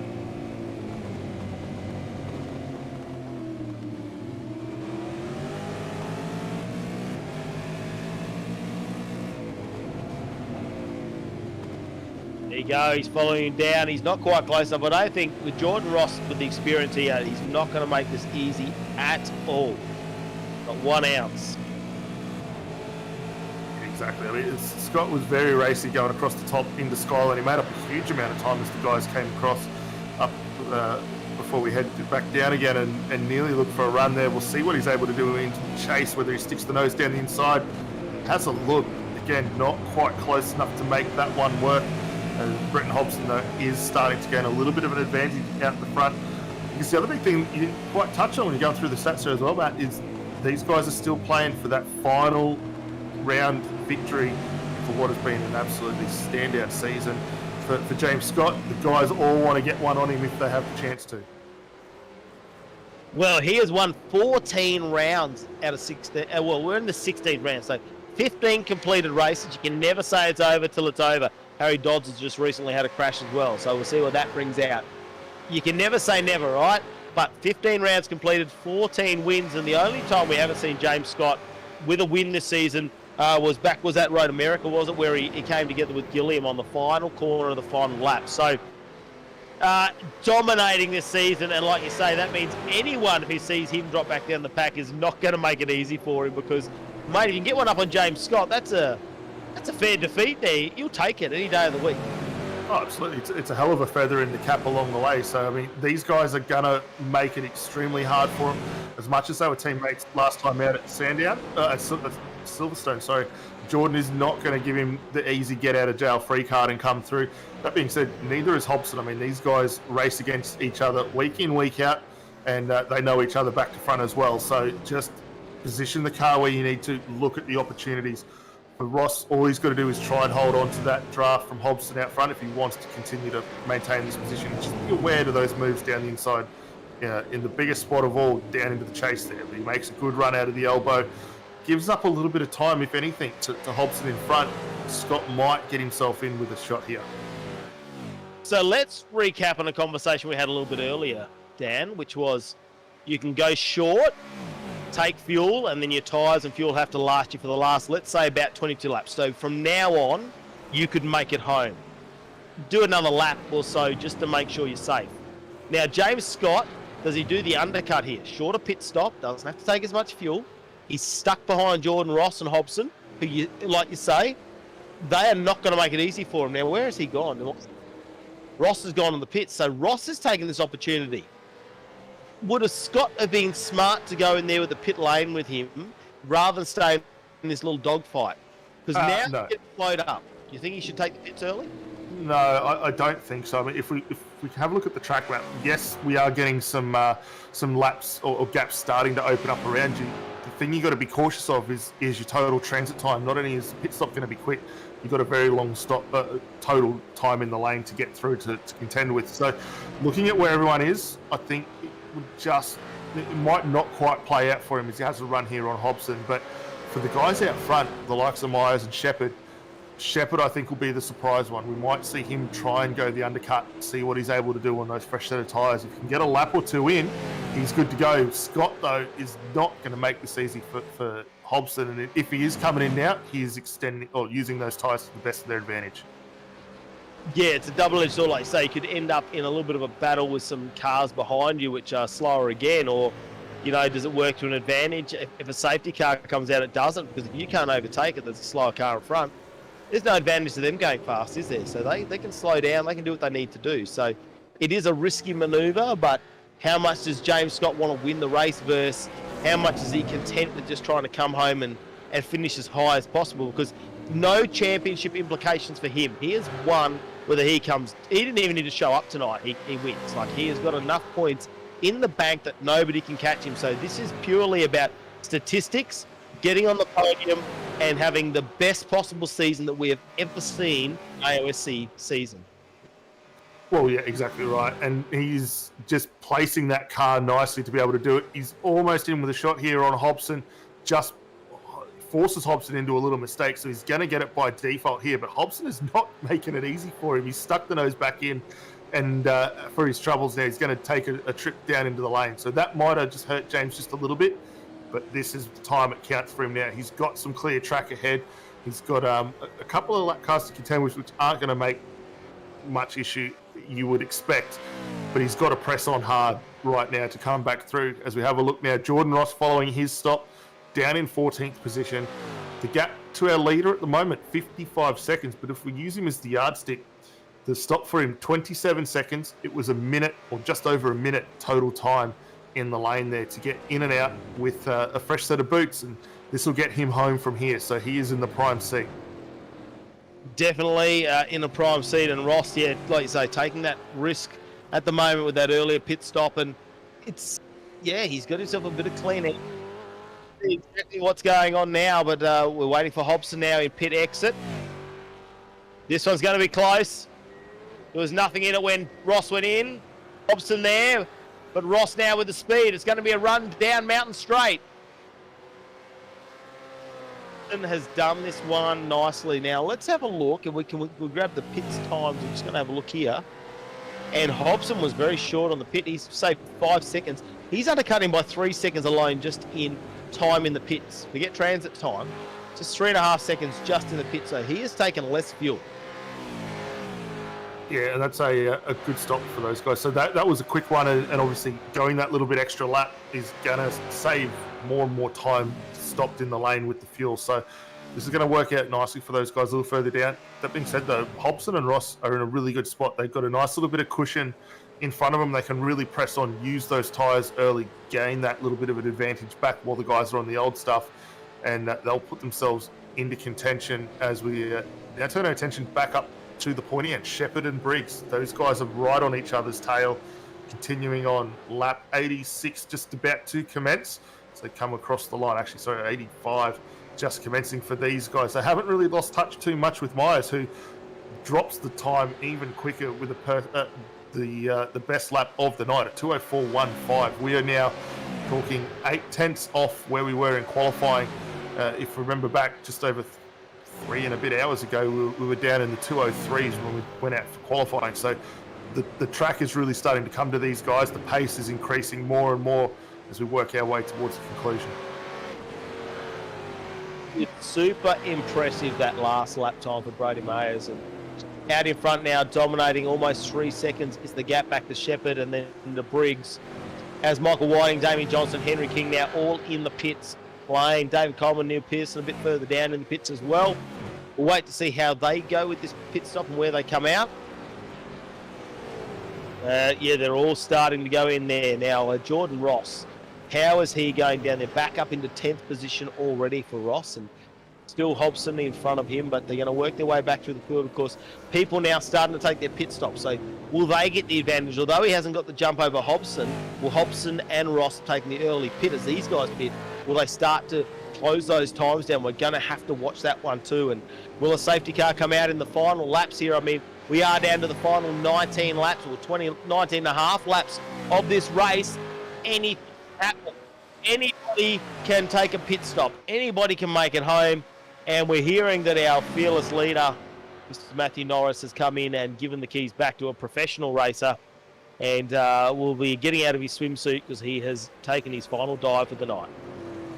Oh yeah, and it's all in all been a pretty good run for him. He's had a couple of little moments along the way, but kept the car relatively straight. Now it's in the hands of Free, as you say. He's got to press on and see where he can bring this car home. Corey Checkered now in the lane for his final stop tonight. We'll wait to see whether there is a handover to Brian Borg. We would assume, based on what Brian was saying, if we read between the lines, Corey's going to stay on board for this one. So wait to see how this one unfolds. But yeah, it's a cracking way to conclude what has been a stellar championship. And on that note, the man, the myth, the legend himself, Matthew Norris, has jumped back up into the box. Norrie, talk us through your race, mate. Good run on the restart. You got 2 restarts in there, so you're a little bit shy of the 3 we expected. You haven't brought one out tonight, so congratulations on that. Talk us through that little incident you had.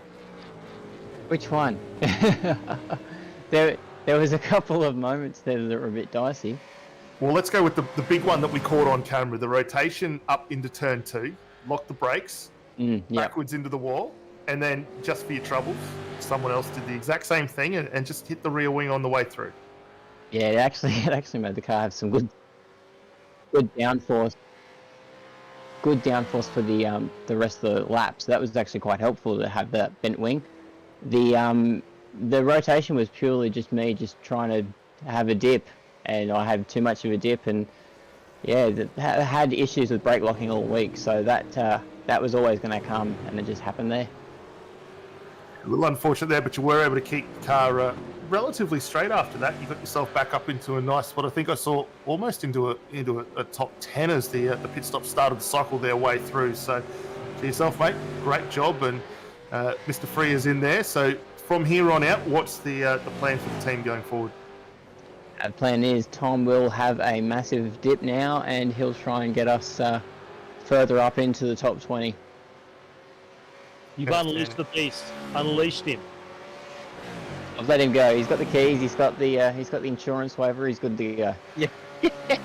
All right, so let's have a look at this. We've had a pit stop there. Corey Checkered, he just went in the pits before. He has stayed in the car, which we did suspect. Borgie did confirm they have both done the minimum laps, and it was going to come down to the team lead, which was Borgie, and Corey Checkered being the one that has stayed in. Now we see Brody Myers come in as well. He has See, I reckon he's looked at Corey Shepard and thought, well, what do I do here? Do I just come in the pits now? I can afford to. He's definitely got the pace.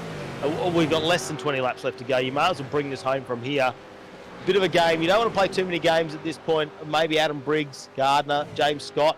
I mean, they need to probably look at this. Are they going to come in on this lap as well, or are they going to push it all the way out to the end and have the freshest possible tyres at the end of the race? Well, I think if you're Adam, based on what we saw when the pit stops fell the way they did earlier on, I mean, they were about 5 laps shy of where everyone else came in. They took that early stop. It didn't quite work out for them in the long run. Here they are. They find themselves back out front, pressing on as much as possible. This actually might work out quite nicely for them. They had the short stop early on.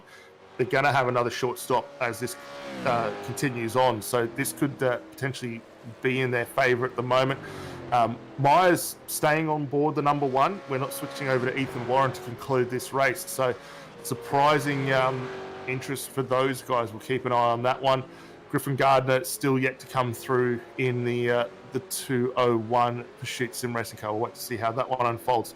Battle's still going on up and down throughout the field, however. As you see, Luke Rosella just trying to put a move there on Wade Sheedy, and just in front of him, Rob Bowden. Those guys have all had very strong races tonight, with both Sheedy gaining 11 spots along the way. It's been a great drive for those guys. And further up the field now, McKnight on... Jamie Dyke trying to have a look on Jamie McKnight. So the two Jamies getting into a battle just outside that top 10. There we go, back in the pits now. Adam Briggs has pulled into the pits. So Briggs is in, guys. Moving very quickly to get in there. That's going to be very interesting to see how they go past Gardner, then Gottfried. So Gardner going to stay out there by the looks of it. He is going to keep going. I reckon Scott's going to push on here. He's moved back down the field. He's got to take a bit of a risk if he wants to get on the podium. That's, nothing more else to say. Fred's pulled in, though. I'm not surprised at that. Thought he might follow in and just try and stay with those leaders and see where he ends up out this pack. Well, just looking at the times for James at the moment, I'm keeping an eye on this. Obviously, we know what happened where he had that incident down the chase. Last time by for him, a 2:04.56, so it hasn't really affected the tyres too much at all. If anything, it's playing nicely into the strategy for these guys. So look for them to see how they cycle through. The gap, however, is only 30 seconds between himself and Brodie Mayers. That is not enough to try and get himself up to the pointy, and he's going to need to drive the wheels off that car if he wants to come into it, especially after the pit stop last time by for Myers. 24 seconds stationary, sub 1 minute transit time through the lane and pit stop as well. So Scott's really got to work the magic to try and get this one in the bag. Did you just see Corey Shepard at 2:03.67 last lap? Yes. Wow. 2:03.67. He is flying. Where has that come? I told you, mate. Bit of nitro in the fuel. She's right, but methanol, just bring the octane up. That's what I say. Bring the octane up. That is flying. That is qualifying time right there. He is a man on a charge at the moment. A little bit of a gap to Mayers up front, 2.3 seconds. But, Shepard, we've seen those guys just hover in fourth most of the night. This is their time to shine. It definitely is. And, I mean, obviously last lap out, we did see Myers had come out on an out lap, but they will be looking at those times and just thinking, wow, I'm going to have to push on because I wonder whether Borgie's been only giving him about 95% throttle for Corey Shepard, and finally he's tightened that cable up and said, go for it, mate. Plugged the laptop in, adjusted the throttle position sensor and said, no, I'll give you full throttle now, mate. You can go for it. So Corey Shepard, 2:03.67 last lap, and he's flying in the 0:17. He's behind Brodie Mayers now. James Scott is out in front. Gardner's in the pit lane, but Gardner obviously pitting now. Scott has not pitted yet, that final pit stop. He will not get home on the fuel he's got. There is no way possible. He is running it out after that incident earlier with Corey Shepard, where he ended up out on the grass and he lost a number of position wins back to P7. He is now going to have to go on a different strategy and take a risk to see if he can make it all the way back up to the podium. Myers goes through. Gardner's still in the pit lane. Can we see him as we exit? He's still up there. He's up on the jack stands. They go through. Shepard now in third position. So Scott has not pitted. So technically we're going to say Myers is going to be leading. Shepard second. Gardner in third. Briggs in fourth. Ross in 5th at the moment. So Ross has made the move past Hobson. He has got that done as we check out the replay here. A go around Murray's corner. The run onto the main straight. Ross gets a nice run. Hobson pulls over, thinks he's going to be defensive, but Ross just stays on the line. Oh, Hobson almost gives that up, boys. That's, maybe. Well, a little bit of team strategy there, I dare say. I mean, 2 synergy cars along the way. Jordan has just been that fraction quicker as well, so there's no point Hobson just giving, fighting the teammates there. Just switch it over and continue on the merry way, and that's exactly what they're doing right now. Well, push on Jordan Ross. What a comeback from him. He's back up where he qualified in 6th position at the moment. Matthew Brunt got caught up in the middle of all the chaos throughout the race, and although there weren't any major incidents, very hard to get through traffic as he grabbed some grass there for Jordan Ross. Needs to be careful of that, but he is pushing on at the moment. Watch the car around. He moves up, uses all the real estate of the track, side to side, wall to wall. Brings it down now through Forest Elbow. Gets a run on the Conrod Straight. He needs to maximise absolutely every lap from here on in Jordan Ross. He's still a possibility of getting on a podium. You just never say never. James Scott now in the pits. James, let's have a look. But McKnight in P11, he's up 18 positions at the moment. So he's come on, he was just inside the top 30 in P29. 18 positions up to P11, just chipping away. Him and Jamie Stovold in the number 87 car. He's behind Bailey Frid, but doing a great job. If they can bring this home, Stephen Varga he was driving with. Stephen Varga and Jamie McKnight, but Jamie McKnight behind the wheel.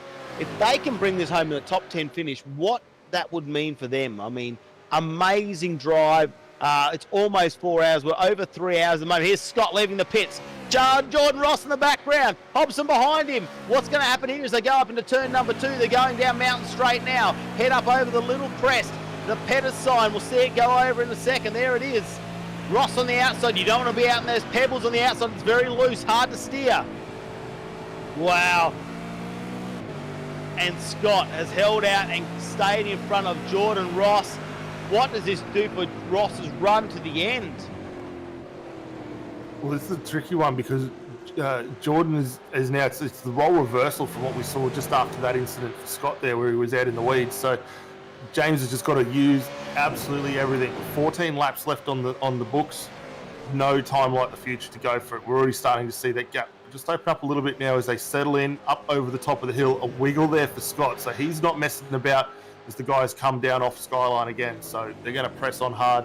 The gap to Adam Briggs now up in 4th position, 2.8 seconds for Scott to pull in. So he's definitely got the pace on board. You see the guys fire down through the dipper for another time up into the elbow. This one will be a great one to watch. Further down, the battling still continuing on. Rosella and Bowden not giving an inch here as they continue to press on. Down for 16th position at the moment. And a great scrap between both of these two teams.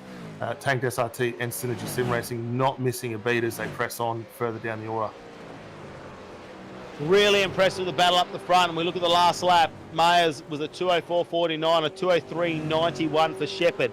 He only had 13 laps, or 14 complete laps now to make this happen. But look, it is down to 1 seconds. It was down to 1.5 throughout the last lap, but it does change as they go around certain corners. Watch him go. Checkered needs to reel this in. Let's have a look at the last lap. A 2:04.17 for Myers, a 2:04.44 for Checkered. So he's going to have to be on the money. Gardner with a 2:04.03, a 2:04.73 for Briggs. James Scott, well, that was an out lap. Don't worry about that one. We'll see how he goes as the night goes on. Bailey Frid, though, in the 488 Pursuit Sim Racing car, just holding out. Well, sorry, just chasing up there on Kenneth Ladder in the Simrigs entry just in front, the Alco Holder DPR entry.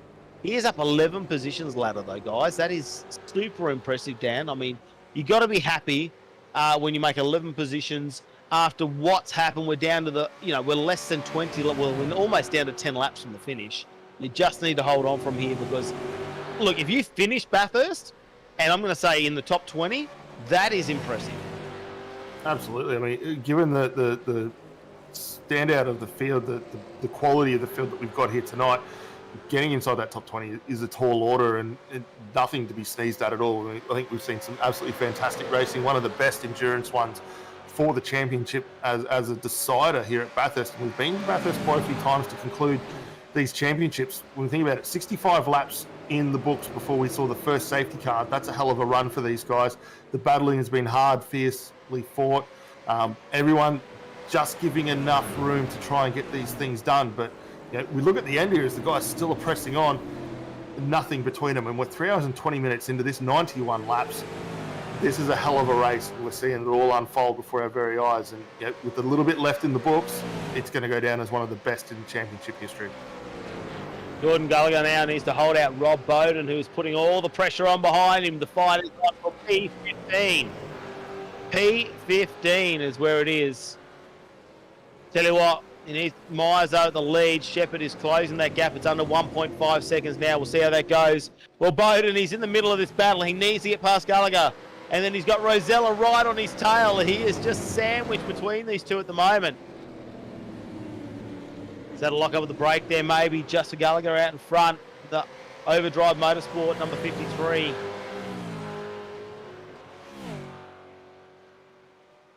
Big run down Conrod Straight. Then they stick under the aero. Bowden just puts his nose out a little bit. So does Rosella. Here, dive now for Bowden. Can he get done? Goes past the Jinx Shifters. Commodore there, gets up on the curb, goes inside. Rosella has a look. Oh, Rosella's going to go through too. A bit of a slight bit of contact there.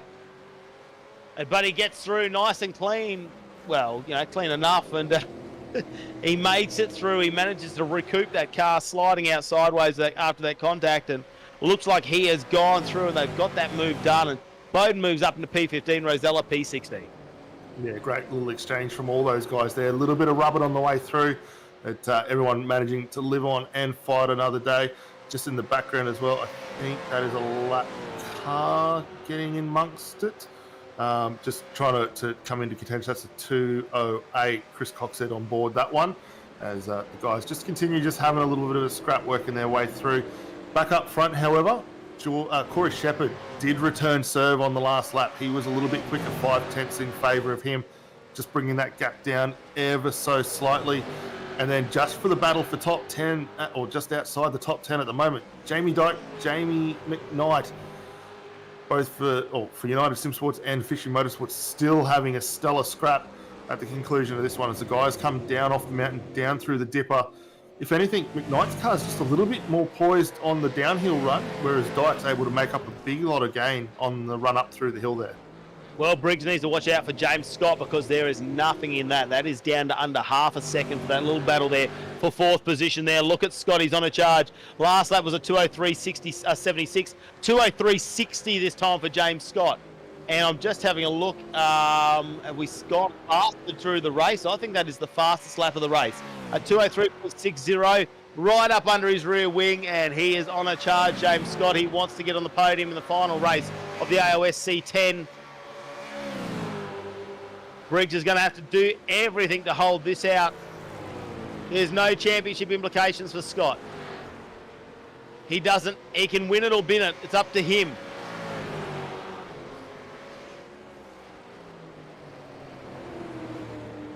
Waiting. Here we go. Where will he try and line this car up? The Logitech the AOSC Sports Commodore. He's looking for his moment to get past Briggs. We know Briggs isn't going to make it easy. James Scott needs to make sure when he makes this move, he does it with intent. Oh, right out on the wall. I'd love to see the marks on the other side of that car. Didn't make contact. We check it out here. I think they just got away with it. Yes, yeah, the dipper. Yeah, Dan, Forrest Elbow, can you get it done here? He's not quite close enough to do it. He's going to settle in behind, look for the run off Conrod. He's right in behind, gets the car tipped in. Nice drive. This is going to be the chance for him down the run here, although Dyson's car looks very, very straight and good for the speed. A little bit of a gap up there to Gardner. I don't think he's got the legs on this one. 11 laps to try and close down the 5 seconds to get in there. It's a tall ask for him, but Scott's in with a shot down for the moment. Look for the inside run. again, not quite close enough. So for Dyson, doing absolutely everything to keep this one in contention. We were just hearing word too, unfortunately, for the 218, the Norris Navigation Mustang, that has had some issues. 4 minutes in the lane for those guys. Looks like they will get it back down and away potentially, but that's a cruel turn of events for those guys. They were having a very, very strong run tonight. Well, a dive into Murray's corner for James Scott, and he gets the move done over Briggs. He really forced that nose in and made that stick. Crosses over, and as they head back down Mountain Straight, looks like he will have that move done over Adam Briggs. In the background, you can see Jordan Ross, Brenton Hobson there, and mate, they're having a bit of fun in the background. We head back down to Jamie Dyke, those it looks like in the Fishy Motorsports. In position number 13, just in front of him will be Kyle Stokes, and then Jamie McKnight. So McKnight leading this little pack there in 11th position. A little bit of a lock up of the brake. He's going to have to watch that because Kyle Stokes just Bowden. It had such a clean race to that point. Yeah. Him and Rosella have been battling it out all night tonight. Yeah, it's unfortunate for Bowden there. It looked like a little bit of contact as they came in through the chase there. Just Bowden just running out a little bit of a room on Rosella. See what Race Control has to say as that one continues to work its way through. But that now puts Wade Sheedy in contention here for another position. He's already got 11 of them under his belt, and he's moved up through the field. Might be able to tick one more on and get up into that 18th spot. Sidetrack, look at our leaders. Corey Shepherd is in striking distance of taking the lead. Can he get his second win of the series? He's not going to be the bridesmaid tonight. He does not want to be there. He is going to risk it. He's cemented second in the championship. He can put it all on the line. Under 3/10 of a second now as we go into the final 10 laps of this race. Look at the speed he has over Myers at the moment. Is Myers just holding on to something? Is he just maintaining his tyres and trying to get this to the end? Can Corey maintain this aggression? Can he keep this pace up? Can he get the move done and get a win here in the final race of round number 16 here, AOSC, season number 10? Does the attitude of Corey Shepherd's car look like someone who wants to finish second? I think not. Oh, he definitely doesn't want to finish second, mate. He is, he's ripped the dress off. He's going, no more bridesmaid for me, mate. Give me the crown. I'm going to be king of the mountain here tonight. We're going to battle it out. Look how close he is now on the leader. Him and Borgie just chipping away there all night. They've gone back a couple of positions. They've come forward. The pit stop strategy. Now, Corey went in earlier. It was a risk, but it has paid off. Those couple of laps.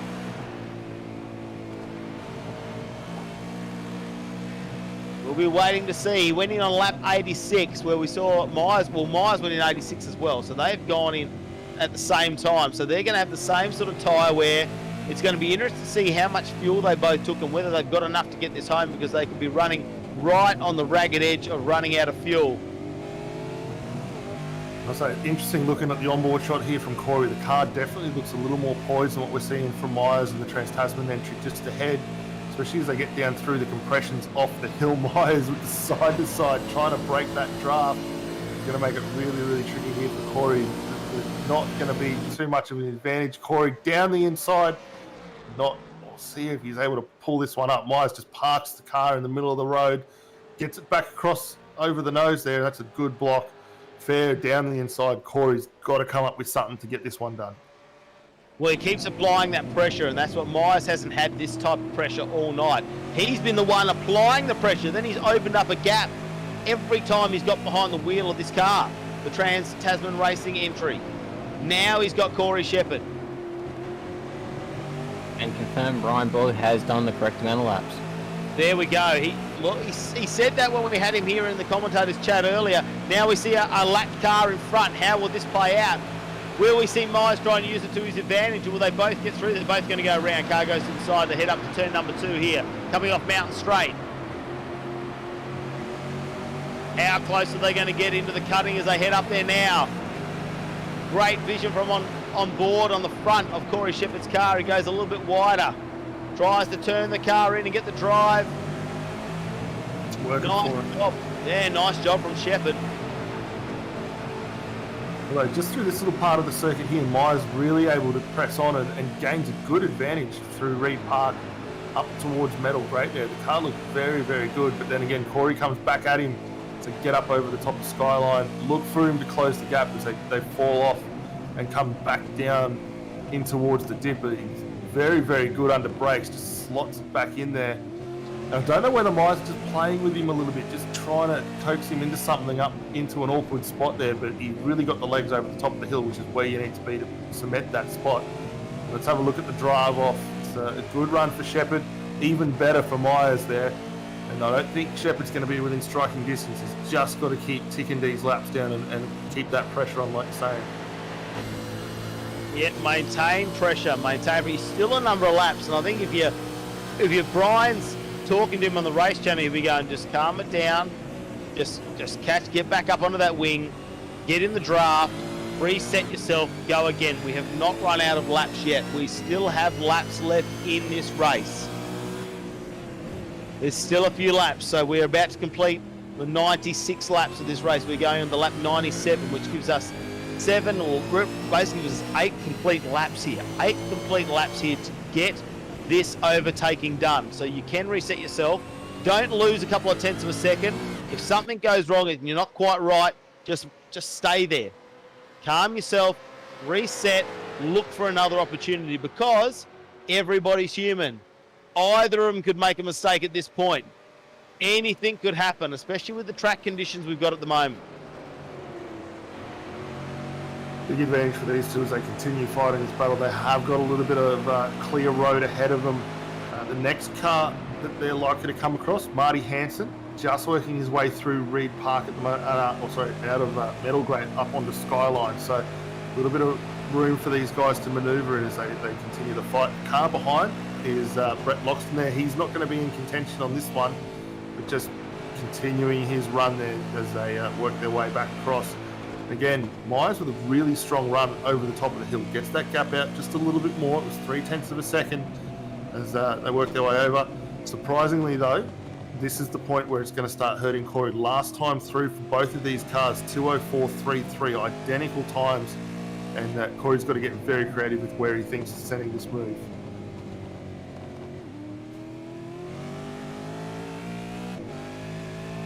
Well, there you see it. This is going to go down. Fight to the final moments. Sure, if Corey Shepherd gets past Myers, ain't going to let him keep that position. James Scott, mind you, was the only one to do a 2:03 on the last lap, so he is super fast. Here we go, a move made as they head down Conrod. Oh, he grabs a heap of curb. He's on the inside line though, Myers. So they go back through the chase. They're going to have to be careful. Slides the car. Big moment Great there for Corey Shepherd. How does he save that? That's an awesome save there. That was a huge moment for him. And to be honest, he was lucky. Brett Loxton there in the background, very lucky that he has not got involved in that as well as an innocent bystander. Check this out. Corey Shepherd on the inside. So much curb unsettles the car. Myers just stays on that inside line. Shepherd's now missed his braking opportunity there, gone a little bit wide. Wheels are out on the grass, very hard at that pace. And a nice job there for Loxton to stay out of trouble too. In saying that, Loxton's just done the fastest first sector last lap. So he is still quite racy. Yeah, moving on very, very nice. And Corey back through now. Going to set the sights on Myers again. That gap, 0.9 of a second. So he's still within striking distance. Laps, though, starting to be the biggest enemy at the moment. There's 6 of them left on the books. Well, he's running out of time now. He had his chance. Can he reel him back in and have one more go? That is the question. One more crack at this. We've seen him, take 0.2 of a second off of Myers when he's in clean air. Myers has actually been holding him up on the pace that Corey Shepherd has had. We'll see if he regains it when they complete this lap, because he may just need to calm down. He may have one more shot at making this manoeuvre on Myers. If we can just hold it together and keep putting those phenomenal lap times back to back at the end of this race. We are 3.5 hours. We still have 6 laps left to go, and Corey Shepherd fighting to get on the top of the podium right now in the 017 car. Him and Brian Borg, they've been jostling in the top 10 all night. He started on the front row, Corey Shepard. He wants to bring this one home. All that's standing in his way is a Brody Myers in that Trans-Tasman Racing entry. They've only just joined us for one round, and there he is. He doesn't have to worry about James Scott. He's had to worry about him all season. Now he's out of the picture. It's a new contender. Bowden now, as you can see, fighting his way back through the field after that little incident a bit earlier where he made contact there with Rosella. He's had to work his way back through some of the guys that were behind him. Is that Ford in that one? Ian Ford is back behind the Evolution Racing team car. Yeah, good run forward, and Brenton O'Brien. It's been a good return for these guys. Long time out of the championship, and not probably the run they wanted tonight. However, they're getting themselves a nice haul of points in 18th position at the moment, and potential to gain 1 or 2 spots here as this one concludes. Shepard, though, has cut that gap down 0.6 of a second as they work their way up the hill now. And this is the point where these guys are strong here on the lap. On the run up the hill, lose a little bit over the middle, but then they gain a huge amount back on the run down. So let's see how he goes at this point. Well, let's check out a bit of a replay. Aaron Gilbert, unfortunately, sounds like he has had a bit of a crash there as we check out this replay. Comes over the Jinx Shifters, number 3, up on the curb on Skyline. Very hard to get control of the car at this point. I'd be surprised. No, there it is. Wall to wall to wall. Can you get the car started? No more incidents. Hold your breath, guys. It's not over yet. Yeah, looks like he's going to rejoin. That is good. That is very good. Imagine what a safety car would do at this point, Dan. Well, how good would it be? It would really spice absolutely everything up. There'd be nothing left on the table from anyone. I know the guys out front would hate to see it, but good Lord, how good would it be? You know, Scott's still catching on Gardner as well. Only half a second a lap, so he's going to be on the cusp of having a crack too for 3rd position. He is going to be right on the cusp of that if he can maintain that pace and keep half a second a lap on Gardner. He has one last chance to get on a podium in the final race. So no, it's 3rd, but it's still a podium. Corey Shepard, let's see what the times are. Last time round he did a 2:03.90 to a 2:04.29 of Brody Myers. He is clawing back after that little error last time. Shows the nose again. What's this time? A 2:03.68 to a 2:04 flat. So catching. His 2nd best lap time, we're talking by 100th of a second. 100th, there's nothing. Nothing in that. He definitely has the pace over Meyer. He just needs to make it happen. He's going to get one more opportunity at this. Maybe a second. Maybe a little bit more conservative this time, or just risk it. He's got Borgie in the background, I'm sure, coaching him through this with all of his experience.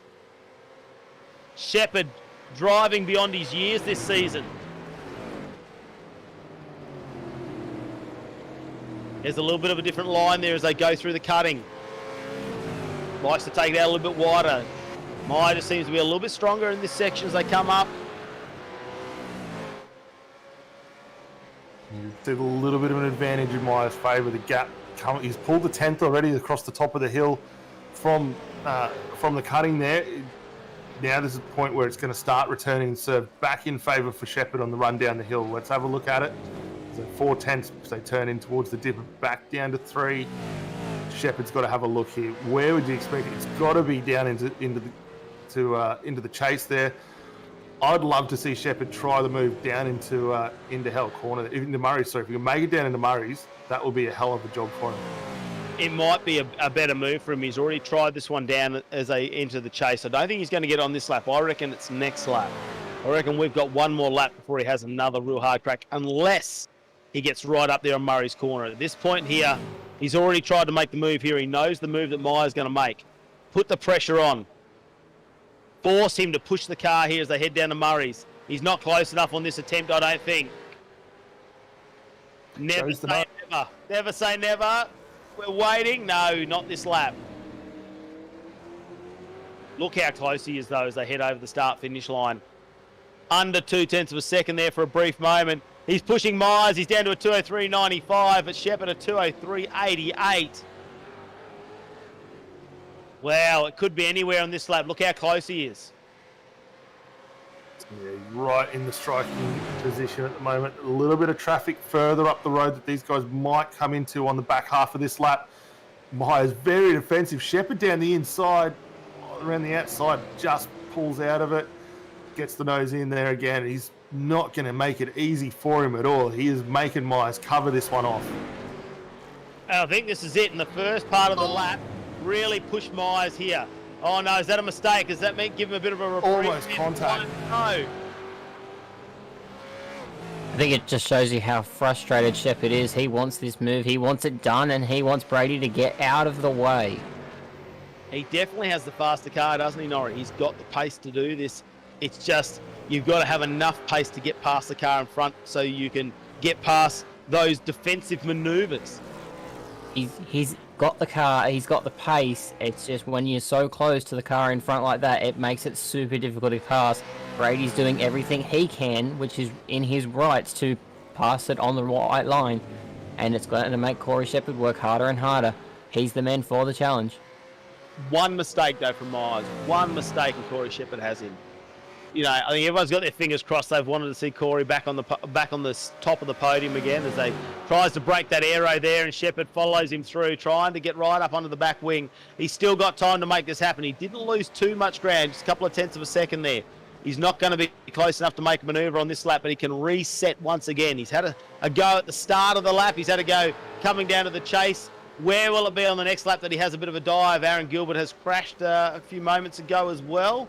We'll have to cause anything. Yeah, we saw that a bit earlier, bouncing off the walls. Just having a look. Here we go. Where is Corey going to have a crack? And another one here is Gardner and Scott for third position now. That is down to less than half a second as well.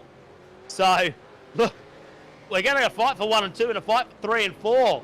This is all exciting. 3 hours, 42 minutes, and we're still going. Couple of laps left in this one. We've got to complete 2.5 laps, 2 3/4 laps now in this race, and it is all happening on track. Where will the moves be made? Scott, though, you know, he's Mr. Cool. He'll know exactly when to have a crack. And look who's hovering behind there if there's an incident for third position. Adam Briggs has not let these two get too far away either. He's just pulled himself along and going to get into position here. So this could be another good opportunity for these guys, especially given that Dyson and Briggs still trying to promote themselves up in the championship points. Look, they're not on the back of James Scott, but the flip side of that is if anything... Oh, look at that. They slide it out. Gardner.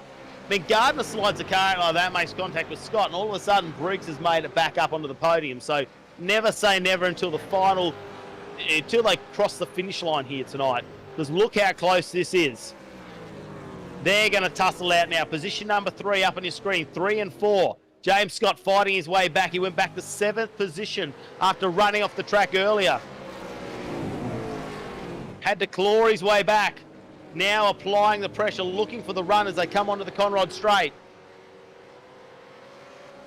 Oh, look at this. It's looking good. He's in with a look. That gap still between first and second is growing just a little bit, 0.4 of a second between them. But Scott now in the prime position to get this one done. He's done it just before the run into Conrod there. Oh, he gets a nerf just for a good measure. Well, that runs Gardner off, and now Briggs will go through and get promoted to 4th position. So good for Briggs, just hanging around and, like you say, picking off the scraps, whatever you can get your hands on. We go back to the battle now for first position. Well, we've got 2 laps left in this one. Shepard, he's had 2 attempts. He's only got just under 2 laps to make this pass stick. Myers, how long can he maintain that cool, calm, collective drive for, which he's done so far? Shepard goes on the outside there, though. He's going to be on the loose pebbles. That's going to hurt his trajectory. Myers just draws him into the outside line, doesn't he? You think that's a bit of a play to be defensive there? Just let him come up alongside you, and you've given him plenty of racing room, but it does push you out on those loose pebbles, guys, and definitely not as much traction out there. It's a really good driving masterclass on how to defend. Just give enough room to bring the guys into it, and then just where you need to position the car. And for Shepard, I mean, he's had all this from James Scott. We know he's got a lot of talent in his in behind the wheel there, and he's looking for every opportunity to try and exploit it and get through. But Myers at the moment just got one up on him, just places that car out a little bit further, makes it very, very tricky. And as you say, if Checkered wants to get into it, he's just got to pick that moment. He's tried every spot on this circuit at the moment. I really don't know where he's got left to have a look. Well, he's only got, about 1.5, not even 1.5 laps left to make this happen. So, he really needs to close that gap up. I think he just needs to get under the wing and have another shot down here coming down Conrod Straight. It's either at the chase or Murray's corner, but with that little, where he's opened up the gap there, where he made that little passing manoeuvre on turn number 2 in this lap, it didn't work out for him. He's lost the time. Focus on catching the car. I reckon it's down Conrod Straight. Get your lap pristine. Do not make an error. Get under the wing. Push Myers. Myers knows it's going to happen. It's the final lap. Can Corey Checkered get on the top of the podium for the second time this season? He's looking for his second win in AOSC10, but he's looking for a big win here. The Enduro, Borgie will be cheering him on. I don't think he'll be able to say a word in the background, Borgie. He'll be holding his breath, waiting to see what happens. The final lap of the final race, and it comes down to this. Scott's now in 3rd position in the background, got past, Briggs has gone through, and Gardner now back to 5th. But where all eyes are on 1 and 2 for the final lap. He's been right up behind him. We're coming up to some lap traffic now. Is this Aaron Gilbert, though, with a wounded car in front? But it's very hard to get past these cars as they come up the mountain. A brake lock up there now for Myers. Does that give Checkered an advantage? Can he catch up? Can he have a run down the back half of this lap? He's close. He's coming, but this is the same point again where Myers is that little bit quicker across the top of the hill. I don't think that lap traffic's going to hurt him too much. They should be able to clear it just as they get through Forest Elbow there. Let's have a look, see whether they pull off or not. No, going to hold the position. So Checkered now, this is what he needs. As they come into the dipper, it's not going to help Myers at all. There's really nowhere for Gilbert to go at this point. He's going to move out of the way now. Checkered, a chance. Dive down late on brakes. Push really hard. Can he do it? The drive off onto Conrod. He's right under him. Get the draft. Here we go. Myers doing everything he can to break the aero. Where will Checkered have a go? He's on the inside. He's done this before. He couldn't make a stick. Can he do it this time? He's in front. Oh, a bit of a bump there. Doesn't work too badly for him. Can he pull up on brakes though? Myers is going to go through. Checkered the crisscross there out on the car. That's going to help you. He's off the road. He gets out in front. Myers has to go back to second. He's got to watch out though. I think he's got enough there to hold out Scott. Checkered, he's in the lead. The final corner down at Murray's Corner. Coming around to win the final race of AOSC10. All thanks to Jinx Shifters. Corey Checkered in the final moments of this lap grabs a win. Myers, James Scott is in 3rd position. Adam Briggs will come home in 4th. Did you see him come up on screen? And after a bit of a tussle there in 5th position in the background, Griffith Gardner will make it home in 5th position. I think we're out of fuel in one of the cars. That is Brady Myers out of fuel, we believe. That could be him just totally exhausted. Did whatever he could to hold out Checkered. He threw everything at it. He had nothing left in that final run. And Corey Checkered, Brian Borg, what a race win for the final round here of AOSC10 Bathurst. 3 hours, 48 minutes, 104 laps. And Dan, oh mate, my blood is pumping. I'm pretty excited about that. Fantastic way to conclude the championship. That was a hell of a fight. And for Checkered, he set that up for the last 11 laps trying to get the run there. Just came off at that second to last corner. He did a hell of a job to hold it up, get the car pulled up. Unfortunately for Myers, he ran it off the end of the road there, into the grass, and just lost that position at the end. We believe he's run out of fuel, but oh my God, what a way to conclude this championship. Norrie, you're sitting pretty quiet in the background there, mate, but how good was it to actually not be in the car and be able to watch that final battle? It was exceptional. I mean, we've been talking up Corey Stocks all season, and he's come so close time and time again. To see him not give up and take that move right until the final part of that race. You even saw the maturity he's gained this season, where he just braked that little bit early in the end of the chase because he knew Brady was going to come in deep, and deep didn't Brady go. That was exceptional to watch. Fantastic result for Corey Checkered. Yeah, and such a confidence booster, finishing off the season with that high, beating James Scott, taking on a new contender, Brodie Myers, and you know the stature he's got when it comes to sim racing. So to get that scalp, what a confidence booster for him in the final stages. What maturity building it is for him this season. I can only imagine what that's going to take coming into the next season of AOSC and, of course, race car simulations on the side. And joining us for season number 11 here at the AOSC as well, Racecraft Simulation. So big shout out to those guys over in Western Australia, do some fantastic gear. Look, can't wait to actually get him in the channel and have a bit of a chat with him. He's cemented second in the championship. I mean, you can't beat someone like James Scott, who's had 14 wins out of 16 races, but he gets himself on the podium as well. So let's have a look at this one. Our winner tonight is going to be Corey Shepard and Brian Borg there in first position. Brodie Myers is going to come in second. Ethan Warren. Then it's going to be James Scott, and of course Blacklock is going to come in was on board with him. Adam Briggs and Andrew Dyson, they come into fourth position, so that should hold Andrew Dyson in that third position in the championship. We're about 99% confident of that. Griffith Gardner, well, Pursuit Sim Racing, up until the final few laps where him and James Scott got into a wonderful battle there, and they had to play that one out. He's ended up in fifth position there in the Pursuit Sim Racing entry. Another impressive one, Jordan Ross, although they qualified in sixth, they went up and down the field. So him and Matthew Brunt, Jordan Ross with a nice charge home. Brenton Hobson behind him. Synergy Sim Racing once again. Damien Johnson in 8th position. Kenneth Ladd 9th. Bailey Frid 10th. They're your top 10. But, I mean, look how many of those. I've got to give it out to them, guys. Synergy Sim Racing putting together another great package. And although they didn't win tonight, definitely strong in the top 10. Absolutely. I mean, they've just shown the class in the endurance style event. They've really come to the forefront of that. We've seen them over the past few seasons struggle with the car, but definitely getting to grips with it. They've got the team capacity now to really work on those setups and dial them in. And they're coming in strong to season 11. For the guys out front, however, Premier now have got the target on the back. They've taken the win at the final race. That's the team everyone's now gunning for, along with Logitech G in the next championship season. So it's going to be a cracking one to start off. It definitely will, as we see our winners come round there with we bring up our Jinx Shifters safety car there, and some celebrations going. Good to see Ian Ford actually joining us back here. What was he, season 1 and 2? So quite a bit of time out of the AOSC, but good to see them coming and joining us for the final race of the season. And we are lining up all of our winners here in the commentary booth, and we'll get on board with them in just a second, have a word with them. Big shout out to all of our sponsors, of course, on board for this season. Jinx Shifters, can't say enough about them. Lots of cars running the liveries out there, the safety car, everything. Mate, if you want a fantastic shifter and a brake bias adjusters, Jinx Shifters is the only place to go. So go and check them out. Facebook, everything. That's where they are.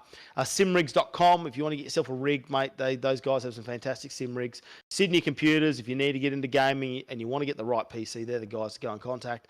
Bowler Media, Sideways Photography, who have been putting out all the shots on social media after the events. And of course, Race Circuit Art Australia. And once again, I do believe we've got some pretty special trophies getting done by those guys for this season. That's AOSC10. And look, AJ Insurance Services, Norrie, you and Tom Free are going to be putting a claim in this week? No, just several. Several claims. I mean, is there much, can't get a fast repair done quick enough, I don't think, for your car. But look, unfortunately not for you guys. But yeah, look, big shout out. Can't thank them enough for, we can't do this series without them. And look, we have to say a big shout out to Nick Hausler, who, look, taken on this season, took on the production, took on running the broadcast, done a fantastic job in the background, added some great, fantastic elements that we haven't seen before in AOSC, and getting it out there tonight. It's a big one to do a 4-hour broadcast, and we thank him once again for being part of the AOSC and everything he does in the background. But now that we've done all that, let's get in our winners here of the final race of AOSC 10, Bathurst, 650 kilometres, 104 laps. Here they are, Brian Borg, Corey Shepard. Congratulations, guys. Cheers, man. Look, Brian, have you got any nails left? Have you been biting them away? Because that was pretty exciting and exhilarating, those last 10 laps. Look, I've got full faith in Corey, and, he's, as he said in the broadcast, he's been the bridesmaid far too many times, mate. And I said it a couple of weeks ago, we're going for the win. And that's what we went for, mate. We got the win. Corey, you had a few attempts at it. I mean, a formidable opponent there, Myers. I mean, when did you know you had that last opportunity? Was that it? It was all down to that final corner? Yeah, I couldn't believe it. On like the second last lap, I kind of thought it was a little bit all over when I was like 7/10 back after like a little mistake. But yeah, I just got the run and I couldn't believe it. Yeah, and he actually ran out of fuel coming across the line. So I think, he was running on the ragged edge too. So, you guys have got the strategy down pat. Now, I thought you guys were going to come in a little bit earlier actually, but you didn't. You actually came in the same pit stop as Brodie Myers, but a little bit earlier than some of the others in the field. Was that strategic or was that just what you planned to do to start with? I think you just got to go with what's going on track and who you're racing. And we knew, like obviously there was a 4-car battle at one stage, but Brady was a car that we were racing, so we wanted to be on the same strategy as him. Well, it all played out fantastic in the end, guys. And I mean, I love the big racecraft simulations on the side, but I mean, who else do you need to thank? Mate, I need to thank a lot of people. I need to thank, for Corey for being an awesome teammate. His dad in the background does a lot of strategy calls and stuff, and even his mum. So everyone's into it, and it's just a team effort. Everyone in the team. There's Nicholas, there's Wade, there's Nathan, Rick, mate. There's many to mention, but again, Racecraft, TMB Cleaning, all the sponsors that are on our car, they make it happen for us. You guys for doing the broadcast, reading some of the comments that happen in the broadcast. I think you touched on it, Matty. There's a big effort what happens in a broadcast and in a night in running a series like we are. So, mate, well done. I got to say it's awesome to be a part of AOSC. Now, Corey, you had that fantastic battle with Myers at the end, but throughout the season, it's been you and James Scott. And we saw it there, you and James Scott battling it out for that second position.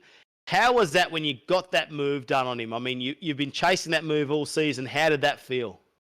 Yeah, it felt awesome. I knew I didn't really want to go around the outside of him because I thought I might get escorted a little bit, as you do. But I was hoping to do a bit of a crisscross, and when I saw he broke a little bit too late, then I knew that was definitely the way to go and got the job done.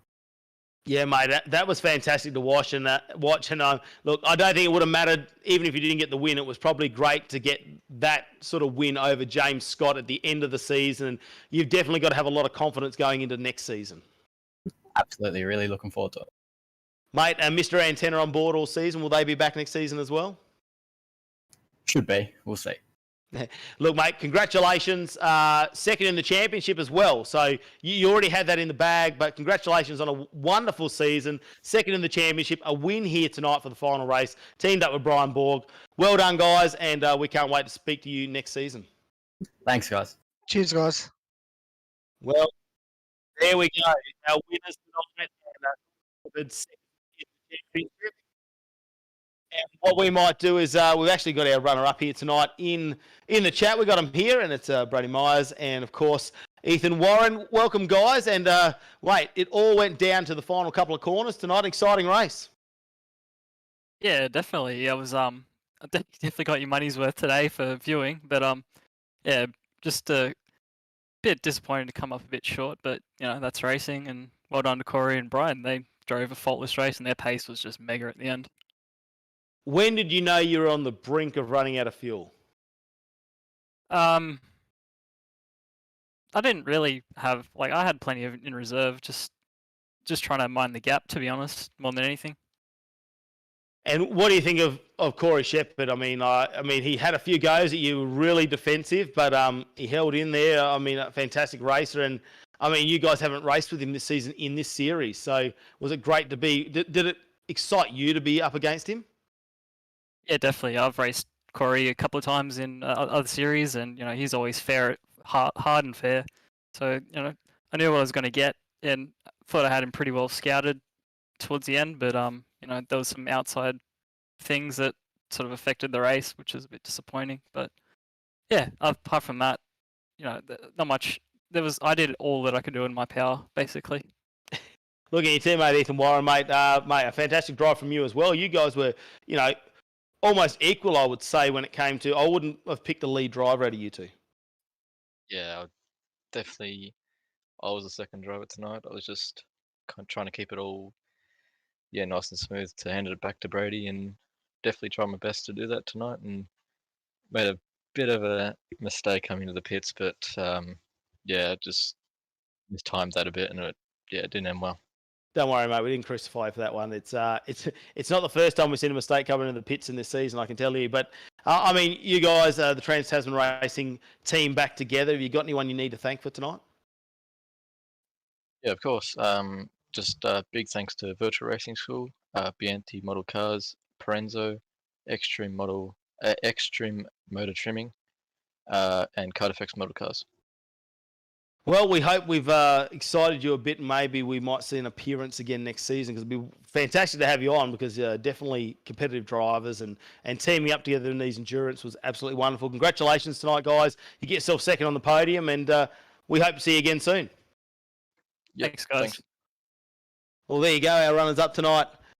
Of course, Ethan Warren and Brady Myers, fantastic from the Trans-Tasman Racing team, and mate, all down to the wire, and they almost had it. But coming up in third position tonight, after what was an up and down night, a moment there where he lost a heap of positions, he's gained them back. He gets himself back third, gets on the podium there with the bronze. That, of course, is James Scott and Sam Blacklock.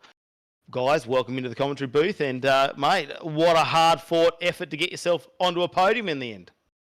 Yeah, that's it. First stint, Sam only knew he was good at racing about 20 minutes before the race kicked off. So his first laps were the ones that he did at the start of the race. So he did a really good job, but I'm sure, as Sam sort of expected, he was going to fall back just a little bit, which he did. But he didn't. He did a really good job to hold some good positions, to stay up near the front and not put it in the fence. But then his second stint was a lot better, and we started to claw our way back. And yeah, just a few things didn't go our way, with people running us off the road, which is pretty laughable, to be honest. And with race control leaving, but halfway through the race. But what can you do?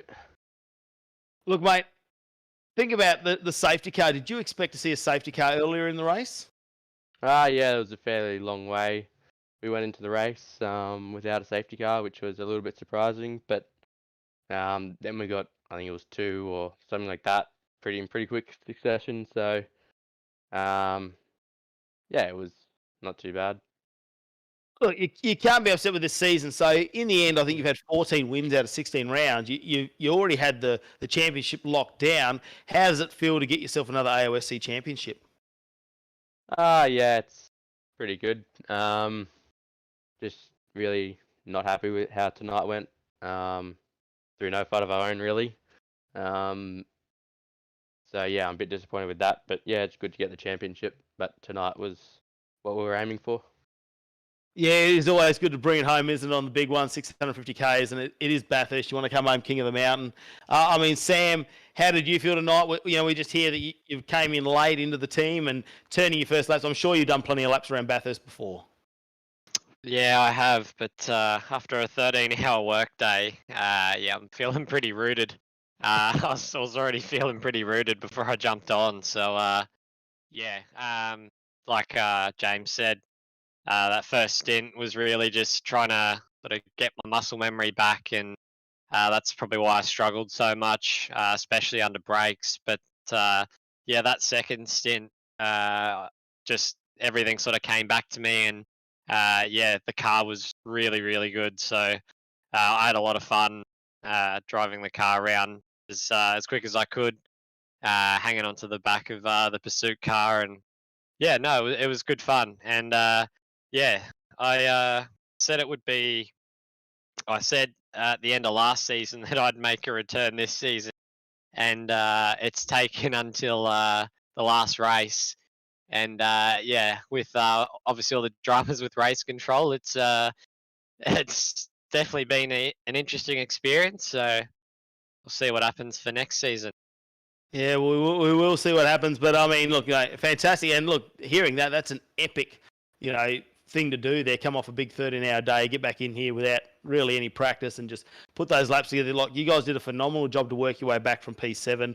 You had some tough competitors in front of you. The little battle there at the end between Scott and Gardner, I mean, that was exciting to watch, and you managed to get through that one. So, look, congratulations, guys, on a well-earned third place here tonight. And, look, James, congratulations on another championship, and I'm sure we're going to be talking to you lots more in the future. Yeah, thanks guys. And just before we go, shout out to the sponsors. We couldn't be able to go racing without you guys. With Logitech G, Astro Gaming, Cube Controls, Own 3D, Race Tech Seats, the Virtual Racing School, and Sam Blacklock Media. And thanks to you guys for the great broadcast all season. And thanks to the admin as well for their season. Just we won't mention about tonight. Look, mate, and we've got some changes coming next year too, so can't wait for all that to happen. Big season coming up, season 11. You would have seen some of the stuff going out already on social media, so stay tuned for that one. Season 11 is coming up. It's not that far away, from what I remember, like 3 or 4 weeks away, so it's going to be exciting to get one away. Thanks to everyone tonight, everyone who's been on the podium. I mean, Daniel Leet, Matthew Norris, how do you sum up the final race of the season? A firecracker. It was fantastic. It was really, really good. It had battles right the way through. We were all super surprised with just how long we got out of it before the first safety car was involved. Lap 65 was the first one tonight, which very unusual for a Bathurst event. But all in all, I mean, the racing was absolutely fantastic up and down throughout the field. And to see the finish that we saw, not only for the lead of the race, but also to finish out the minor positions in the podium, absolutely fantastic. So hats off to everyone that came and competed throughout the course of the season. Again, congratulations to James on another championship victory. First time back-to-back victories in the championship for him. So congratulations there. But all in all, it was a hell of a season. I think admin and all the guys did an absolutely fantastic job. And Norrie, I mean, you raced tonight, you commentated, you've been part of it, you've done plenty of laps and plenty of different cars. How was the season for you? The season was fantastic. Honestly, I think we pulled together some of the best people from around this country and put on one of the best shows in the business. We've got some fantastic drivers, congratulations to James, another championship. And Corey, obviously tonight, he's put his mark on next season. He's finished with a win, and you're only as good as your last race, so a win's good. Race for myself tonight wasn't all that crash hot. I knew it was going to be a struggle, but we tried our best. And credit to Tom, he sort of suggested the wild card to me last minute. We then went and had a go, and yeah, we came up short. But this is Bathurst. If you don't succeed, you learn from it and you try again. So happy with the season, and thanks a lot. Thanks to you, Cav, for coming on board this season. It's been epic, and to Nick and Mark and Dan as well. All of us have put on a fantastic show. Yeah, no, I can't thank you guys for having me as well. And Dan, it's been great working with you and Norrie and Nick in the background, Mark, all the guys. So, look, big shout out to everyone behind the scenes, Nick, Mark, all the guys that have input into the administration, our race control, everything like that. So, big shout out to you guys, but most importantly, our sponsors, Jinx Shifters, Simrings.com, Sydney Computers, Bowler Media, Sideways Photography, Race Circuit Art Australia, and, of course, AJ Insurance Services. We wrap up season number 10 here tonight. We're going to do it all again for season number 11. Stay tuned to social media. Make sure you click and like on the YouTube channel for AOSC TV. We're done here for season 10. Thanks everyone for watching. We'll see you next season.